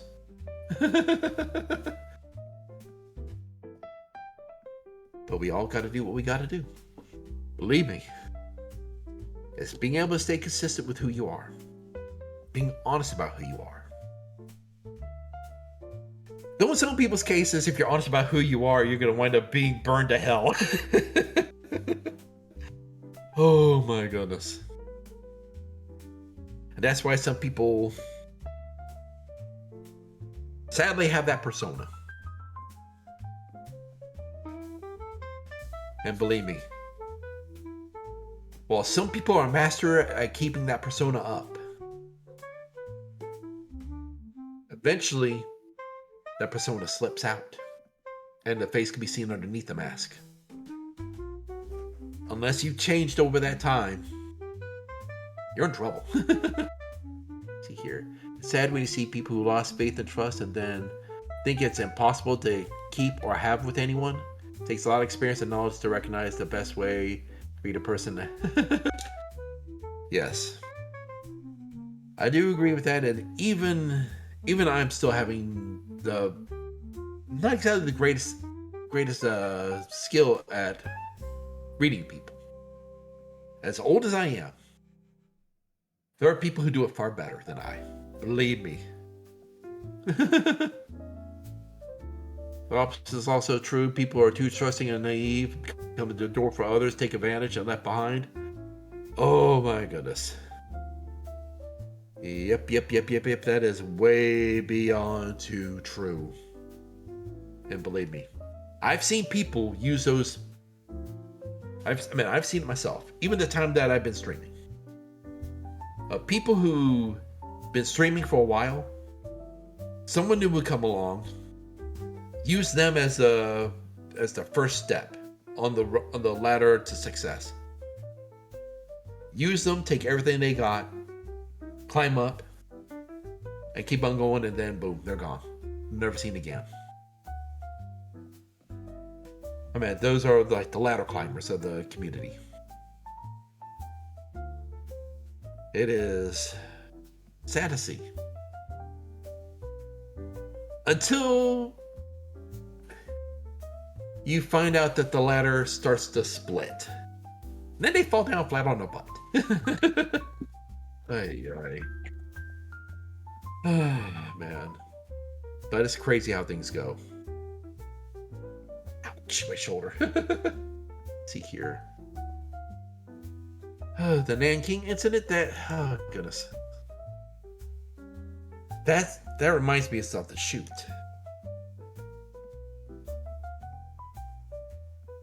Oh my goodness.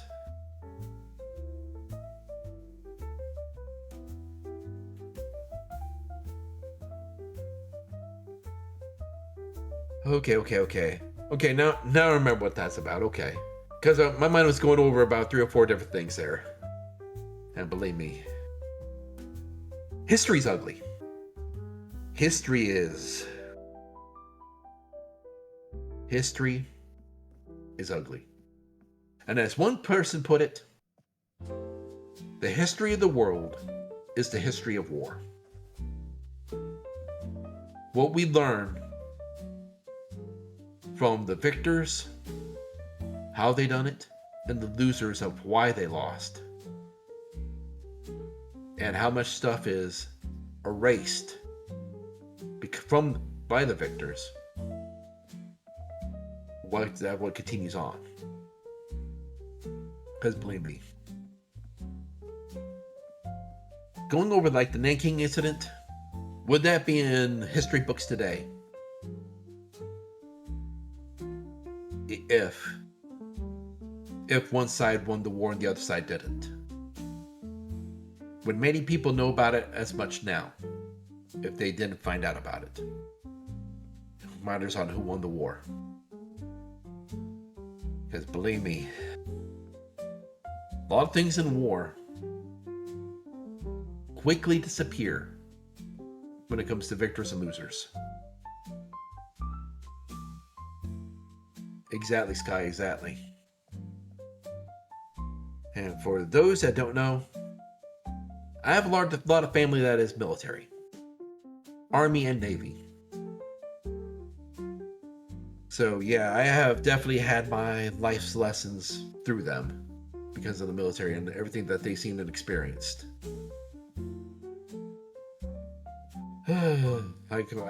like difference between like my dad and my uncles. My dad was in the army. They were more into wrestling. Like pro wrestling and everything else. They would even do pure 1980s style intros and everything else. Going crazy with it. My uncles in the Navy, once they were out to sea, and after a certain amount of time, they'd actually do drag shows just for laughs. I mean, it was just, they said, and I asked why, because I couldn't understand it at the time. Because at that time, women were not allowed on boats. and we're bored. We just want to have fun, de-stress, because between like World War II, Korea, Vietnam, a lot of us has just struggled to survive so much stress, and we gotta have some fun, de-stress, do whatever we gotta do. And that's one way we did it, just to have some laughs. The resilience of people is crazy. And what we do to de-stress and have fun shows it. I mean, goodness, there's a bunch of guys just out there just wrestling, just having fun, de-stressing. Just having, or a bunch of guys just going out there, dressing in drag, doing some singing, teasing the captain or the commodore, just having a ball. Ay. I mean, I just actually could see one of my uncles. Man, he gone by the name of Doc in the Navy.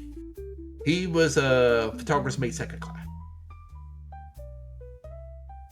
I could see him reaching into his dress, pulling out an orange, and just tossing it at someone just for laughs. He was just always lighthearted. Enjoyed taking pictures and just having a ball. It's alright, Sky. It's alright, Sky. Be that history nerd. Believe me, that is just as good as content as playing any kind of video game. Hey, Libra, welcome in. How ya doing? Hope you're doing alright, taking good care of yourself, having a blast. Hope your day's been going well, or if it's morning, I hope your choice of morning beverage wakes you up. Who is your favorite historical figure? Weirdly enough, George Patton. He was an Army tank commander,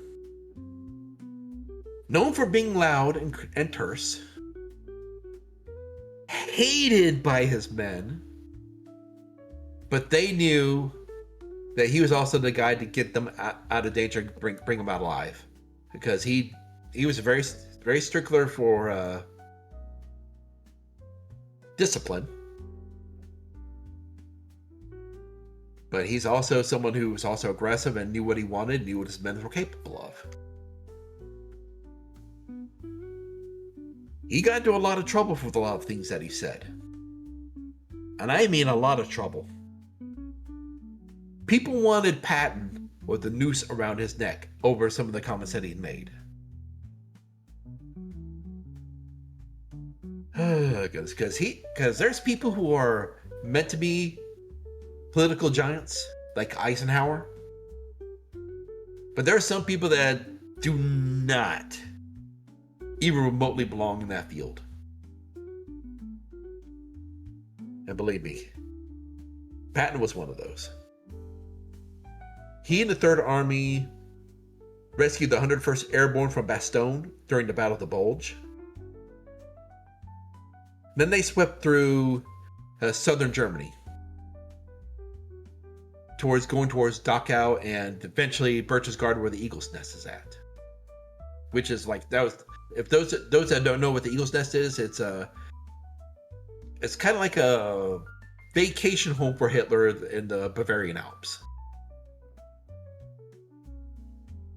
But when Patton and the 3rd Army got to Dachau, which is a concentration camp, which I actually have visited, he was appalled by what he saw. He made a comment about, how the hell didn't you know this was going on? And they said, no, we never knew. So Patton had everyone in the village of Dachau go into the camp to see what was going on. Accountability. But of course, Patton, once again got in trouble with his mouth and his actions. Well, he was wanting to go to the Pacific to fight the war over there, but because of his behavior, he was basically told to stay in Bavaria, where he was eventually killed killed in a traffic accident. Basically, someone drove their car to his, and they killed him. Oh, goodness. Like I said, there's a very big thing about that. You may have all the skill and ability in the world. You could do phenomenal things militarily. But if you cannot control your tongue, it could get you into more trouble than what it's worth. And anything you want to do to go even further, it could basically chop that bridge off right there, and you're going no further. Oh goodness. Well, some people, they're proud about what they say. They're proud with what they believe. Because I know the one thing that Patton was talking about at the time when he got into a ton of trouble is that he had no trust of the Russians of that era. That the Germans should have been rearmed to go to war against Russia immediately. And of course, at that time, that was a big no-no. The Russians are our allies. How dare you say that? And of course, that basically ended his career. And eventually his life. Because you gotta watch what you say. Because nowadays, how many people are getting fired for what they say? Especially on social media. Seriously. There's being proud of your beliefs. Then there's the timing. There's some things you don't say out of respect. Because eventually, if you are like at a job where you're dealing with the public, believe me, firing one person is a quicker and easier thing to do than to support them in their comments and having your entire business be destroyed. Ay. Oh shoot, I'm getting a little itchy here. Alrighty. Man. All the things that I've gone across, what the heck? Is there any other questions?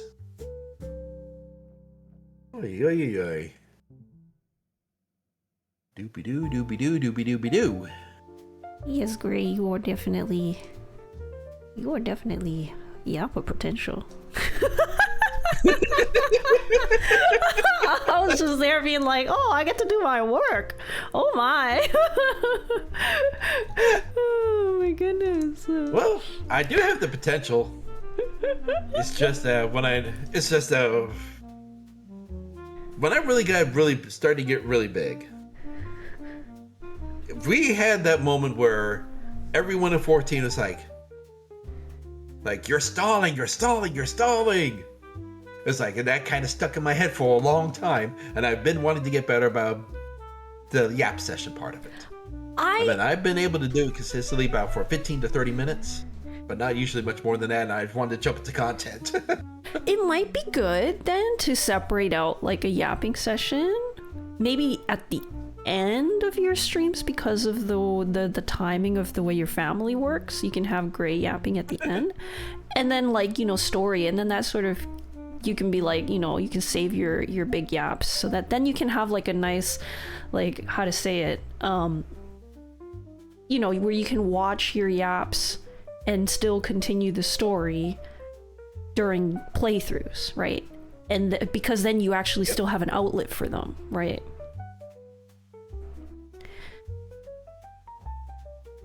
Yeah, because my chat does the same thing where they're like, oh, she's going on a rant and a tangent, but then it's kind of like, if you want to build that into your brand, then that works, that's good, but it does conflict with people who are there for the story, so you do kind of have to like separate out, right? Kind of like, there is such a thing as too much yapping if you're focused on the game. It is true. But it's difficult. It is finding that healthy balance. Yeah, I have that too. Yep. I think every streamer has to find that balance somehow. Yeah. Because believe me, I know that it was about a couple years ago when Asmongold was heavy into 14. And of course, he said he was going to do 14 content, and he done like 10 hours of yapping. They're going over a bunch of very different things. And everyone was waiting. But then he only done hour of 14 content, and everyone roasted him for it. So he immediately quit for it. He says, "Screw you! I'm here to stream. I'm not here to please you." Hey. Because Asmongold, he's a talker. We may not agree with what he says, but that's basically his MO. He is a yapper. Yeah. He plays games, yeah, but he's known more for his yapping. Then obviously you prioritize that if that's what you want yourself to be known. Sorry. Yeah, man. No, you're right on point. Right on point. There are people who are known for their yapping. They could talk for hours and be entertaining as hell. I mean, I know quite a few people who are. I mean, they were planning a stream, but because of how interactive they are with their chat, they had a yap session going on for 4 hours, and it was just a joy to watch the interactivity. I mean, it was a masterclass lesson. But man, there's, like I said, there's a difference between those who are yappers, those who are let's players, which are largely silent. And you know how people are, how they talk differently, saying that if they're raiders, if they're speedrunners, and how they all act and interact with their chats. While me, I've always been more story based, because I've had those experiences where hey, I'm more than willing to learn how to raid. No, you have your family. You're too busy. It's like, come on, I enjoy the challenge. I mean, that's one reason why I enjoy Hollow Knight. Well, I'm enjoying Hollow Knight. It's my first time playing it. I don't know if you played it or not. Yep, I did. But Hollow Knight, I am having a blast playing it. Is it challenging? Yes. I enjoy it. I enjoy a nice challenge with my games. Well, yeah, there is like some story elements to it that we're slowly piecing together, which of course I do enjoy too. It's just there's a lot of other things I enjoy about games. Well, yes, I do enjoy my story-based games, but then again, there's also a reason why I enjoy my retro games. You don't need much of a story, just having fun. I mean, seriously, if you ever played Mario 1, you know there's no story to it. It's just literally going from one point to another to rescue the princess. That's all the story you need to know. All you got to do is have fun. I mean, like, the first game that I know that had really a story was Ninja Gaiden. If you ever played that.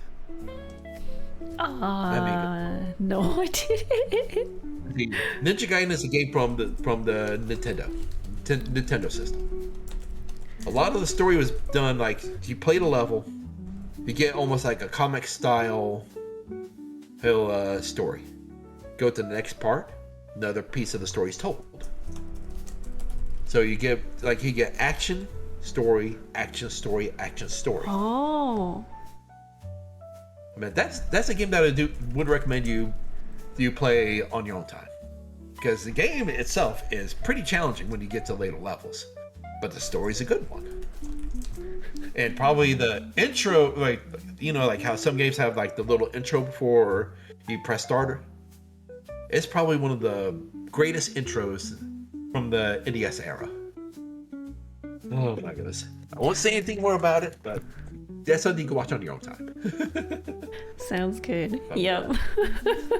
And also that you can show on your streams too. So. Yep.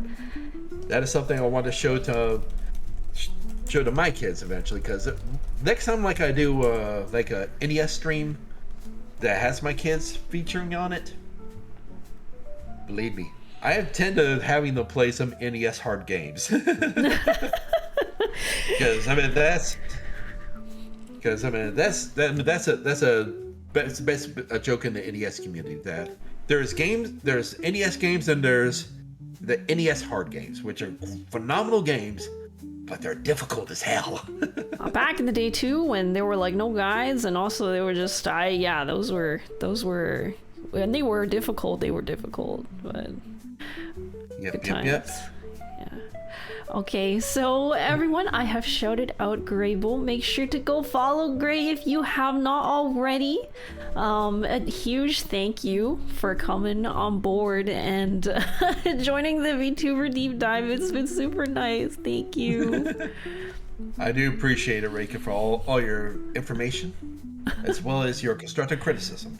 Believe me, it's highly appreciated. And I'm excited to see. So this is also why you should follow Gray, so you can stay up to date with all the changes that he's possibly going to be implementing, and of course to go join for those lovely story gameplays and NES thing. Like I'm not an expert on those things. I'm not a big fan of those, but Gray here, know where to find him. Like I said, but I'm always willing to play new games because hey, I enjoy new experiences. You're finding out something new. I like new stuff. I may be a Papa Wolf. I may have my comfort games, but I always enjoy a good challenge and something new. And everyone follow Reika. Reika's a cutie. Thank you. Believe me. Follow Reika as well. Oh, she does phenomenal things. Glad we had this After Dark thing, but yeah. So for those who don't also know, yes, I have a manager. Wow. Okay. Yes, follow Grable because you're super cutie, super uplifting. Thank you. I do appreciate that. Believe me, that's something that I wish people would do more in this community. Exactly. Not just saying no you, not saying no you when they're told they're cute. Because but you're cute. Kind of. But you're cute. Well, man, I know it's partially mean, but when I do hear that part of me, it's like, please stop talking down about yourself. You're awesome. You gotta start the new trend then, Gray. You gotta be the one to start the new trend, because they if they can't think for themselves, you gotta think for them, right? It's hard enough to think for myself. What are you talking about? Oh my goodness. Maybe it shouldn't be no you. Maybe it should be uno. You just swap the letters around. You and no. No, you uno. Yeah, reverse card. They say no you. I showed them a reverse card saying no and you. And you. I love like phrase when you say reverse card. Let's see, reverse card, cancel, draw 4, draw 2. There you go. You got all the cuteness now. When you tell Bryce that he's cute, he has this classic like Vegeta like bitch I'm adorable. I love it so much. Exactly. Oh exactly. my god. Because I've actually let that spill out once, and my daughter gave me the dirtiest of looks. Oh no. Hey, that's a good thing. Yeah, one day they'll come to appreciate it. Oh my yes, God. even you, even me. Oh my gosh, that's cute. I do appreciate all you have done, Reika. Believe me, all that you've done for me, and all you've done for everyone else you helped, all the advice. I'll have nothing but praise for you. Oh, thank you. Yeah. And Reika, you're such a good girl. Oh, thank you. Thank you. I appreciate it. Oh my goodness. This is Gray After Dark, kids. It's Gray After Dark, yo. Any plans for a tent? I'm sorry, but you're the star of that show, Sky Shards. And believe me, they are ready for you. Oh, I get it. I get it. I was gonna say it. If it was me, I would have read it out. Oh, it would have been over.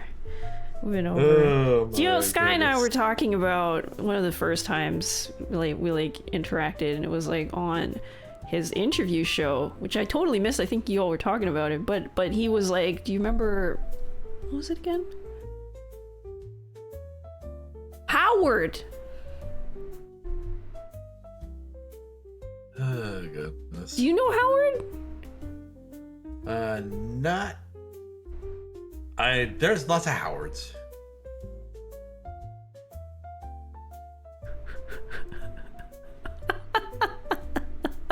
I can't do this, Scott. You're gonna have to do it. I can't do it. I can't. I cannot. I can't. I don't know Howard. Ay. And unfortunately, for SawCon, someone tried to get me with that, but they would like saw like as in like sawing a tree. I was like, okay, what is that, like a horror themed convention? No, suck on these nuts. Ay. Who's Howard? Howard D's. Howard D's nuts. Yep. That was I'll never get to live that down, but yeah. Well, thank you, Gray. Knowing me, I probably would have said big, plentiful, and going down the left side of my pants leg. Huh? That's the best way to counter one of those. Just lean into it, have some fun.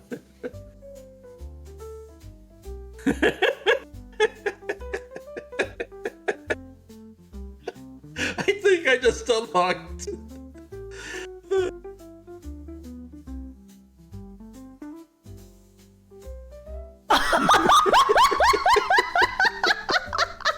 Go right ahead. What? Helly, that's exactly. Am I going insane? Am I going insane?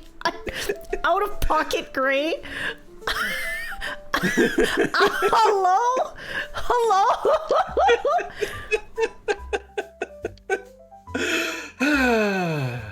Man. And it's the laughter that I'm here for.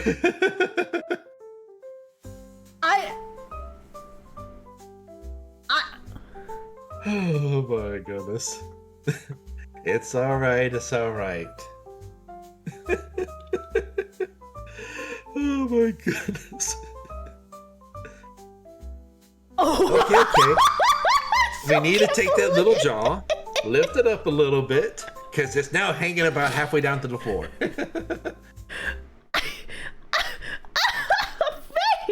Faye, help me! What the heck? Do we have to take all of the like out of What? pocket? Take like, all what? Take all of you, like, you know, secretly sussy people and just like have you all in the same room and then just like wait for the first person to spill or something. Yeah, exactly. It'll be like, who's gonna go first, you know, and everyone's super fucking hiddenly cultured, right? Just everyone, just like poker face, right? All around the table, right? And it's just like, what? But what am I supposed to use? Give me a synonym then. Give me another word. You can't just tell people not to do things and not give them a solution. Or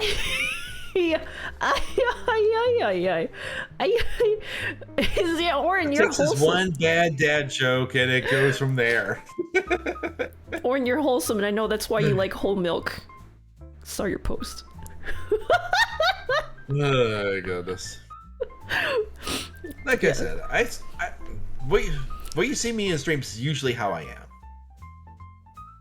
Though every once in a while, just a little. I mean, like I said, I'm a dad. So yes, I have done things. So yes, I got to where I've got to by sussy means. How else are dads are dads?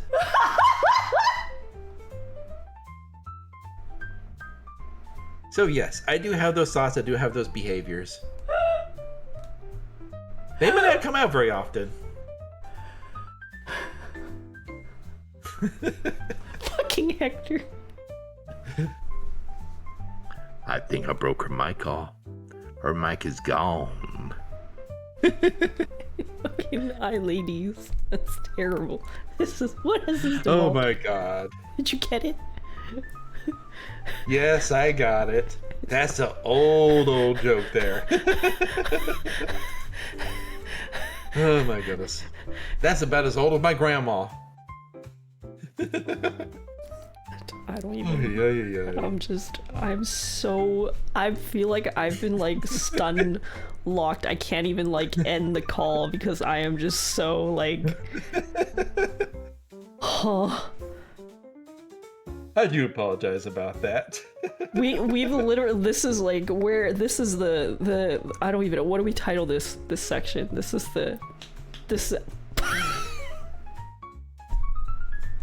Rainbow without filters. Oh my goodness.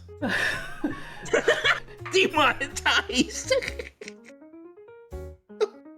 Oh no, I'm so sorry. I'm crying.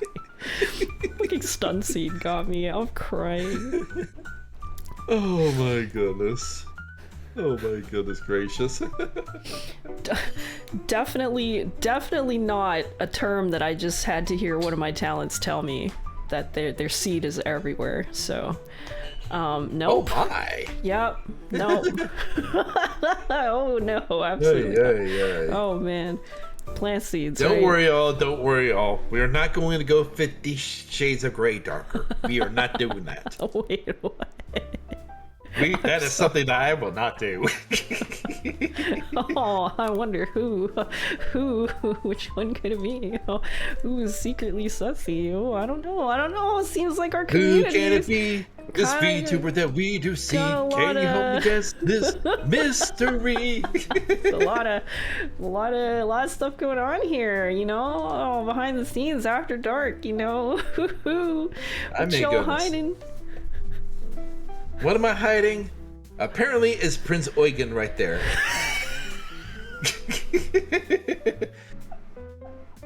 I know I'm a little bit sussy.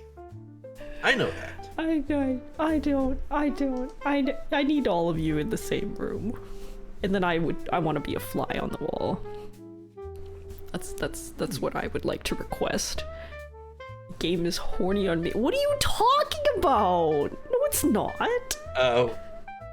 Reika and I got to know each other through 14. What are you talking about? Yeah, what are you talking about? People are not horny on me. I mean, goodness. They're not, right? Must be talking about the RP community in a certain server. I only know about the guild bots. Of course I just want... Wait, what, Hector? You don't want to watch? You want to be in? Is that what I'm hearing? Exactly. We listen and we don't judge. Exactly. He's a voyeur. He's just a voyeur. It's all right. No, it sounds like Hector wants to be... Aaron, I am backing away from you slowly as I don't want to be struck by lightning.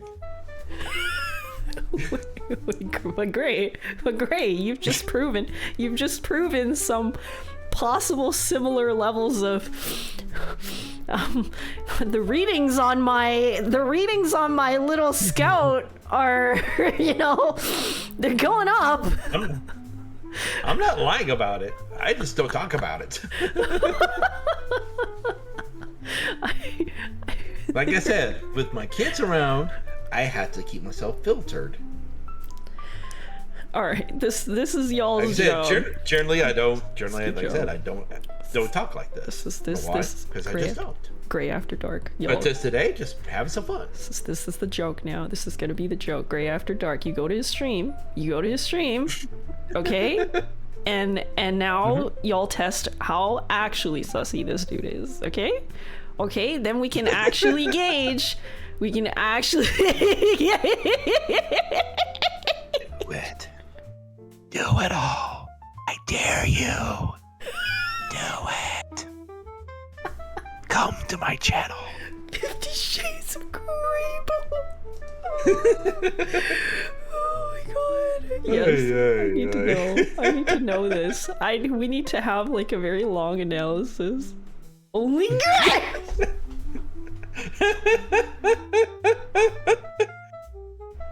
Only Greys win?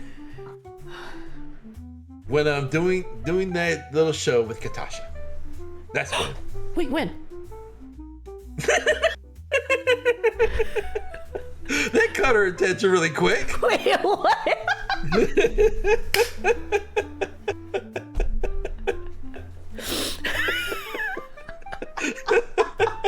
That's not what I meant. That's not what I meant. Oh my goodness. I said, yeah. Oh my goodness gracious.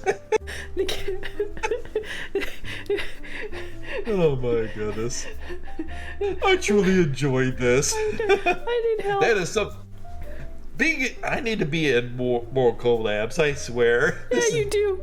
This is just a joy to have. Okay, the Kit and Gray show after dark. Okay, everyone's waiting. Okay, right here. Look at this. Okay, 50 Shades of Gray, Kit. Asking for it. Someone definitely will be asking for it. Oh God, Faith, yes, yes. Oh my goodness. Do I hear another player for DGen D&D? Who knows? I might be DMing it. Ooh. Maybe. Ooh. Ooh. I don't know. Maybe. Y'all better get in touch, yo. Y'all better get in touch, okay? Oh my goodness. Yay. Man. Yeah, Hector, I just my want to goodness. watch. I really just want to watch. I just want to be there to watch good content, right? That's what we're here. That's what we're here for. We're here to like support each other and uplift each other. And when I hear good content, I want to be there to watch, not partake. No. I'm And I here to bet you'll watch. definitely enjoy watching that Only Grace show.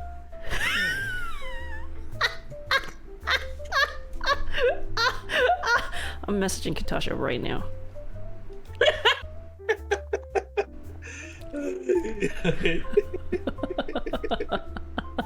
Oh my goodness. Nah, Hector, no. We're blindfolding you, putting you in the room there. Huh? You just only could hear it. Run! Run, Hector! Run! Wait, no, actually, let them take you because I feel like if they don't take you, they're gonna take me. So yeah, never mind. You go you can go there. What? You want me, Katasha, to take you? No, Hector. Oh, you want Hector to take you? Okay. No, that's not what I. Oh, I wanna.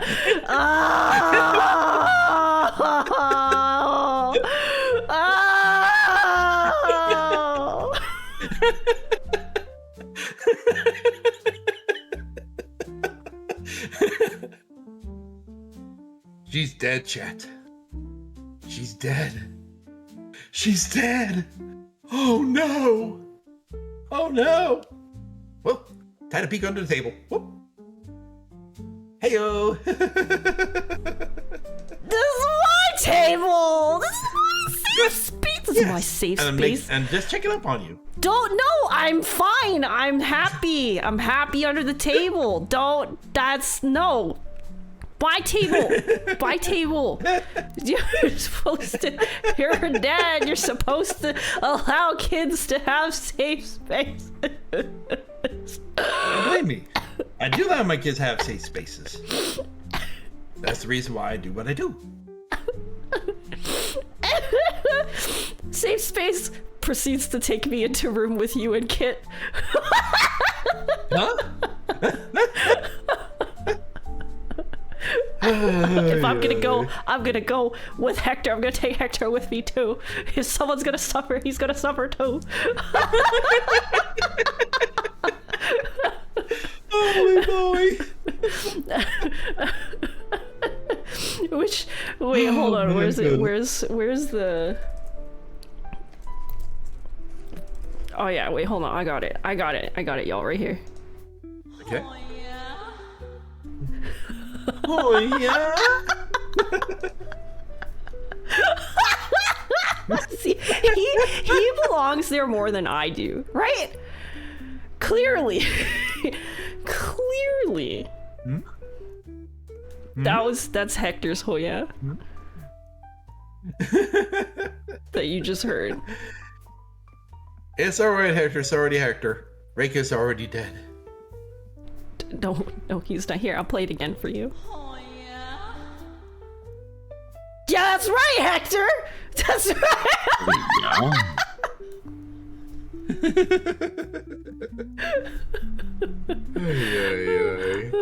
Okay. Alright. Oh my goodness gracious.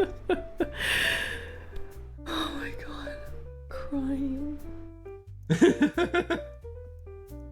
Alrighty. Time to get that shirt. Wipe those tears away. Going dad mode there. Alright. Oh my goodness. Well, thank you again. I hope you have a great night, Gray. Thank you again for joining. It's probably really late for you now. Yeah. It's just only 11:30. Oh. It's a little after dark. Oh, do you normally stay up like later? I usually stay up. Really, it matters what's going on. Usually stay up to about 1 in the morning. Oh, okay. I just wasn't sure because EST time is like. It's alright. Yes. Believe me, I understand that. Yeah. So, like I said, it does matter on what's going on, and as tonight is a school night, I do have to be up at 5 in the morning. Okay, yeah, I better let you go then. Thanks. It's alright. Usually after I get the kids on the bus, I go right back to bed. Oh, okay, that's nice. Because I was also kind of wondering about that. I was like, usually parents they're always like, well, I'm gonna go to sleep early because I gotta wake up for my kids and I gotta do the all the works, right? All the, time to get up, 5 more minutes, like. Yep. Yeah. Wake up, get my coffee, take a couple sips, get the girls up. Oh my goodness. And thank you for being such a wonderful hostess, Reika. I do appreciate all that you've done. No, thank you. Thank you for being a positive force in this world. For being a big cheer to all of us. You and your whole fam, y'all are such gems, so. Oh man. This is great to hear you laugh, because I know you've been stressed lately, and just to hear you laugh is a good thing. Yeah, I'm probably gonna I might actually just stream a little bit because I think I do probably need a little bit of a break. I was working while you were digging over, so. Hey, there's nothing wrong with that. Yeah. You told me I was gonna have a little bit of a yap session. Yeah. I took advantage of it. Oh, you definitely had a yap session. I don't even know how long that lasted. Great, it's been like 4 hours. A 4-hour yap? We've been live for 4 hours. This might actually be like my longest deep dive.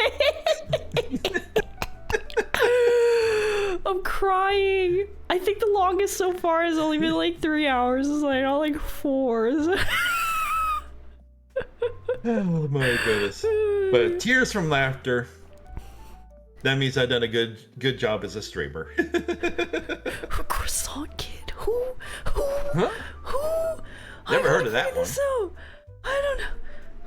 You gotta send that to me. You send that to me, Ellie. Oh my goodness.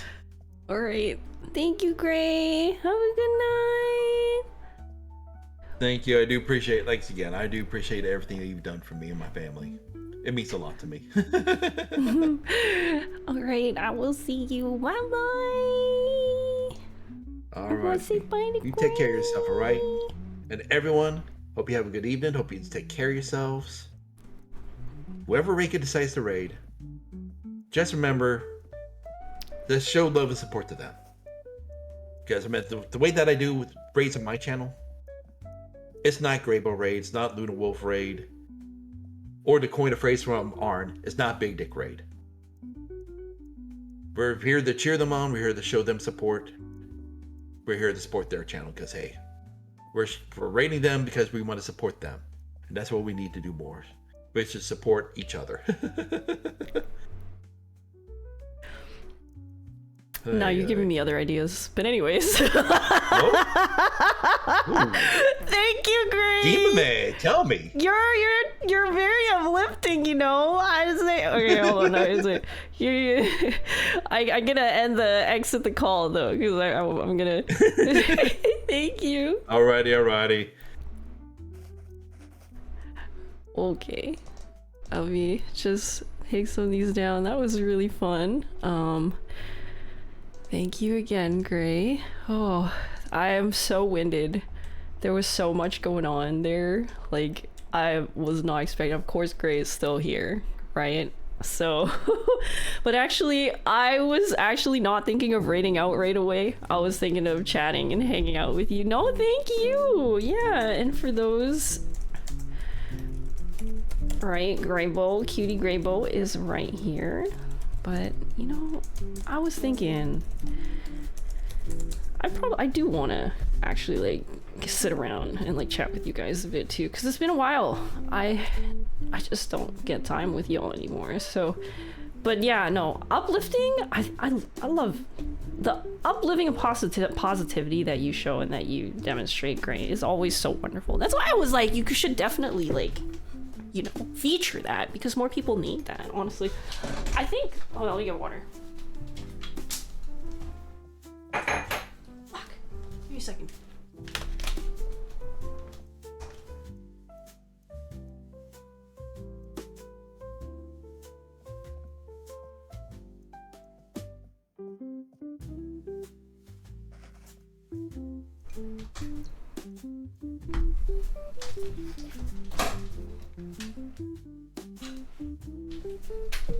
I think when you're a streamer, right, and you're thinking about like traits that you have, it's funny because people are like, oh, I don't know my niche, and you're thinking about like more in terms of like content and reaction stuff, but not like, you know, more genuine, difficult to display characteristics on stream. It's like, you know, well, yeah, you go talk someone's ear off about positivity and you know, like healthy habits, like that can be your brand. That can totally be your brand, right?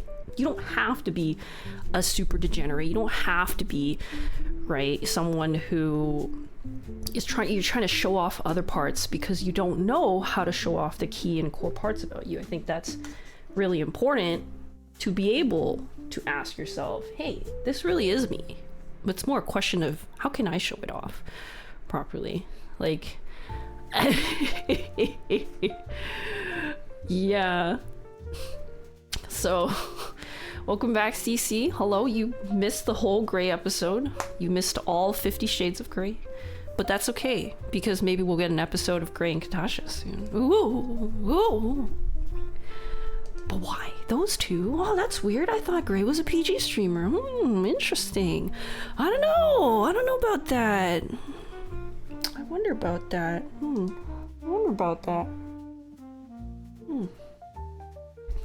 Definitely one of the most wholesome streamers I know of, for sure. You know, maybe you're just as wholesome as Oren. Ooh. Maybe not though, because I see above Oren saying, please blindfold me too and gag. I mean, what, Oren? Well, you are clearly not a you're definitely some person. What kind though? You know, shit, that's not for me to determine and figure out. Yeah, Oren, you are the king queen of wholesome, for sure. That'd be so funny, honestly. Can anyone rival Oren's wholesomeness? Can anyone?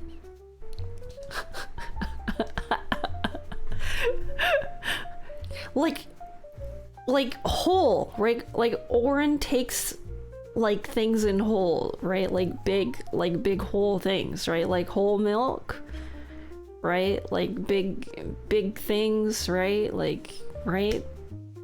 Big is whole, right? I think, right? Similar, right? As wholesome as everyone. Really? What does this say about me as your manager? Oh man, I'm worried now. I think you're spelling it wrong. No, I think they're spelling it. They're spelling it They're spelling it okay. They're spelling it okay. You just gotta have, like, you know, in your own vision, you just gotta have like certain slits that block out certain characters. That's fine. I'm already sore. It's not even like waiting. I don't have to wait until the morning. I'm already I'm so tired. Maybe I should just right now. Maybe I am too tired. Because I was gonna okay. Maybe I should just take over. I gotta like swap my brain back to like, oh no, but then I gotta change my, oh see, I'm not like a streamer anymore. I just, you know, post deep dive chatties. There. That'll set the stage. Ugh. Oh, that's good. I'm so glad you enjoyed it, Gray. Yeah. For those of you that don't know, I've been talking about this and posting this a lot already out there, but yeah, I do offer vmanaging services to fit your budget. So let me know if you're interested, just to help with, you know, anything that you've ever wanted related to streaming or content creation. And it's so interesting because I think so far I was counting how many people I've talked to so far, and my brain is starting to get overloaded because there are just too many people, and everyone is so different. Like, there's some similarities and some similar themes that people tend to go through, but oh my goodness, everyone is like has such different like gems of qualities that I see in all of you. And it's so great to be able to like help people to realize like what you can push, like what you are good at and what you know, actually should be proud of, right? That you may have overlooked, or that you don't know how to advertise or make it more fun for other people when they're interacting with you. So I'm just really happy to be able to like bring out those principles. But a follow-up next year, maybe? I don't know. I mean, for now, basically what's been happening is that could be an idea. That could be an idea, or maybe in a few months. But I seriously actually need to check my energy levels because I have kind of been overworking. I've been kind of burning out. Definitely big lessons for anyone, which is like limit your time on things. And if there are things that are taking up a lot of like hidden hours or like backup ninja work, like those need to be tracked, because a lot of times like I will just be like, oh yeah, I'll do that afterwards, but then I didn't allocate for it. I didn't plan for it appropriately, and I didn't limit it. I like to do things to a quality that I like to accept, and that often actually takes more time, and then it sort of leads to this like cycle of like overwork. So anyways, I'm basically spending the next week, well, this weekend, up until this week, I've still got appointments. But basically, next week, like Wednesday, I think I'm gonna like block that off. So any future appointments that people book on me, they're gonna have to be for October. So I'm gonna save the last week of September and maybe actually start writing out some guides that people can like download and read offline. But these will probably be a lot more verbose, because I find I'm not really like an outline person. I'm more like a book person. Like I will explain everything about a topic. I'll be like, oh, do you want to talk about like this? Like I'm just right. Like I'm more book form type, so that's probably maybe what I'll be working on. to get out, and then you know, hopefully I could set like, you know, a cheaper pricing, maybe give it out for free to some really close friends. And yeah, maybe that I was thinking that might be a good way for me to make passive income, because right now everything's active. It's a lot of work. It's a lot of work, but it's really rewarding to be able to do all of this and to be like spending the time to analyze everyone's streams, you know, and watch people, because otherwise I wouldn't, because there are so many streamers out there and it's just, you know, there's too many people to keep up with.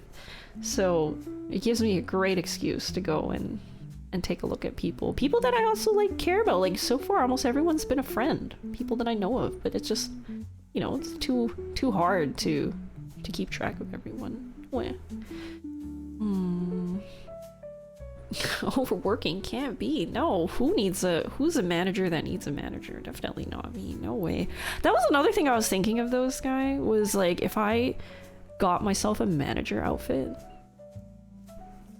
then it could be funny, because then I could like talk to myself as a manager. But that's another thing, is like I have this dilemma where like I want to do streams, but I want to also, I realized one reason why I always tend to like disappear from my streams is it is difficult for me to know and have the right environment and energy level to stream. I can't commit to a schedule because it actually decreases my joy and energy in streaming, because if it's just not at a good time, it's not a good time for me to stream. So I'm literally like a whirlwind. Like when I want to stream and when I'm able to stream and when I have the energy for it, bam, you get an awesome Reika. But if I were to force myself to start doing it regularly, you're probably going to end up with low energy, pissed off, like, you know, cranky, unhappy Reika 50% of the time. And that's like not that fun, right? I kind of only want to make sure that I'm streaming when I'm in my good moods, when I'm in my best, and when I can actually provide a good stream experience. Because even I personally, I don't necessarily want to watch someone who is angry and cranky. Like I don't really like that, and I don't really like putting that part of myself out there. But there are parts of me that do exist that I think, like, I don't want to like stifle per se. They just don't have to be shown publicly, if you know what I mean, right? Like I can, like, you know, be a little bit, you know, cranky in my room by myself and with, like, you know, other friends or close family, but, you know, figuring stuff out. There's no need to do it on stream. So would I feel more pro? What? Oh, like as a manager? Maybe. That's another thing, is like, I don't know. There's another part of me that's also thinking, I've got this like nagging thing behind my head that's like, oh, how can you manage people who are, you know, larger numbered and stuff if you yourself don't even know what's involved? You're still small, you know? You don't even like break like the 20s in CCV. Like what would you know how it is to like be a partner? And I've always wonder about that, because I see the other managers and they're not necessarily like partner either. And I'm like, how do I build that confidence in myself? And like, I think that just means that I just have to be doing more research. I have to be doing more. If you can't get the experience before you get on the job, I might have the right mindset for it, but I don't necessarily have the knowledge and the inside the doors know-how. I can only sort of see, you know, from the outside of like how it might be, right? That doesn't give me confidence as like an autistic person, because I only really like to do things and show confidence in things that I actually already have. I've got my full research and structure ready for, that kind of thing. That's the kind of person I am. I don't like to jump headfirst into something that I don't feel prepared for, especially in the case where it's like for a job, and I actually care about people. That's why, because I care about my quality of output.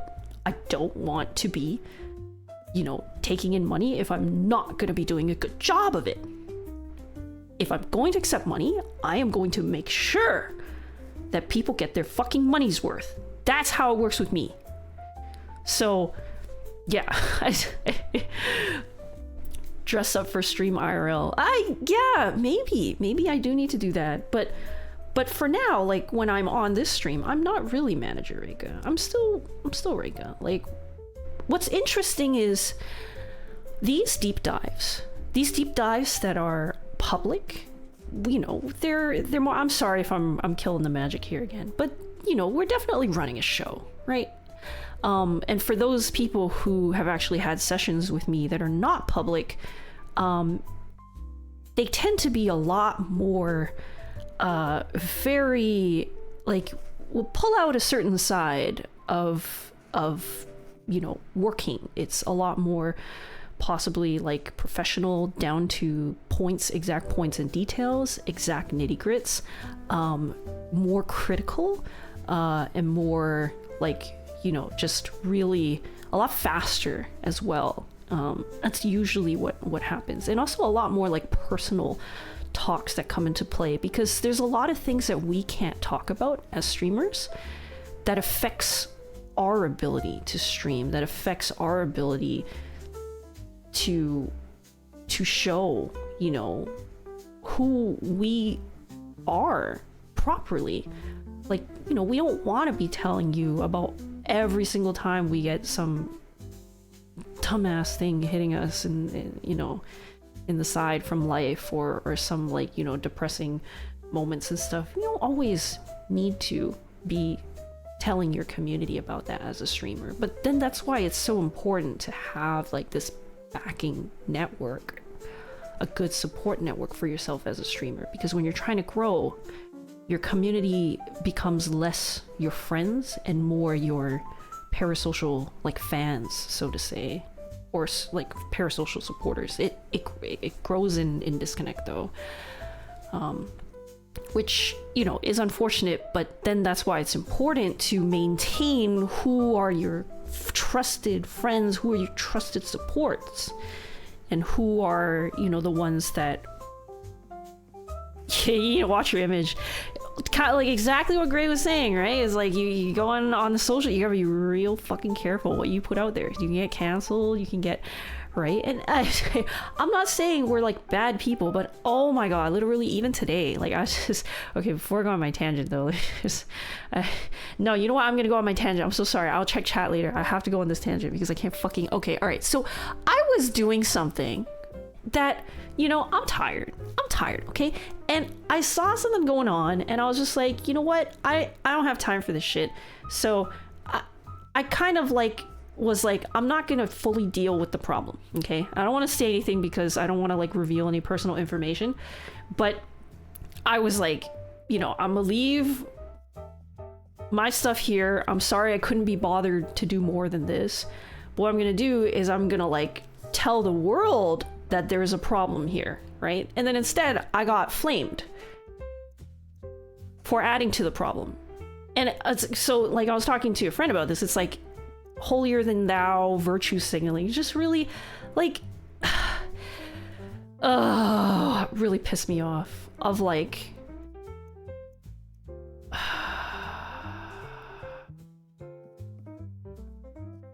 I'm just trying to do what I can to help improve the world everywhere that I go. There are some things out there that, yes, I can be sloppy about, and I don't necessarily always have to do the best solution that exists out there, because I just don't have the spoons, and I don't have the energy, and I don't have the effort for it.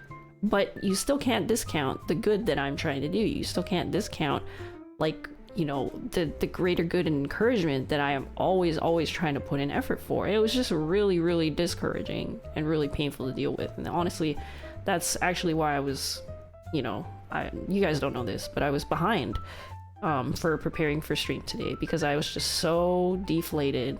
I had to spend like an hour, 2 hours just to calm myself down, defuse, talk to support, remind myself that, you know, even if no one else agrees with you or sides with you, you can forgive yourself. I am the only one that knows how stressed I am. I am the only one who knows how difficult it is for me at home to deal with that situation. I'm the only one who knows all the other good hard work that I do. And so just because I was sloppy this one time doesn't mean that overall I am not a good person. So because words hurt, right? People calling me out for that stuff, it hurts because I agree with them. But I need to be forgiving myself, you know? So that's it. It was really difficult to do. And then I got behind because I got behind on researching Gray, and then everything just kind of, you know, kabumbled and domino affected, and that's why we started later and everything. But now you can sort of see a window into my life, you know, as a ADHD OCD person, about why it is very difficult to stream, right? And to have set schedules for streams, because these things happen. And it just totally throws off my vibe, you know? No, you. No, you, thank you. But yeah. I wish I wasn't so easily, like, toppled and like, so mood changey, like, trigger happy mood changey, because I can't choose it. I can't. And I'm not the only one. This is another thing that one of my talents also, you know, we were just talking about recently. It's like, it can work to your benefit, because then you can be really entertaining on stream because you're all over the place. But then it's also very hard to manage, because there are some aspects that, yes, we don't want to be pulling chat through, unless, you know, I guess maybe the next level would be for me to find a way to turn that into content, right? So maybe I do need to, you know, have more vent chats, or like, you know, go open up my stream to receive support from chat. But it just, I don't know, I have yet to, like, change my brain to wrap around that, because I don't usually like doing that. I don't like being a complaintive person, because I used to be that person who would just vent endlessly to people and be like an endless black hole. And I have this, like, fear. I never want to go back to that. And that's why you probably notice I am very aggressive on myself to be realistically positive. I'm really strict on making sure that I don't ruminate and spiral in sadness and depression, because I used to be like that.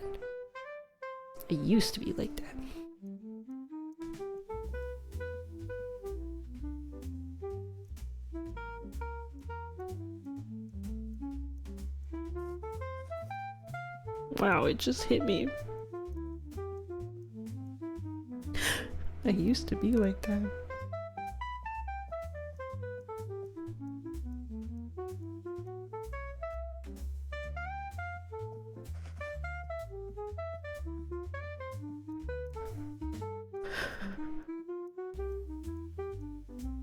Holy shit, I used to. I'm sorry.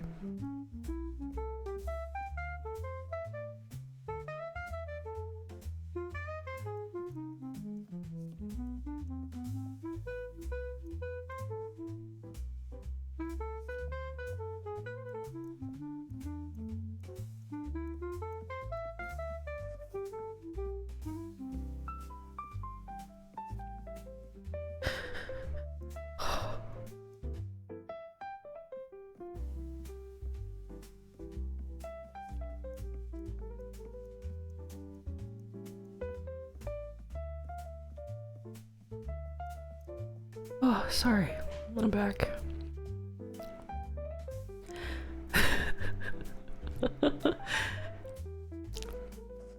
Sorry about that.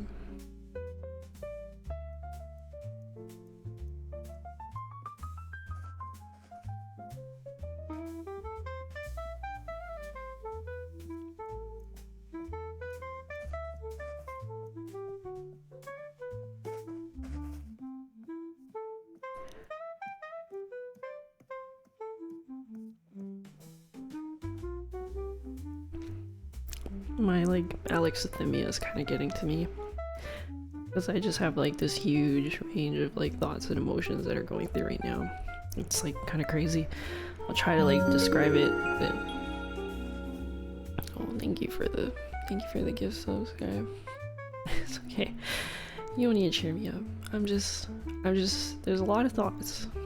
It's kind of all over the place because there's just so many things to think about. I don't even know where to start. I don't even know what you guys want to hear.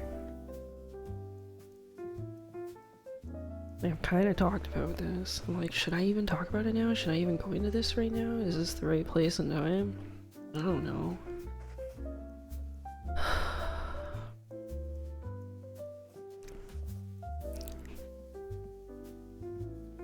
Because basically, I didn't start streaming until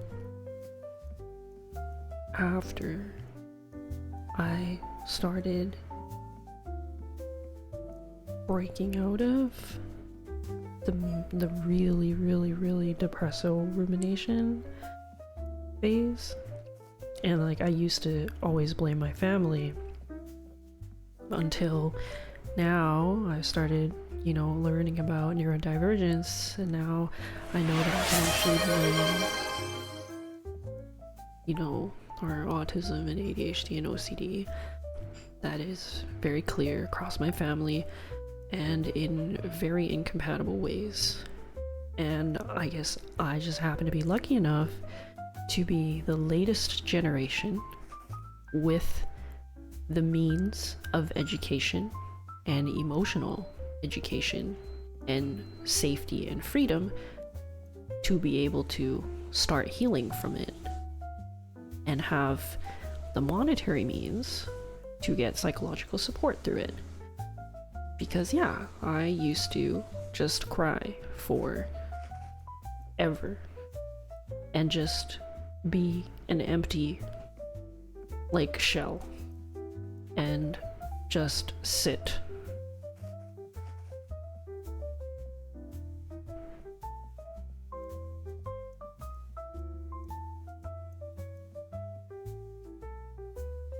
Unless I was playing games.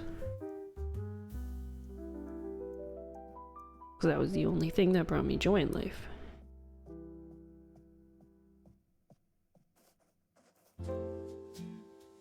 For like pretty much my whole childhood.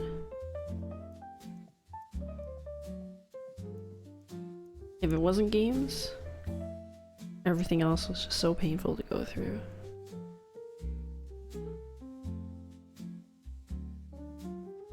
So yeah, it just makes me think, like, whenever I see other people who are going through like massive amounts of like depresso, it hurts because I want to help them. But it's hard because it does have to come from yourself. Like, I know this because I've been there. I've been the one who kept thinking that someone else would save me. That if I would keep relying on people, that eventually some person would get me out of this bad situation.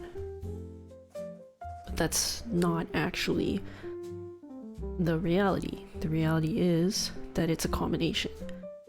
It's that your environment needs to be good, and you yourself also need to retrain your brain to start recognizing boundaries, to start having better communication, but not in the ways that most of the books tell you how to talk to people. They're very manipulative.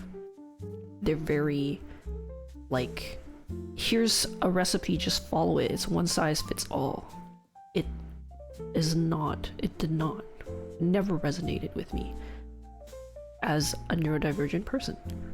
Most likely, if you are a fellow neurodivergent, just like me, you would have realized that most of the resources telling you how you should do things in life are kind of fucking wrong.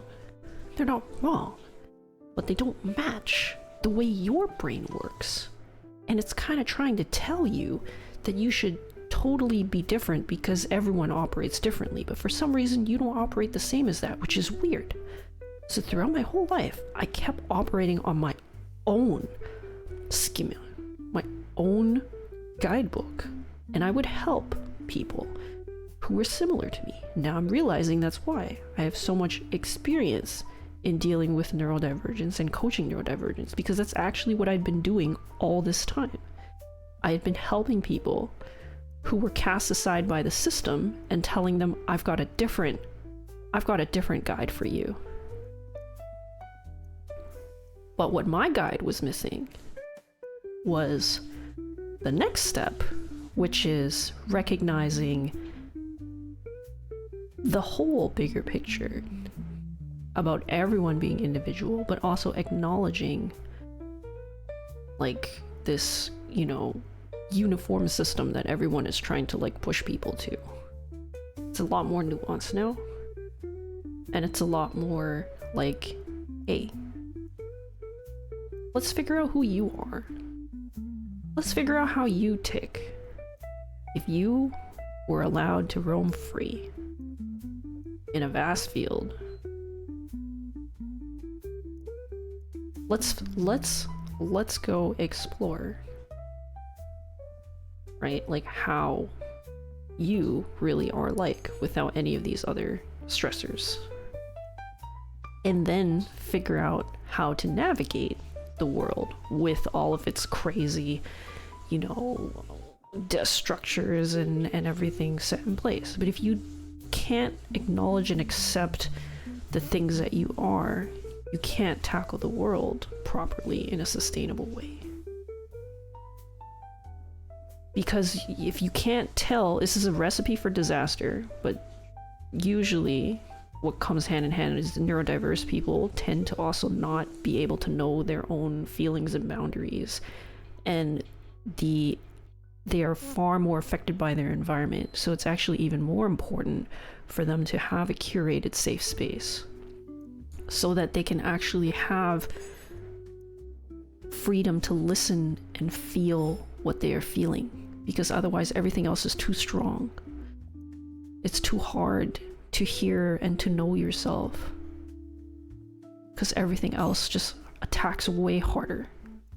And finally recognizing and knowing this, instead of being told like, you should just know more about yourself, you should what I say is, try things and you just get better and better. Take time to sit with yourself, right? It's not like all of a sudden you're gonna know what your safe space is. It's like bit by bit, step by step, you slowly just eventually making things a bit better and better and better and better. And it's a journey. Pulling yourself out of depresso is not like a thing. It's a very slow journey. And you'll feel like you'll be in the depresso for a very long time. By the time you're out of the depresso, it's not like a very obvious boundary, right? It's like you'll just slowly start to have realized that if you compared yourself to half a year ago or a year ago, that you're better off. And then maybe over time you'll realize like, oh, maybe I'm like less depresso more of the time. Huh. Am I still considered happy, or am I considered depressive? I mean, I'm still both, but less is good, Less is good. So that's it. That's where I am right now. So no, I am not someone that never suffers from depresso or anger. I am someone that still suffers from those, but I just make sure to manage it properly. I make sure to sit with it, process it, take the time to deal with it, and then go back to functioning. And moving forward and trying to be a beacon of encouragement and help for other people. That's it. That's my cycle now. I'll get back to chat. There's some who don't go with schedules, but that does cause people to have issues showing up. They're saying, oh, thank you, oh, by the way. You're making me cry. Wait. What am I talking about? I'm already crying. Yeah, not having a schedule, I think it's unfortunate, right? But I guess just something I just have to live with. So, but I think what was even worse though was like, I was trying to see if I could stream like at completely opposite times of day, and I think that makes it even worse. Now is like when I put my manager hat on, I'm like, oh no no no no no no. Like, if you're gonna not have a schedule, I think it's important to at least stream at the same time of day so that the viewership is still constant, consistent, and can grow. Because if you keep swapping, then you know you're gonna lose people, because they're gonna be like, oh, I joined for this one and I can't join for the next one. Like, why am I even keeping up with you if you're all over the place? Like, at least keep a similar time slot that people can see when you're online, right? Yeah, I don't need to be looking for growth as a streamer, but there's just something in me that feels like I want to use myself as a testing zone, if that makes sense. Like, I think, you know, to be a better coach, you gotta be a good player too. That's what I think, because how can, for me, like, I'm telling you, okay, because I've definitely been pushed, like, by my parents to like go perform like competitive level piano, like competitions and stuff. Like, I was always the one who was put on the spot to go do the thing, to be the thing. And like, I'm very thankful for all of the like mentoring and coaching help that I got, but there were so many times in my brain where I was like, you stand in here, you fucking stand in here, and then you will know how I feel, because you cannot, and you are not listening and understanding to how I feel. And that's a huge gap. If you are going to be a good coach, you have to know how your players feel, because then how can you relate to them? How can you respect their boundaries? How can you truly be a good coach if you don't know how they feel and what they're going through? And that's kind of why I'm thinking, like, you know, with my streams as well, like, I just want to also try to put some things in practice. I want to try things. Like, I was trying things with, like, you know, Future Games show. I'll try that out. You see how it works. Like, do people show up? Do people not show up? For what reasons? This stuff. I'm basically using myself as additional analysis points, because it is actually very difficult for me to check in on people's streams, right? So as a manager, unfortunately, my time has to be spent more on the very important things that only I can do, which is like, you know, one-on-one sync meetings, and answering questions, and, you know, curating very specific strategies and stuff, right? And tracking things. But I don't have the leisure to be watching everyone's stream live and actively moderating in order to make a living wage. So that's something that, you know, if someone wants me to be a mod, they have to pay me more, right? Because otherwise my time could be better spent making money for myself to survive. So it's just hard because if it's like a full-time manager, if I actually properly full-time manage someone, they'd have to be paying me a lot. But that's how you can get a better experience, right? You have good fucking mods that are like wingmanning you, lifting you up. You've got like full, like, you know, like tracking and checking and socials managed, and videos and clips made, and everything, and then you yourself, right? You found your brand, your customer experience, your viewer experience, and your way to bring out your best stream performance. Like, if you can get all of those, as well as the additional like hype planning, event planning, you know, collab merch coordination, blah blah blah blah, right? Like image management, all those other things. When you got all of those, you're set. But most people don't have the budget for that yet, right? Unless I go higher to larger streamers, which I think is, you know, I'm gonna have to build a name for myself and build credibility to get up there.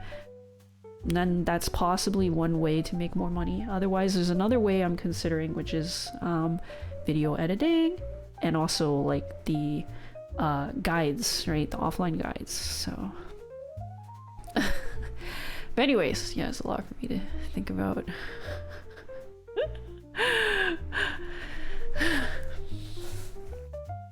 Sky, stop telling you to chill and take a break from work. Well, I think it's nice that you do that. Thank you. Thank you for caring about me. But yeah, it's one of the problems with the alexithymia is that I just don't know my limits. So even if you tell me to take a break, I might be in hyperfixation mode and I have to ride that wave. And I just have to keep going through the cycle of hyperfixating, overworking, and then burning out, and then taking a break. So, but that's not on you to figure out. That's on me to figure out a good schedule for that. And so that's why I'm learning now, like, how long those cycles are and when to schedule, like, the burnout, right? And so I'm lucky because now, like, it's actually lining up perfectly.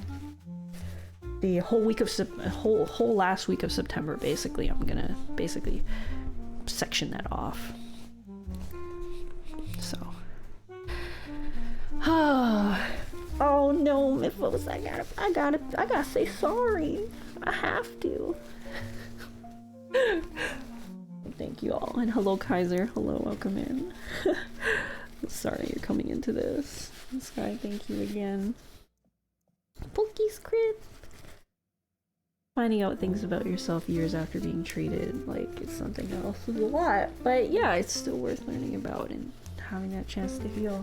I'm so glad because I always think, like, I look at my family now and, like, I know I still bitch about them. Like, literally, I was talking with a friend earlier. I was like, I should just have a, you know, let's talk about hoarding stream because it's been stressful. Like the incident today that I was talking about with the holier than thou virtue signaling, it had to do with like garbage and clutter and stuff, right? And it's very stressful for me because what could happen is I go into my room, I do work, and I leave my room and there's clutter.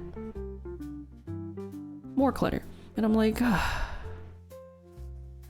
because when you have parents and family who unfortunately did not have the same emotional safety and intelligence to grow, they are, you know, they could be, sure, they're parents, so they had to learn through sheer willpower and force through, like, you know, learning to become a parent. But depending on the rest of your family and the other environments that they grew up with, you could actually have like emotionally immature parents, and that's kind of what I have. But it's weird because it's like on and off because they're old, they're adults, and they're wise in some ways but really immature in other ways, and it's crazy. It's so crazy because it's like fucking hot and cold, right? You'll be like, oh, like you rely on them for certain things. They know more about you, more than you, like in the world, business, taxes, you know, being smart about things, watching for scams and stuff, right? And then they're like, oh, you know, in being an anchor emotionally, and then all of a sudden just bam, something just super fucking immature that makes no goddamn sense comes out, and you're, whoa, like blindsided, like, wait, okay, how do you deal with it, right? Because it's not something where you could just be like, what the fuck, like I thought you had your logic circuits were working. It's like you actually have to go all the way down and like talk to them about where the fuck did this come from?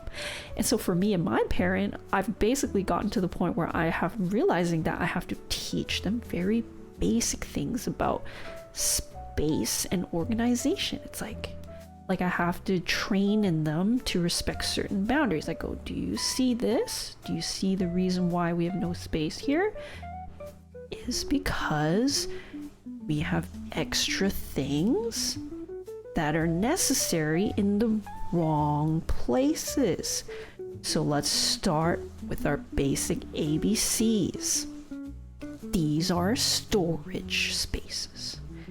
If it doesn't fit in the storage space, it needs to be thrown away. Oh, but there's, you know, it's super important. We need an extra of this. Well, then you're going to have to swap it with something that we no longer use. Okay, no, but that's the drawer for this thing. I'm like, okay, well, how about we change the content of this drawer to update it to make it so that it is relevant and we no longer have an irrelevant drawer, right? Think outside the box. I have to like walk through this child, right, who's just like, you know, like they can't, like they don't got the brain processing power for this, but they're really great. They're super on top. They buy all the tools. They schedule, go to Costco, buy all the things they need to do, make sure everyone's alive and healthy and happy. But holy fuck, the clutter. So, anyways,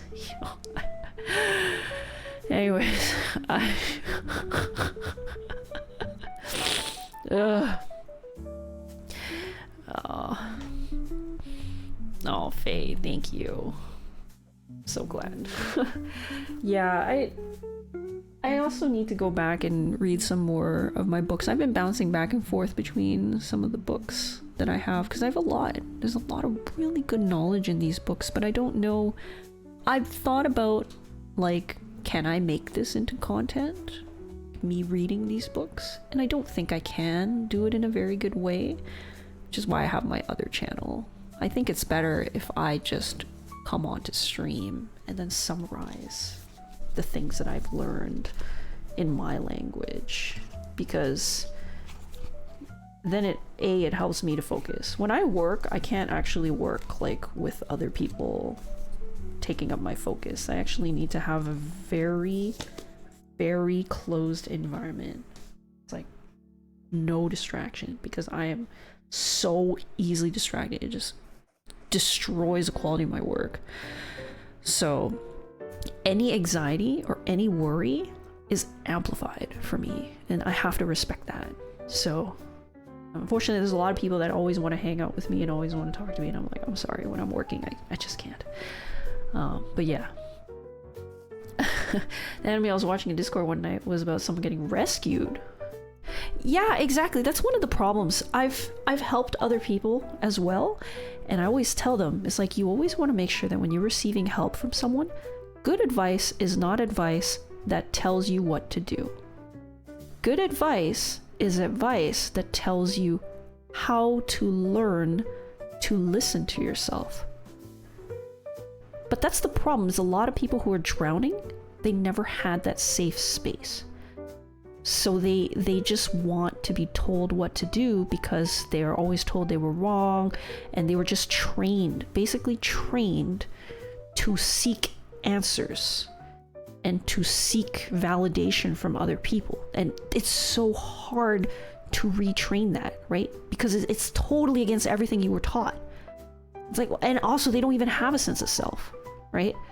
I remember when I was drowning back then, I've had no fucking clue how I even felt, because it was wrong. And it's true. It made no sense in the world because I didn't have neurodivergent support. I didn't have people to support me in these ways. I only was surrounded by people that kept telling me what the fuck to do and that I was doing everything wrong. So yeah, that's not an environment in which you can actually explore yourself. No, hell no. So that's why I say it's a combination of both. You need to seek and create a better environment that allows yourself freedom of self, reflection and understanding and finding and trying out your own comfort, right? And, talks and brain retraining that allows you to, slowly be able to learn to ask yourself those questions. How do I feel? What do I think? Right? Do I think it's okay? And it's okay to have really complicated answers too. And it's okay to not have a final answer too. What's important is the process of listening to yourself and processing your emotions, sitting in your emotions in a safe space. If you are someone who is trying to help someone out, do those two things. Do not try to shortcut it and give them answers, because that's what they're asking for. Because then you're training the wrong thing in them. You're actually going to hurt them. So, yeah. Yeah, maybe Mythos. I might do that. I mean, for now we've got like fighting games on the Fridays, but apparently Libra's not going to be there, so I don't know. We're still going to do the 2xKO, Sky. I still want to do 2xKO. Might have some other people joining us in the future weeks. Or, I don't know. I don't know if we want to take a break, too, from fighting games. We've been doing it every single week. Yeah. Sky! We'll talk about it. We'll talk about it off the side. Oh my god, wait, oh, so yours is a most likely Libra? Oh, I read it now. Most likely. Well, don't push yourself. Yeah. Don't push yourself. It's okay. We got lots of these nights. Might have someone was talking to me about 2xKO for next week. So.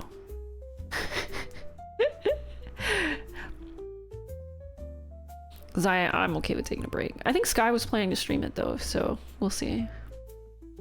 But it's fun when the 4 of us are there. It won't be the same. No, sure. Yeah, don't let it get to you if you cancel reschedule. Yeah, I actually can't really do schedules. I think it actually has a reverse effect on me because it causes me anxiety. And when it causes me anxiety, then it's like a self-fulfilling prophecy. You know, where it causes me, the anxiety causes me to flub everything else leading up to it, and I can't have like a clear mind, and then I swear shit's gonna get in the way, and then I'm just not gonna be able to stream. And then because the autistic side of me is like, if you schedule something, it needs to happen, or I will kill things. But then the ADHD side of me is like, oh god, a schedule, I can't handle a schedule. Why is this there? It shouldn't be there. I don't want it to be there. I really don't want it to be there. I don't want to show up. Because, I don't know. Fuck. Do I have to show up? No. Do other things. It's not interesting. That's not... I have other things to do. It's shiny. Right? And it's the most frustrating thing. So I don't know when something is going to switch on and off. But usually, right, if I have time to think about it, oh, those two will be fighting all fucking day long, right?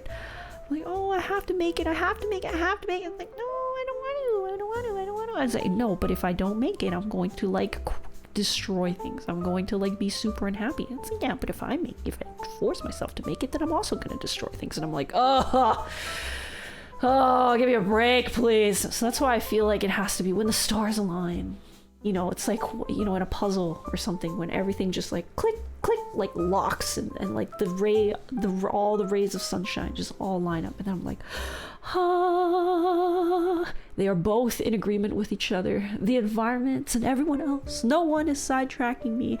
Everything is great. My temperature environment is correct. It's not too hot, not too cold. Nothing is bothering me. There's no other appointments. There's no additional stresses, anxiety. Now I can stream. I've got a long checklist of things I needed before I stream. And also, like, you guys didn't hear this. Gray heard this.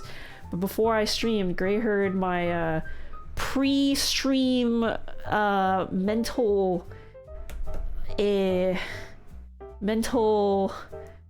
thing that I go through to get myself ready for stream. It's interesting because if you listen to it, you would think that I hate streaming, but I don't. I really like it. It's just if you listen to the things that I say and the things that I do before I stream, it's really weird because what I'm doing is basically I am expressing and I'm getting out all the toxicity.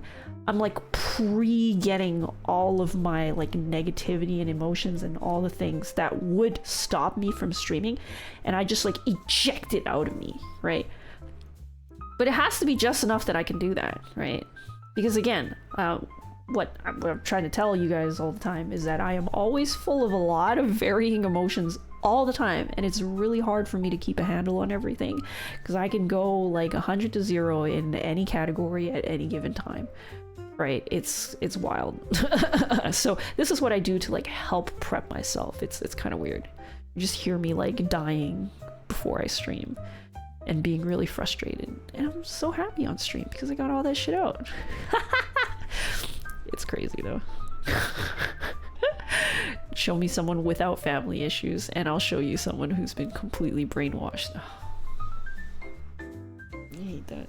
No, I completely agree. I completely agree. It's totally wrong if you have someone without family issues. Unless it's someone who says we don't have family issues because we make sure to work them out. It's like we have issues, but I don't consider them large family issues. Then that's like a really healthy family, right? Like, it's like, oh, we keep our space, we keep our distance, we keep our communication. That's good, right?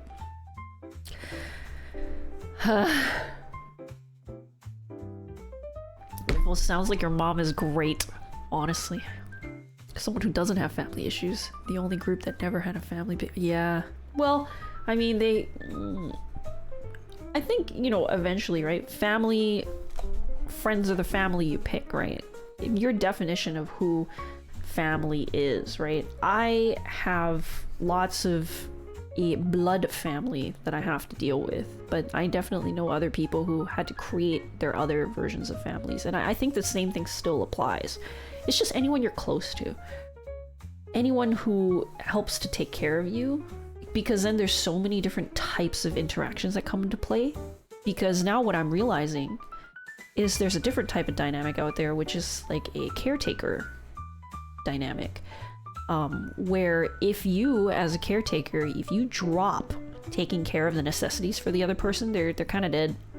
But at the same time, as a caretaker, you need to also be able to recognize and understand your boundaries and communicate that, and also maybe as like a mentor, coach, teacher to student, and that's another dynamic too, right?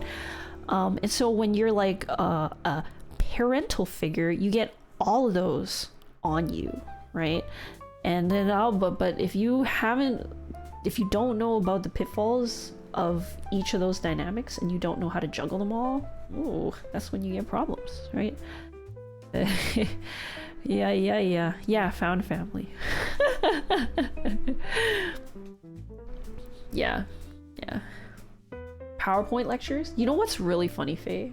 I used to love making PowerPoints. It's funny because I actually, okay, so as an engineer before, a lot of other people, they will use like Figma, they'll use like, oh god, dear lord forbid, what is this stupid fucking Windows program? Visio, oh my god, it was like the fucking like programs that when you were, what was it, UML diagrams and shit? Oh my lord, I cannot for the fucking life of me. So I use PowerPoint. I was like, fuck yeah, I use PowerPoint for my shit. Cause I like the way you make boxes. So don't get me started on PowerPoints, Faye. I don't make good PowerPoints, but I will use PowerPoint for all the wrong things, basically. Yeah, the flowcharts. Yeah, that's what I use PowerPoint for. I use PowerPoint as Visio and as Figma. I actually don't really like Figma and I don't like Visio. I will use PowerPoint for my like brainstorming and stuff. But now actually I like Discord a lot more. Because A, it is everywhere. It's on my phone, it's on my desk. It's Channel, thank you for the raid. Welcome in. How are you? How have you been? Sorry if I sound a little funny. I had a little bit of a reminisce into my past and got a little sentimental. I've never heard of Excalibur. Let me take it out. But Peak? You played Peak? Yo, tell me about it. But yeah, welcome in Shin, welcome in Raiders. Hope y'all are great. I've introduced myself. I guess I should introduce myself. Hi, I'm Reika. I'm a vmanager. I have talent children. I help them. Earlier I was helping Gray. Gray is a super cutie. So if you want to hire me, that's my link. Tenderfoot. You ran into the Scoutmaster. Congratulations. Scoutmaster is a soulmate of many people that I know. He has definitely done non-consensual things to people that I know of. Absolutely terrible person. Yeah. I've seen him. I mean, I haven't seen him. I've heard of someone running into him while on Tenderfoot. Yes. One cute, was it Hector? Yes. So Let me go back and catch up on the chat. Hold on. Yo, Sky, you want a duo 2x KO? Oh my god. Yo, maybe we should keep up tomorrow then. Let's go. Let's go 2x KO tomorrow in the Discord. I'm down. I'm down. Yeah, for those of you that don't know, also we have anime nights on Wednesdays and fighting nights on Fridays, and recently like we've been big on the 2x KO. It's been fun, which is the Riot Games. I think it's in closed beta right now with only a few champ characters. 2v2 fighting game. It's such a party game. It's great. Yeah. Oh, I'm glad you feel better though, Faye, that you're recovered in health. Relate to the OCD side. The ADHD sounds like hell. Yeah, yep, having autism and OCD and ADHD all together is it's a big mixed bag. It's super mixed. It's not even a curry where they all like mix nicely. It's just like a huge bag of like mixed toys and you have no idea what the fuck you're gonna get. You just put your hand in there and you're like, what is it this time? Okay. No fucking clue. extra read all about it. Former Dota player vents out toxic thoughts before starting stream. Good night, anime. Yeah, I was definitely a non-toxic Dota player before, but I fuck that community. Fucking Valve, man. They don't know how to keep a good community. They just know how to breed toxicity. That's why I'm telling you, okay? At least Riot is better. They're trying, right? Oh, I don't know. Who am I to say? The bar is so low over there. It's crazy. 700-meter distance to meet the Scoutmaster? I haven't met him yet. I want to meet him. I want to shake his stupid hand. So, hi Al, how are you? Good to see you. Peak team was running modded. One of the mods was a Scoutmaster would target the person. No, that's so evil. That's so evil. That's so sad. Actually, recently I've been seeing Azure has been really into Peak. It's really funny because he's so many mishaps. So funny. Oh my god. Y'all, I gotta like show you. Yeah, I was there when he like ate a banana. I watched him. I fucking watched him. Azure ate a banana. He put the banana peel down. And then he slipped on the banana peel and fell all the way down.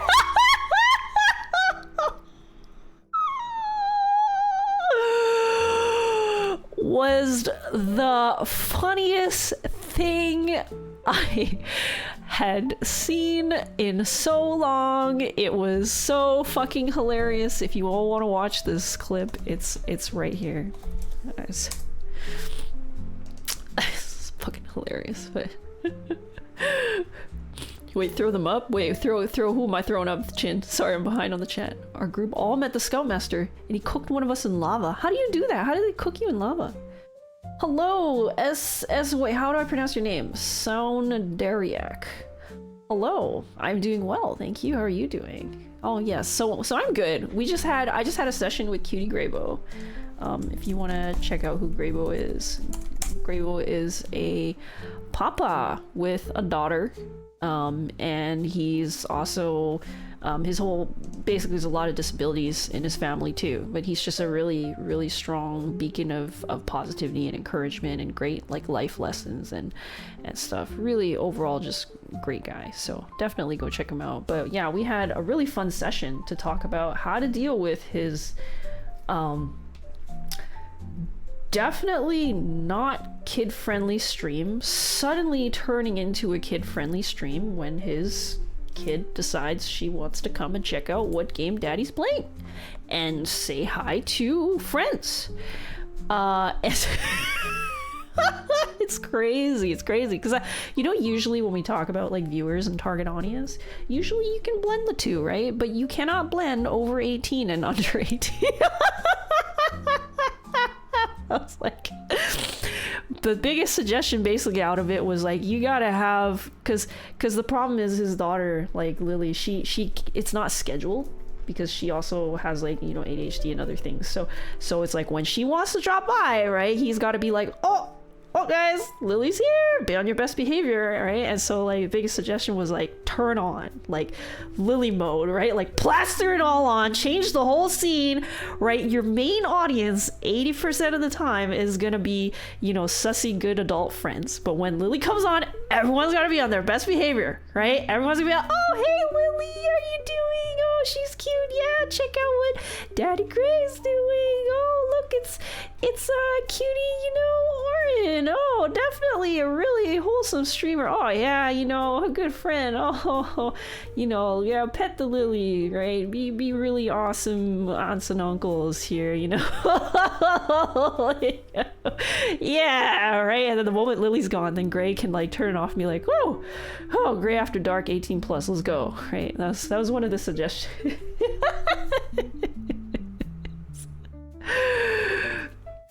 So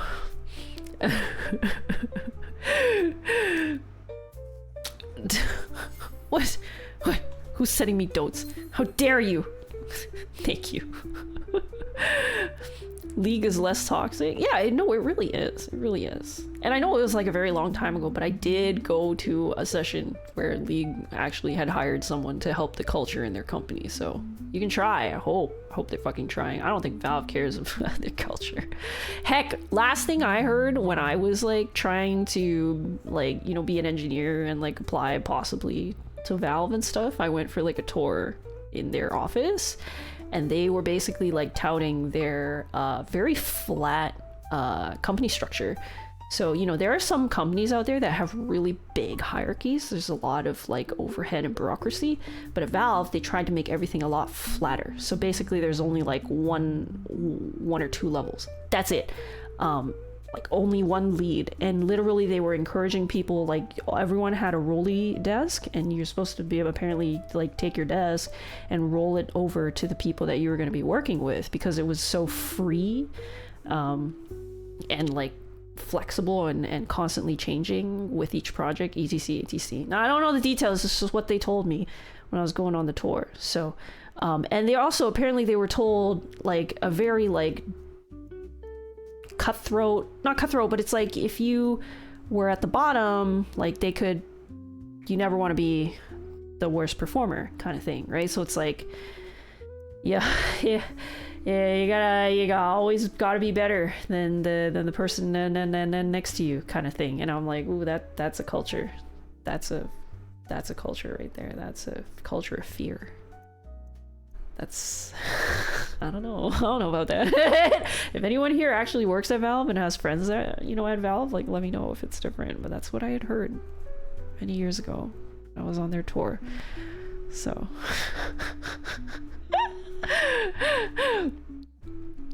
but Arthur the Azure Banana. And then so funny, because then I went and watched Azure again, and he was like doing a solo Ascent 1, which is like the harder difficulty. He fucking is just like, you know, blah, blah, blah. He's just chatting, just having a time, you know, casually going through, you know, he's making it up, right? First world, first level, just, you know, like jump towering around. Everything's fine, right? Comes across mushrooms, he's healing, he's full health, he's great. Comes across 3 mushrooms, chugs them straight. 1, 2, 3. Yeah, guess what? Turns out they were all poisonous, and it actually took his whole fucking health. And he died. And he didn't even recover, because he casually decided to chug 3 mushrooms when he was perfectly fine. It was a wild. You gotta see this shit. It was so funny. Here are your 2 clips here. I clipped them, okay? There's 2 links in here, okay? It's actually fucking hilarious. Yeah, when the kids, yeah, exactly. When Graybo's kids involve themselves, Graybo's got the whole family going on, right? He's got the, I think the wife and missus, and then the 2 kids, and they're all growing. They're growing so fast. You know, it's so funny because I think we've known each other now, like our like FF14 kind of streamy group, right? Like all of us here, that's how we all met, right? We've known each other for like 3-4 years now, and I'm just thinking, like in kid years, oh my god, Gray's kids have grown. They are growing. and so it's like difficult like for him to keep up with the kids. That's why one of the biggest questions I asked was like, do you want to have a separate channel for the kid content? And the answer was kind of like no, because they're growing, they keep changing, and you can't, it's like not consistent, right? So yeah. Wait, what was the napkin in the corner for what? Sound area. Sound. Is it sound or sound? Probably sound, right? Oh, good to hear that you're doing more sound. Yeah, Orn is the most wholesome. Nice! You go make those clips. You put them out there. Did you blow dart him, Hector? You a menace. Good job. I approve. Ah, what you've heard about Valve? Nobody wanting to work on Half-Life 3. They can pick what they work on. Everyone chooses.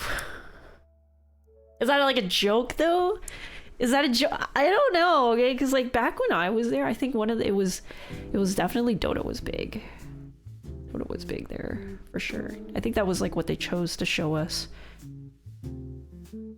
But I think also they like closed the tours. I forget. Was it because of COVID or something? Or I think it was something before that. I forget. But yeah, I saw my teammate run up to someone else during the campfire and just what? Oh my god, I'm so glad we did not hit that yet. You learn from the best? Oh yeah, we all know who the best is in Peak. Sakuno. Dude, fucking I love when I describe Sakuno as like the what to say it, the monster hunter. You the level 999 like monster hunters of Peak. She's like the level fucking 999 Peak hunter. Like so insane. I don't even I wonder, because like wasn't there a time when like the devs would show up through Bing Bong and like I'm thinking like, Sakuno, man, have they ever taken a look at Sakuno? You know, has they ever talked? I want to talk to the devs, right? It's so funny. For Dota 2, I remember them having a punishment system. People voted as toxic into a different... Yes, exactly. We joked about that a lot. Yeah, there was definitely the toxic tier. But that's the thing, is like, you should be punished if you're toxic. You shouldn't be allowed to keep playing. But that they just bred a more toxic culture of toxic fighting toxic. And it's just like... They also let, like, you know, pro players get away with it too, which I think is a problem, because you learn from the role models, you learn from the pros, and if you let the pros get away with toxic behavior, they're the ones role modeling, so everyone's going to learn from them and want to be like them, but you don't want to slap them far enough. So it's nice, it does contain the toxic people, but they're still playing the game. They're still getting away with the toxic behavior. And honestly, the level of toxicity in a general game anyway was already way worse than League. Like, League has done so much more, where they like, you know, are we gonna play League? Am I gonna play League? You know, since I have next week off, maybe I should actually run like some sort of like event. I should actually run the subathon I've wanted to do. 24, 25, 26, 27. There, I can run it on those days. You can do stupid things. You can force me to play League, play some other games. Wait, but that means I won't get other work done. Ah, whatever. We'll figure it out. Well, now for League, there's like automatically, there's no all chat.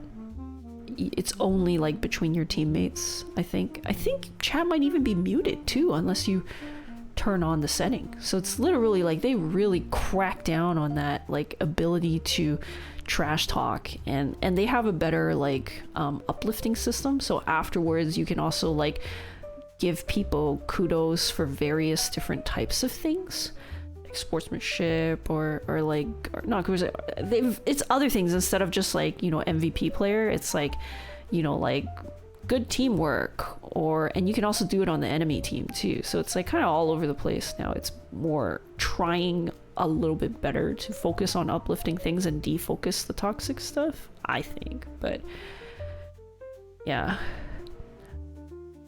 I have no idea. I haven't really played. You can even give your enemy, you can give your enemy commission or commendations. Oh no, son, you're cute. No, you. All of you are cute. Actually, no, sorry. I should be saying what Fryce says, right? I'm gonna train this in me, right? Yes. And you, but also, bitch, I'm adorable. That feels weird for me to say. I don't like this. I like it when someone else says it to me. I like seeing someone else say that they are adorable. Never mind. I'm gonna tell you know what? I'll just say it back to you. Be like, yeah, you're cute, bitch. You're adorable. Yeah, hell yeah. That's better now. Okay, it's rolling. You're adorable. Oh, thank you for the switch. Yeah, because I want to... Okay, well, first of all, like, why do I want to have a subathon? Because funds. But also, second of all, why do I want to have a subathon? Because fun! I actually really like doing fun things. I like doing and holding an event, but to me, I also feel like it is a lot of fucking work as a streamer to organize and arrange all of these things, and so I will kind of really only do it if there is sufficient pay, because it is very taxing, it is very exhausting, and it is a lot of mental and physical work to do it. So that's why. If it doesn't go anywhere, that's great, right? That's also fine. But if it goes places and we do fun things, then that's also great. So I'll see. Maybe next week. Or maybe I should play through Dawn Trail. Should I? Is that enough time? I don't know if that's enough time. Oh, good night, Mifos. Thank you again. Yeah, that's right, bitch. You're adorable. Sleeping through. I can't believe you did that to me last night. Did I really sleep through? You did it 4 times. Is that like fucking like 5 minutes of it? For those of you that don't know, basically, sour you tea because you're bittersweet. Oh, that's actually really nice to say. Thanks. Hello, Zuto.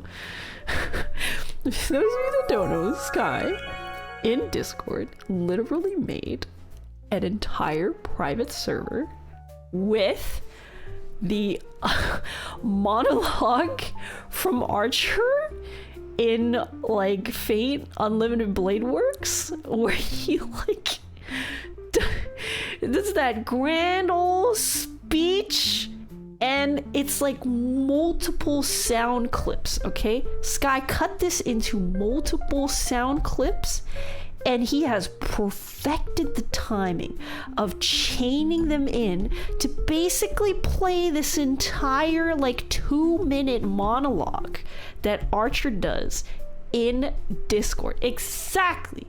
It's fucking amazing. So this is the context. Yesterday in Discord, we were doing weekly anime night, and this is the Discord link for anyone that wants to join. We're doing our weekly anime nights, and I fell asleep while we're watching the last show, which was Ruri Rocks, which is really fucking comfortable.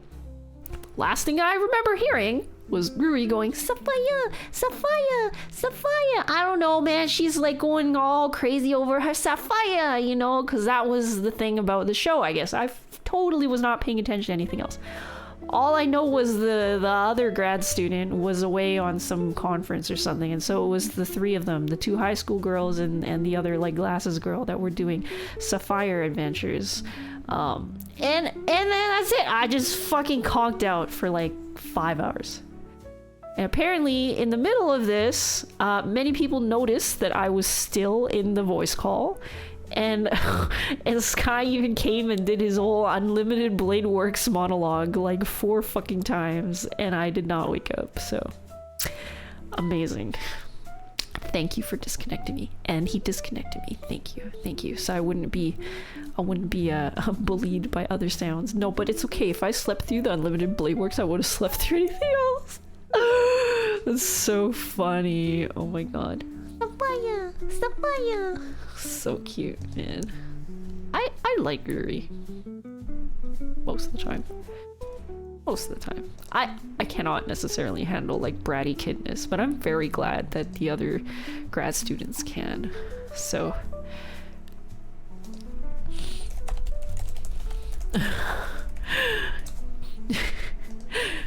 but yeah, oh, it's been nice being able to hang out and chat with y'all again. But I've kind of run out of things to say, so maybe it's time to say goodnight now. Maybe it's time to go. Oh my god, it's only 9:50.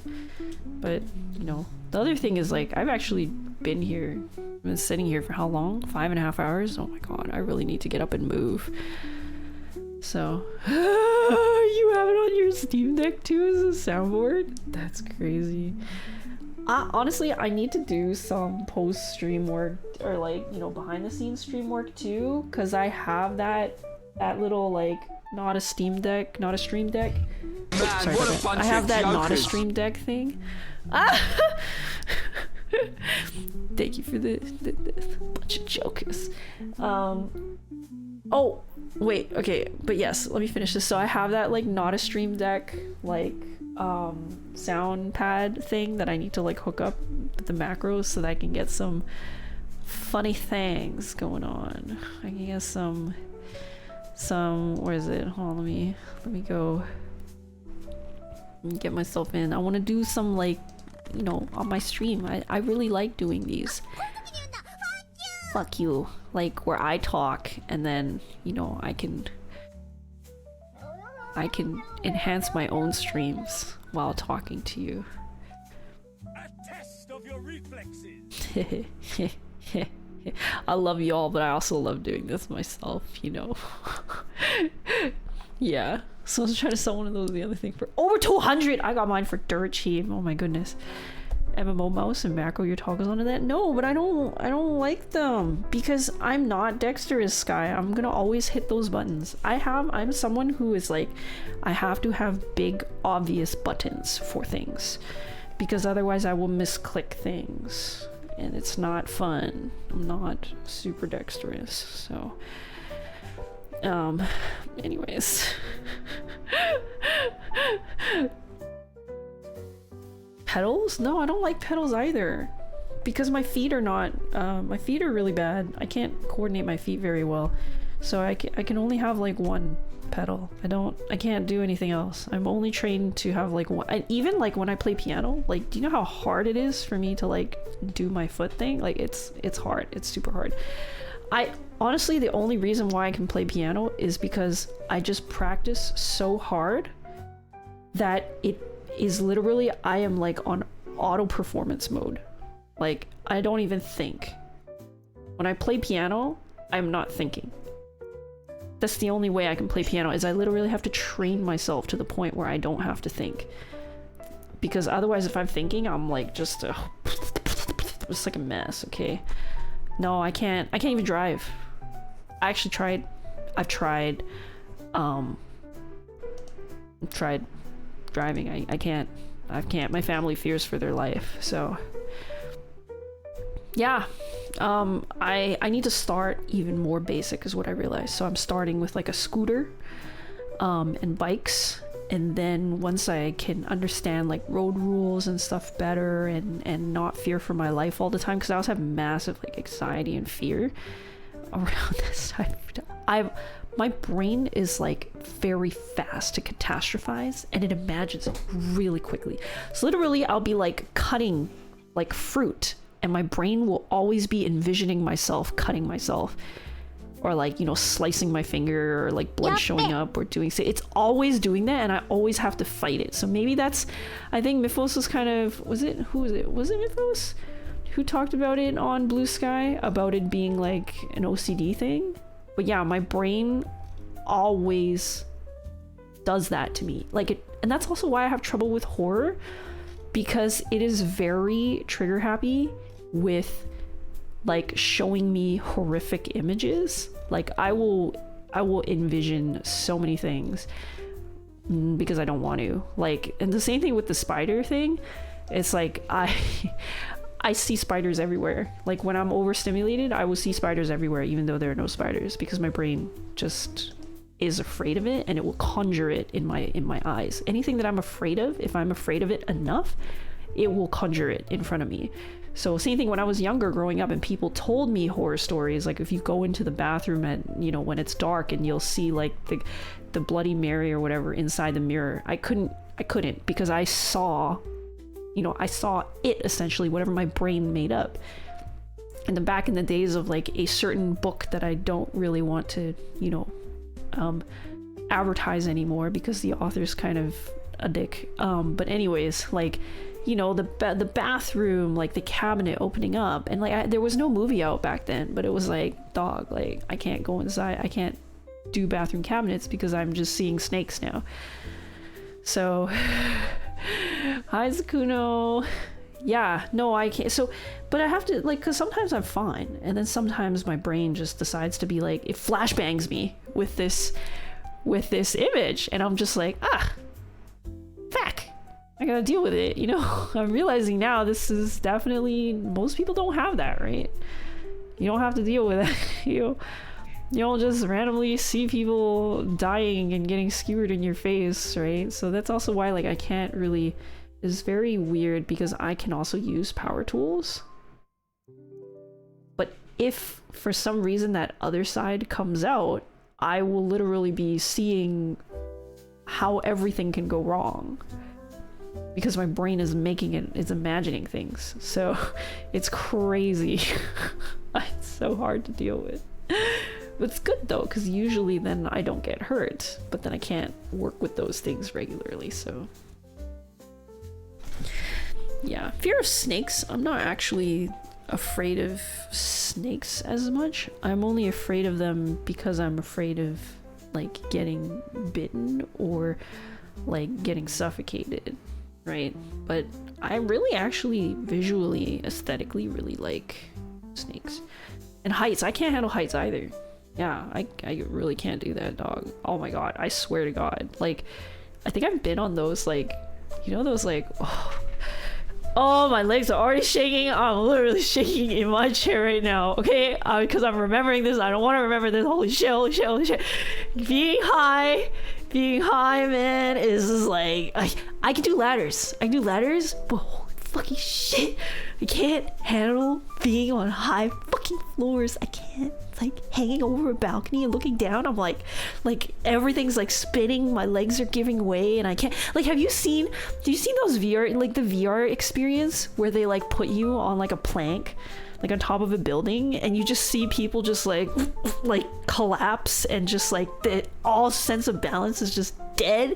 Like, that's fucking me, dude. Like, do you know how many times, because my brain is like this, my brain has actually pre-planned what to do? Is literally logic. It goes, okay, self, if you ever end up in a situation where you need to be on a plank up in the air, why the fuck? But anyways, this is what my brain does because it is catastrophizing and I have to have an answer for it.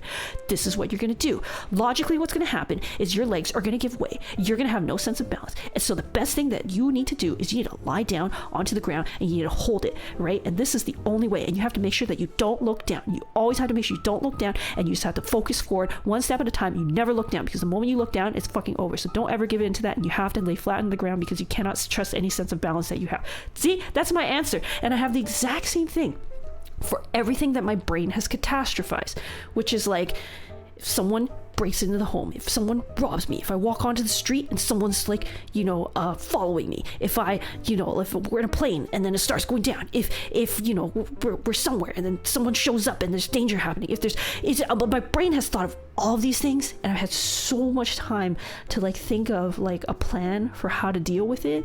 Most other people would be like, but me, I was like, I gotta have answers. The reason why is because I keep having these fears.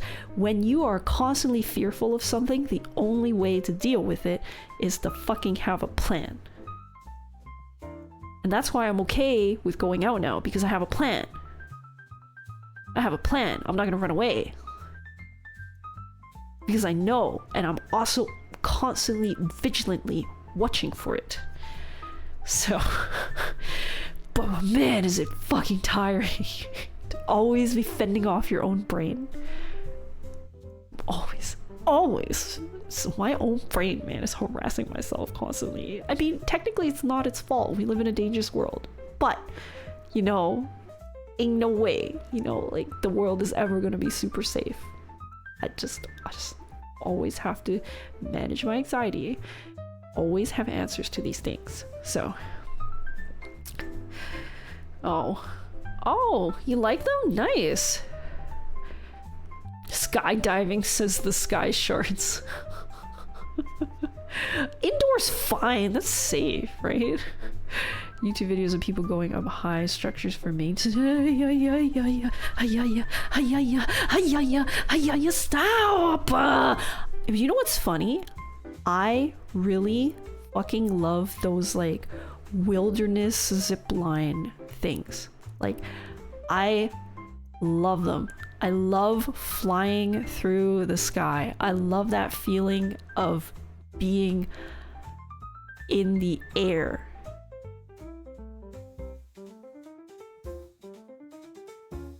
But only in those cases. And I also have to deal with the big screaming behind my brain of, what if it breaks? What if it breaks? What if it breaks? What if it malfunctions? What if it malfunctions? What if it malfunctions? What if you die? What if you die? And I'm just like, oh boy. Oh boy. So usually what I figured out is I went rock climbing one time and they had this like automatic like let you down system. So you don't need someone to be belaying for you. You literally just go up and you trust the machine and you just fall and it lets you down at a constant rate. And I got to the top. They told me that this was going to happen because they had another friend do this. But if you haven't tried the system, you haven't tested the system, you don't have trust in the system, you're not going to jump. And that's exactly what happened. So I didn't get to the top though. I just literally climbed up a little bit past the bouldering height and I couldn't even jump. And they were like, come on, like, you're so close to the ground, like, it's fine. And I couldn't even fucking jump. I was just like, they were like, you gotta do it, you gotta do it. They were like, it's fine, don't worry, it's not that far down, you know, it's fine. And I was like, my brain was like calculating. It's like, if I fall from this height, I'm gonna break a leg, I'm gonna break an ankle, it's still too high, it doesn't matter, it's just above bouldering height, but it's still bad, this is really bad, this is not gonna work out, there's no fucking way, no fucking shot, there's no way I'm gonna let go, there's no way I'm gonna die, my life is flashing before my eyes, these people are absolutely crazy, why are they telling me I need to trust this machine? And you know, and so I just stayed there and I kept looking at other people and I kept analyzing. I was like, okay, this isn't gonna last because my stamina is fucking disappearing. My arms are going dry. Like, I can't do this. So I kept looking at other people use the machine and I was like calculating. I was like, so that's how fast it goes. Has it ever hurt anyone? Has it ever damaged anyone? No, it hasn't had any problems. Okay, so statistically everything is fine. Now I just gotta go do it. And then I was like, but I can't jump. I can't do it. And I was telling my body, I was like, let go. And my body was like, nope. And I was like, let go. And it was like, nope. And I was like, I can't hold on. I'm just gonna collapse. And it was like, we can hold on longer. No, we can't. And it was like the stupidest thing because everyone was just watching me just like be up there just yelling at myself throughout all of this, right? And I'm just and then later I was like, I had this idea. I was like, what if I close my eyes? So I closed my eyes and then let go. And then I opened it back up right away because I was like, I gotta catch my fall, right? And it worked. So that was how I dealt with the auto system, was that I cannot let go unless I close my eyes. Then it's like a leap of faith, moment of truth kind of thing. I let go because if I keep my eyes open, ain't no fucking way I'm gonna let go. Are you kidding me? And then I open my eyes so that I can actually make sure I don't just right? So that's what worked out for me. But holy shit, man, the brain is real strong. It's really strong in neurodiverse people. So, windmills? Oh my goodness. CN Tower outside walk. Yeah. Walking on those towers is like crazy to me. Like, I think if there's places where like the ground is glass, like that fucking scares the fucking shit on me, because I don't, isn't glass like not as sturdy, like it's I can't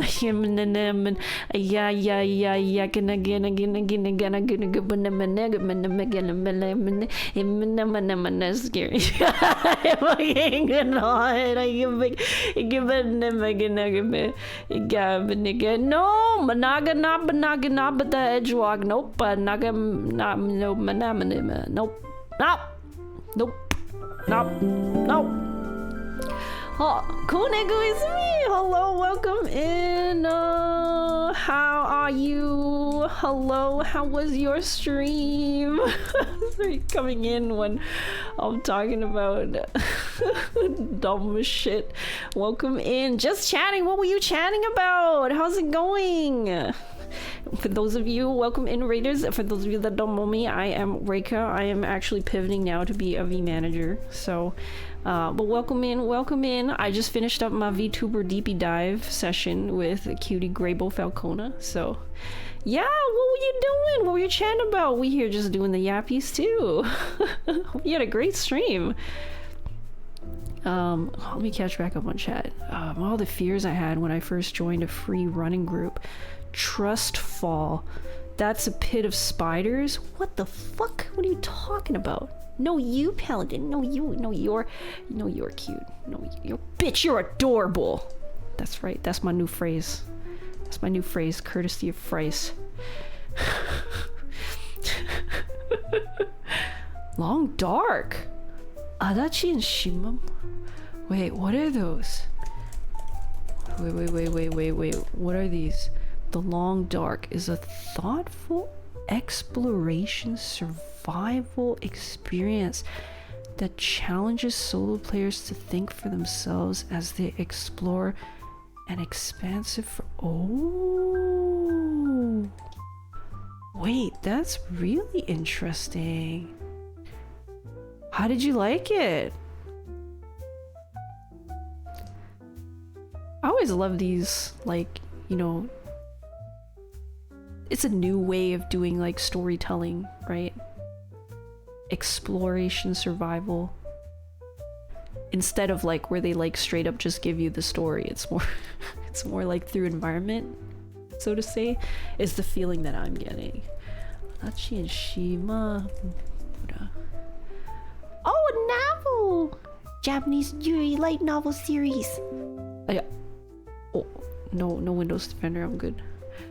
Oh, and they also have an anime. Oh, how is it? Looks like the anime is pretty highly rated too. Huh. As if by fate, two students stumble upon each other in the second floor of the school gymnasium. Yes, my anime list. Hold on. As they gradually foster a budding relationship. Oh, that's some really nice artwork. Their feelings for one another only become more ambiguous. Growing closer by the day, the two must learn to navigate their contrasting personalities, but also determine the depth of their affection for each other. But one of them starts to develop feelings beyond the boundaries of a platonic relationship. Ooh. Oh no! Oh no, this is romance though. This is some... Oh no. Oh no, it doesn't sound like it's all, you know, nice and rosy. There's, oh my goodness. Romance drama is... Sky! Sky, you here to eat this up?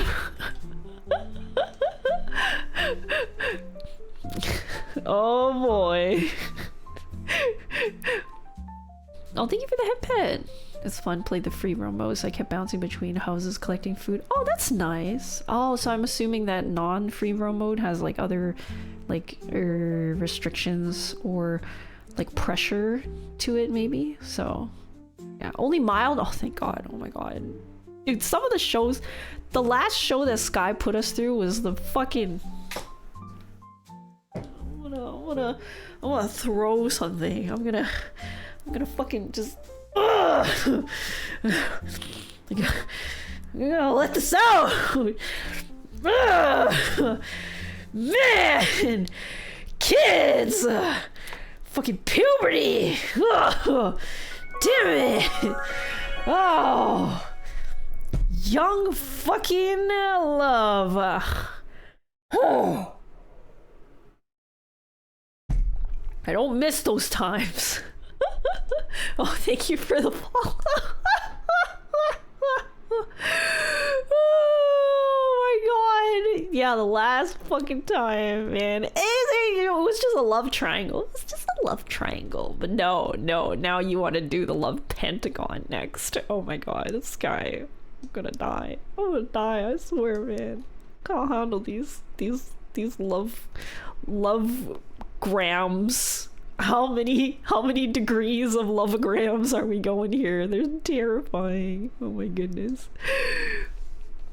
Oh, it depends on the glass. You're having formerly worked.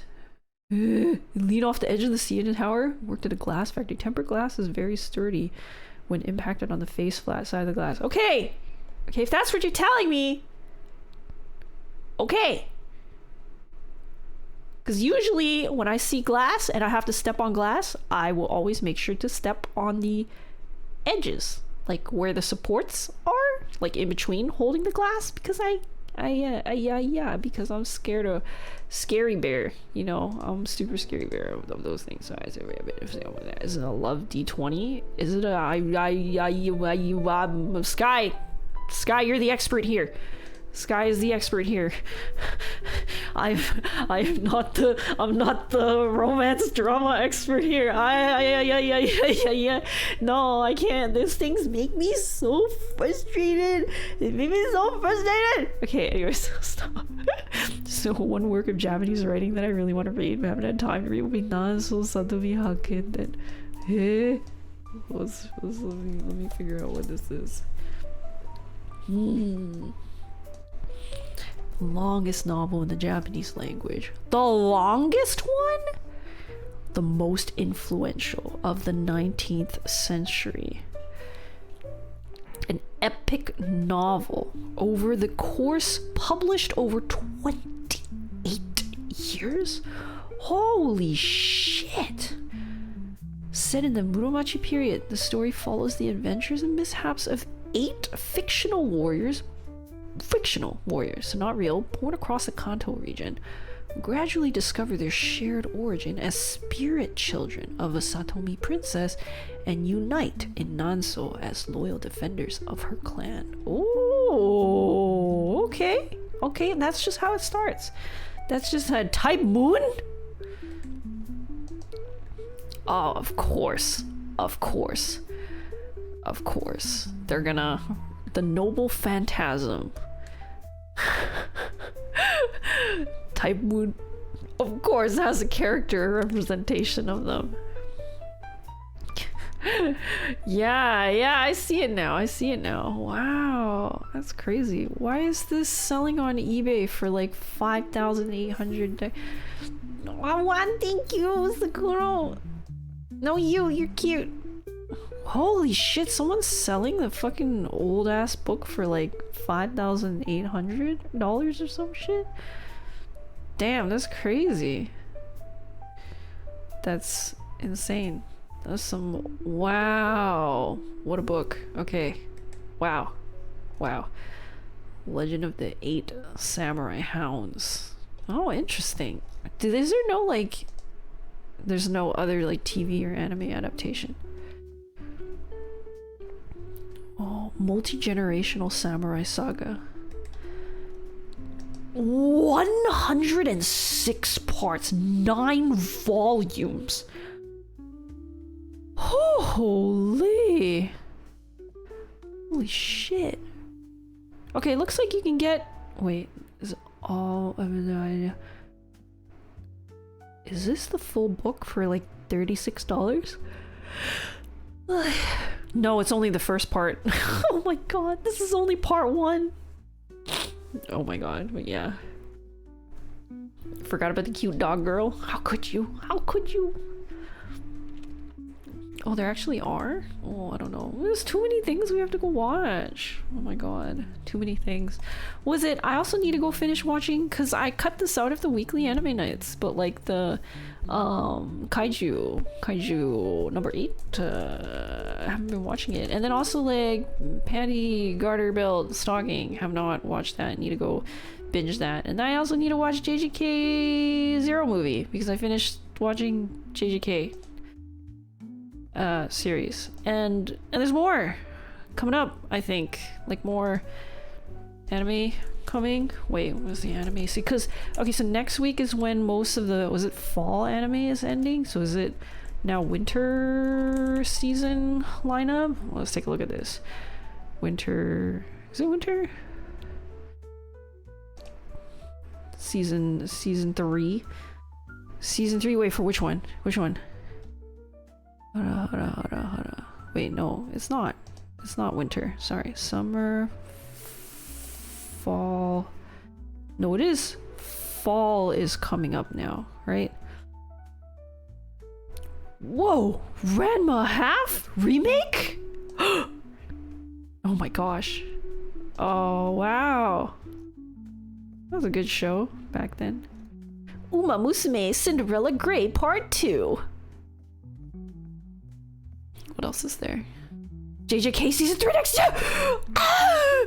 Oh my god. Oh, I want to binge watch that. I can't handle weeklies. I swear. If it's something really intense, I can't fucking handle weeklies.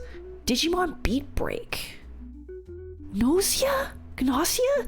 That's the game. That's a game on Steam. Gnosia. I wanted to play that.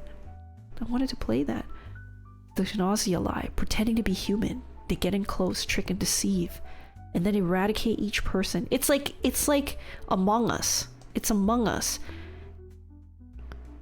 Basically, a crew of a drifting spaceship facing off against mysterious and deadly threat known as the Gnosia or whatever. I don't know how to pronounce it. You have no idea who among them is actually the enemy. The most suspicious upon them will be put into cold sleep one by one in an effort to completely get rid of the ship of the Gnosia. But it's impossible to tell whether the person was actually the Gnosia or just a poor unfortunate scapegoat. So, can the humans emerge victorious, or is mankind doomed? This is interesting. Well. Here, I'm gonna send it to you right here. That one. That's it. It's a game. I saw it's a game on Steam. I've wishlisted it. I just haven't played it yet. So that one has my attention. Monster Strike, Deadverse Reloaded. Oh, I don't know what else. Oh, there's cute little Shibuya Hachi. Music Taiga. Otherwise, everything else is pretty. Oh, it's nice. I guess I'll have to wait and see which one is interesting. Maybe. Oh. Otherwise, yeah. It's nice for me to take a break, then I can catch up on other animes and Final Fantasy 14! Should I finish Dawn Trail? Should I go do Dawn Trail? How long do you think it'll take me? How many streams do you think it'll take me? A week? 5 streams? Jigoku Raku, 2nd season. Freeran's coming out January! Oh my god. Wait, did I even watch the 2nd season of Oshinoko? Did I? Oh my god. I could go back and check. Get JJK 3rd season. Oh. Oh no. No. This is cracked. This is a cracked. This is a cracked winter 2026 season. Holy shit. Okay, alright. I'm gonna wait to fucking binge watch these. Yeah. It's a VN? Oh my god. How many hours per stream? I don't know. How much should it cost you to play 14? I don't know. My wage for the week. I'll put some goals up. Final chapter of Golden Kamui. Medalist, second season. Medalist was super popular in Japan when I went to go visit. Wow, these are... Whoa, whoa. Some of these are really interesting looking, I think. Interesting. Wow. These all look really interesting to me. Okay, that's crazy. January's crazy. There's like no chill in January. I don't know why. They decided to put every single chill in the fall 2025, and then winter is just like freaking, oh my god, shut up. Stupid ads. Winter is just all the craziest things. Fire Force, Fate Strange Fake, Oshinoko 3rd season. Oh my god. Wow. Oh my god.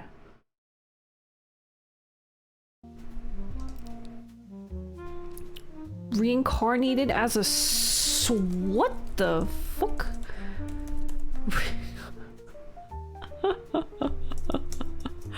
I'm sorry. What? What? As a wait, sword or a slime? You haven't watched Free Rent? Oh, gotta get you to watch it. It's so good. It says Fate Strange Fake is coming out January 2026. Yeah, it's there.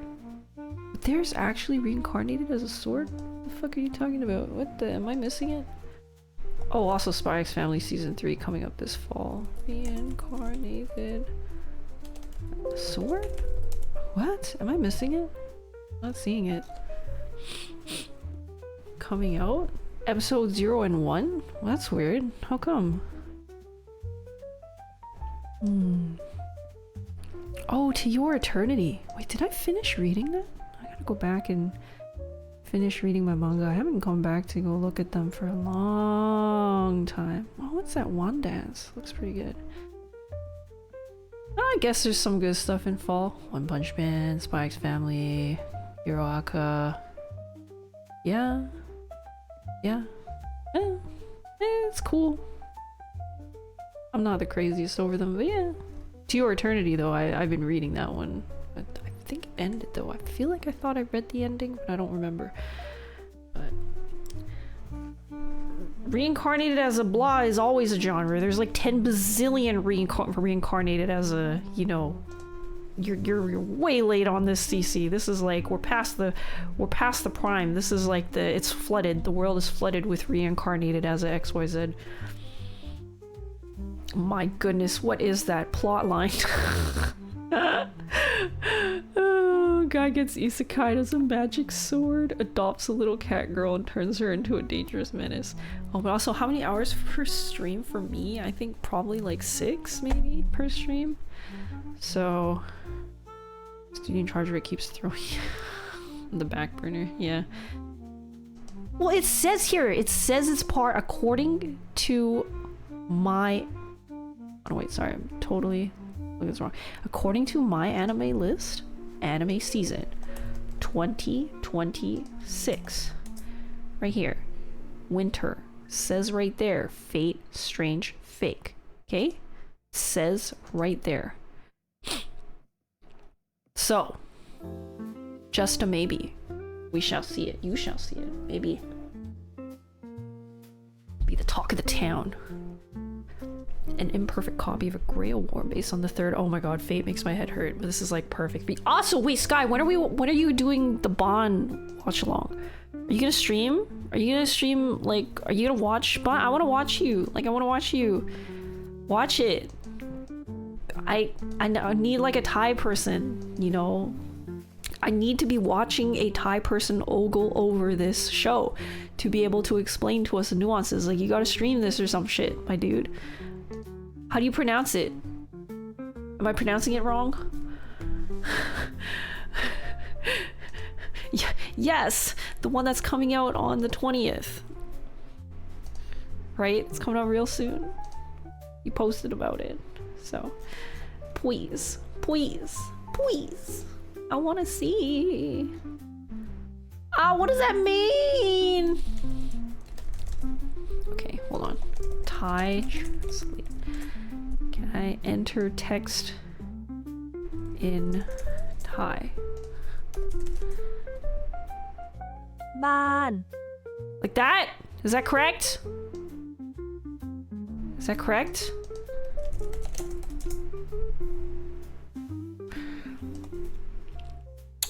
Is that... บ้าน Huh? Is that Bon?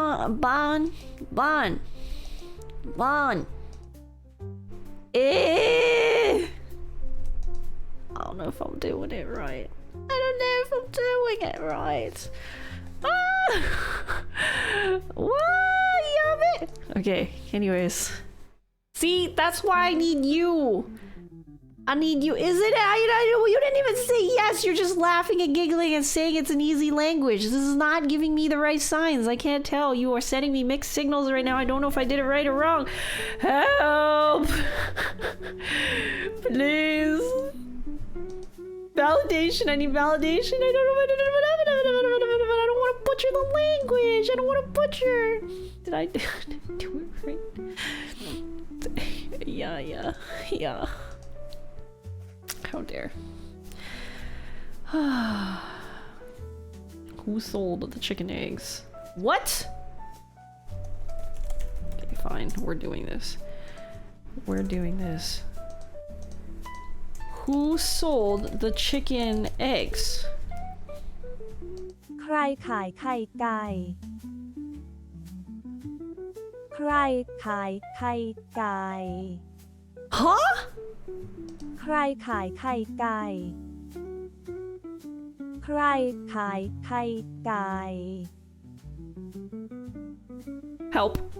ใครขายไข่ไก่ Cry kai. Kai guy.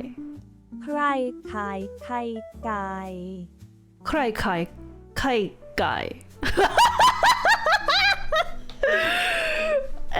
Yeah, sort of, but I feel like I'm totally like Englishing it. Like there's got to be some way that I hold the mouth to like speak it properly, and I'm just not doing it. Like every language has like a way that you like hold your tongue and your mouth and your chin and everything, and the way that you like breathe in and out and like speak. So Thai has got to have something that I'm just missing because it sounded real fucking English. ใครขายไข่ไก่ Kai. I had it, damn it. Okay, one day, that's okay. See, also, what's the language for that anime? But yeah, super excited. I'm gonna schedule that. Wow, how come people have already watched it? I'm already on Reddit. There's like, Bon was really good. Short film was legit. Proper anime, but really high quality anime. People have already watched it? Oh, guys, guys! Oh my god. Oh. But yeah. Alright, I am actually starting to get really tired, so maybe it's time for us to go.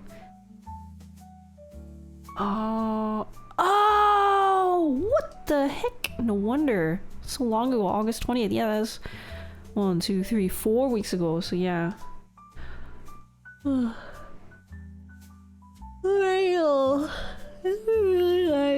Thank you for hanging out with me.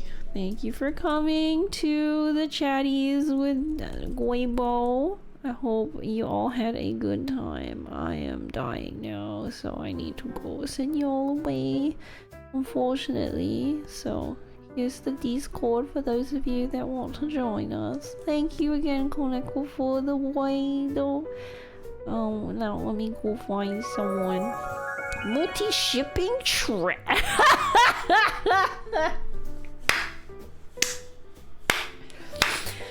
That's how I feel. That's how I feel. That's how I feel.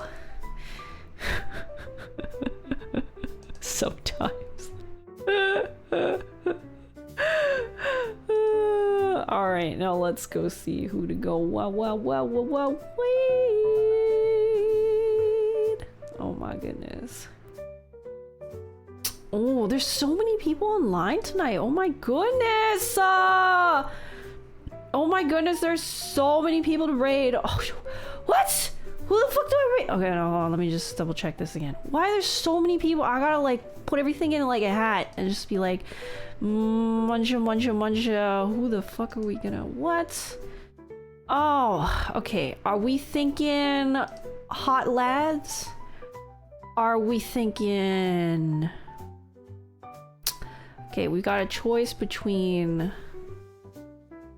hot lads and, hold on, sussy sushi. What else is there? Yeah, hot lads and sussy sushi basically is what I'm thinking of.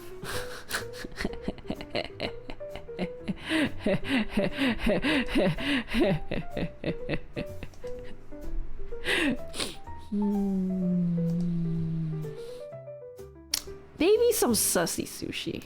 Maybe we'll go with the sussy sushi today. Well, you'll find out. You'll find out. We're gonna go raid Kadasha, because I don't think I've ever been able to raid Kadasha for like a long time. So let's go say hi. But thank you all for coming. Hold on, let me check the, is it a raid message? Okay, so if you're subbed, grab that one. And then if you're not subbed, you can grab this one. So, because if you're subbed, you'll be able to get this out of there. So yeah, thank you again. And of course, you can always hire me as vmanager, of course. But I'll see you all later. Until next time. Jana.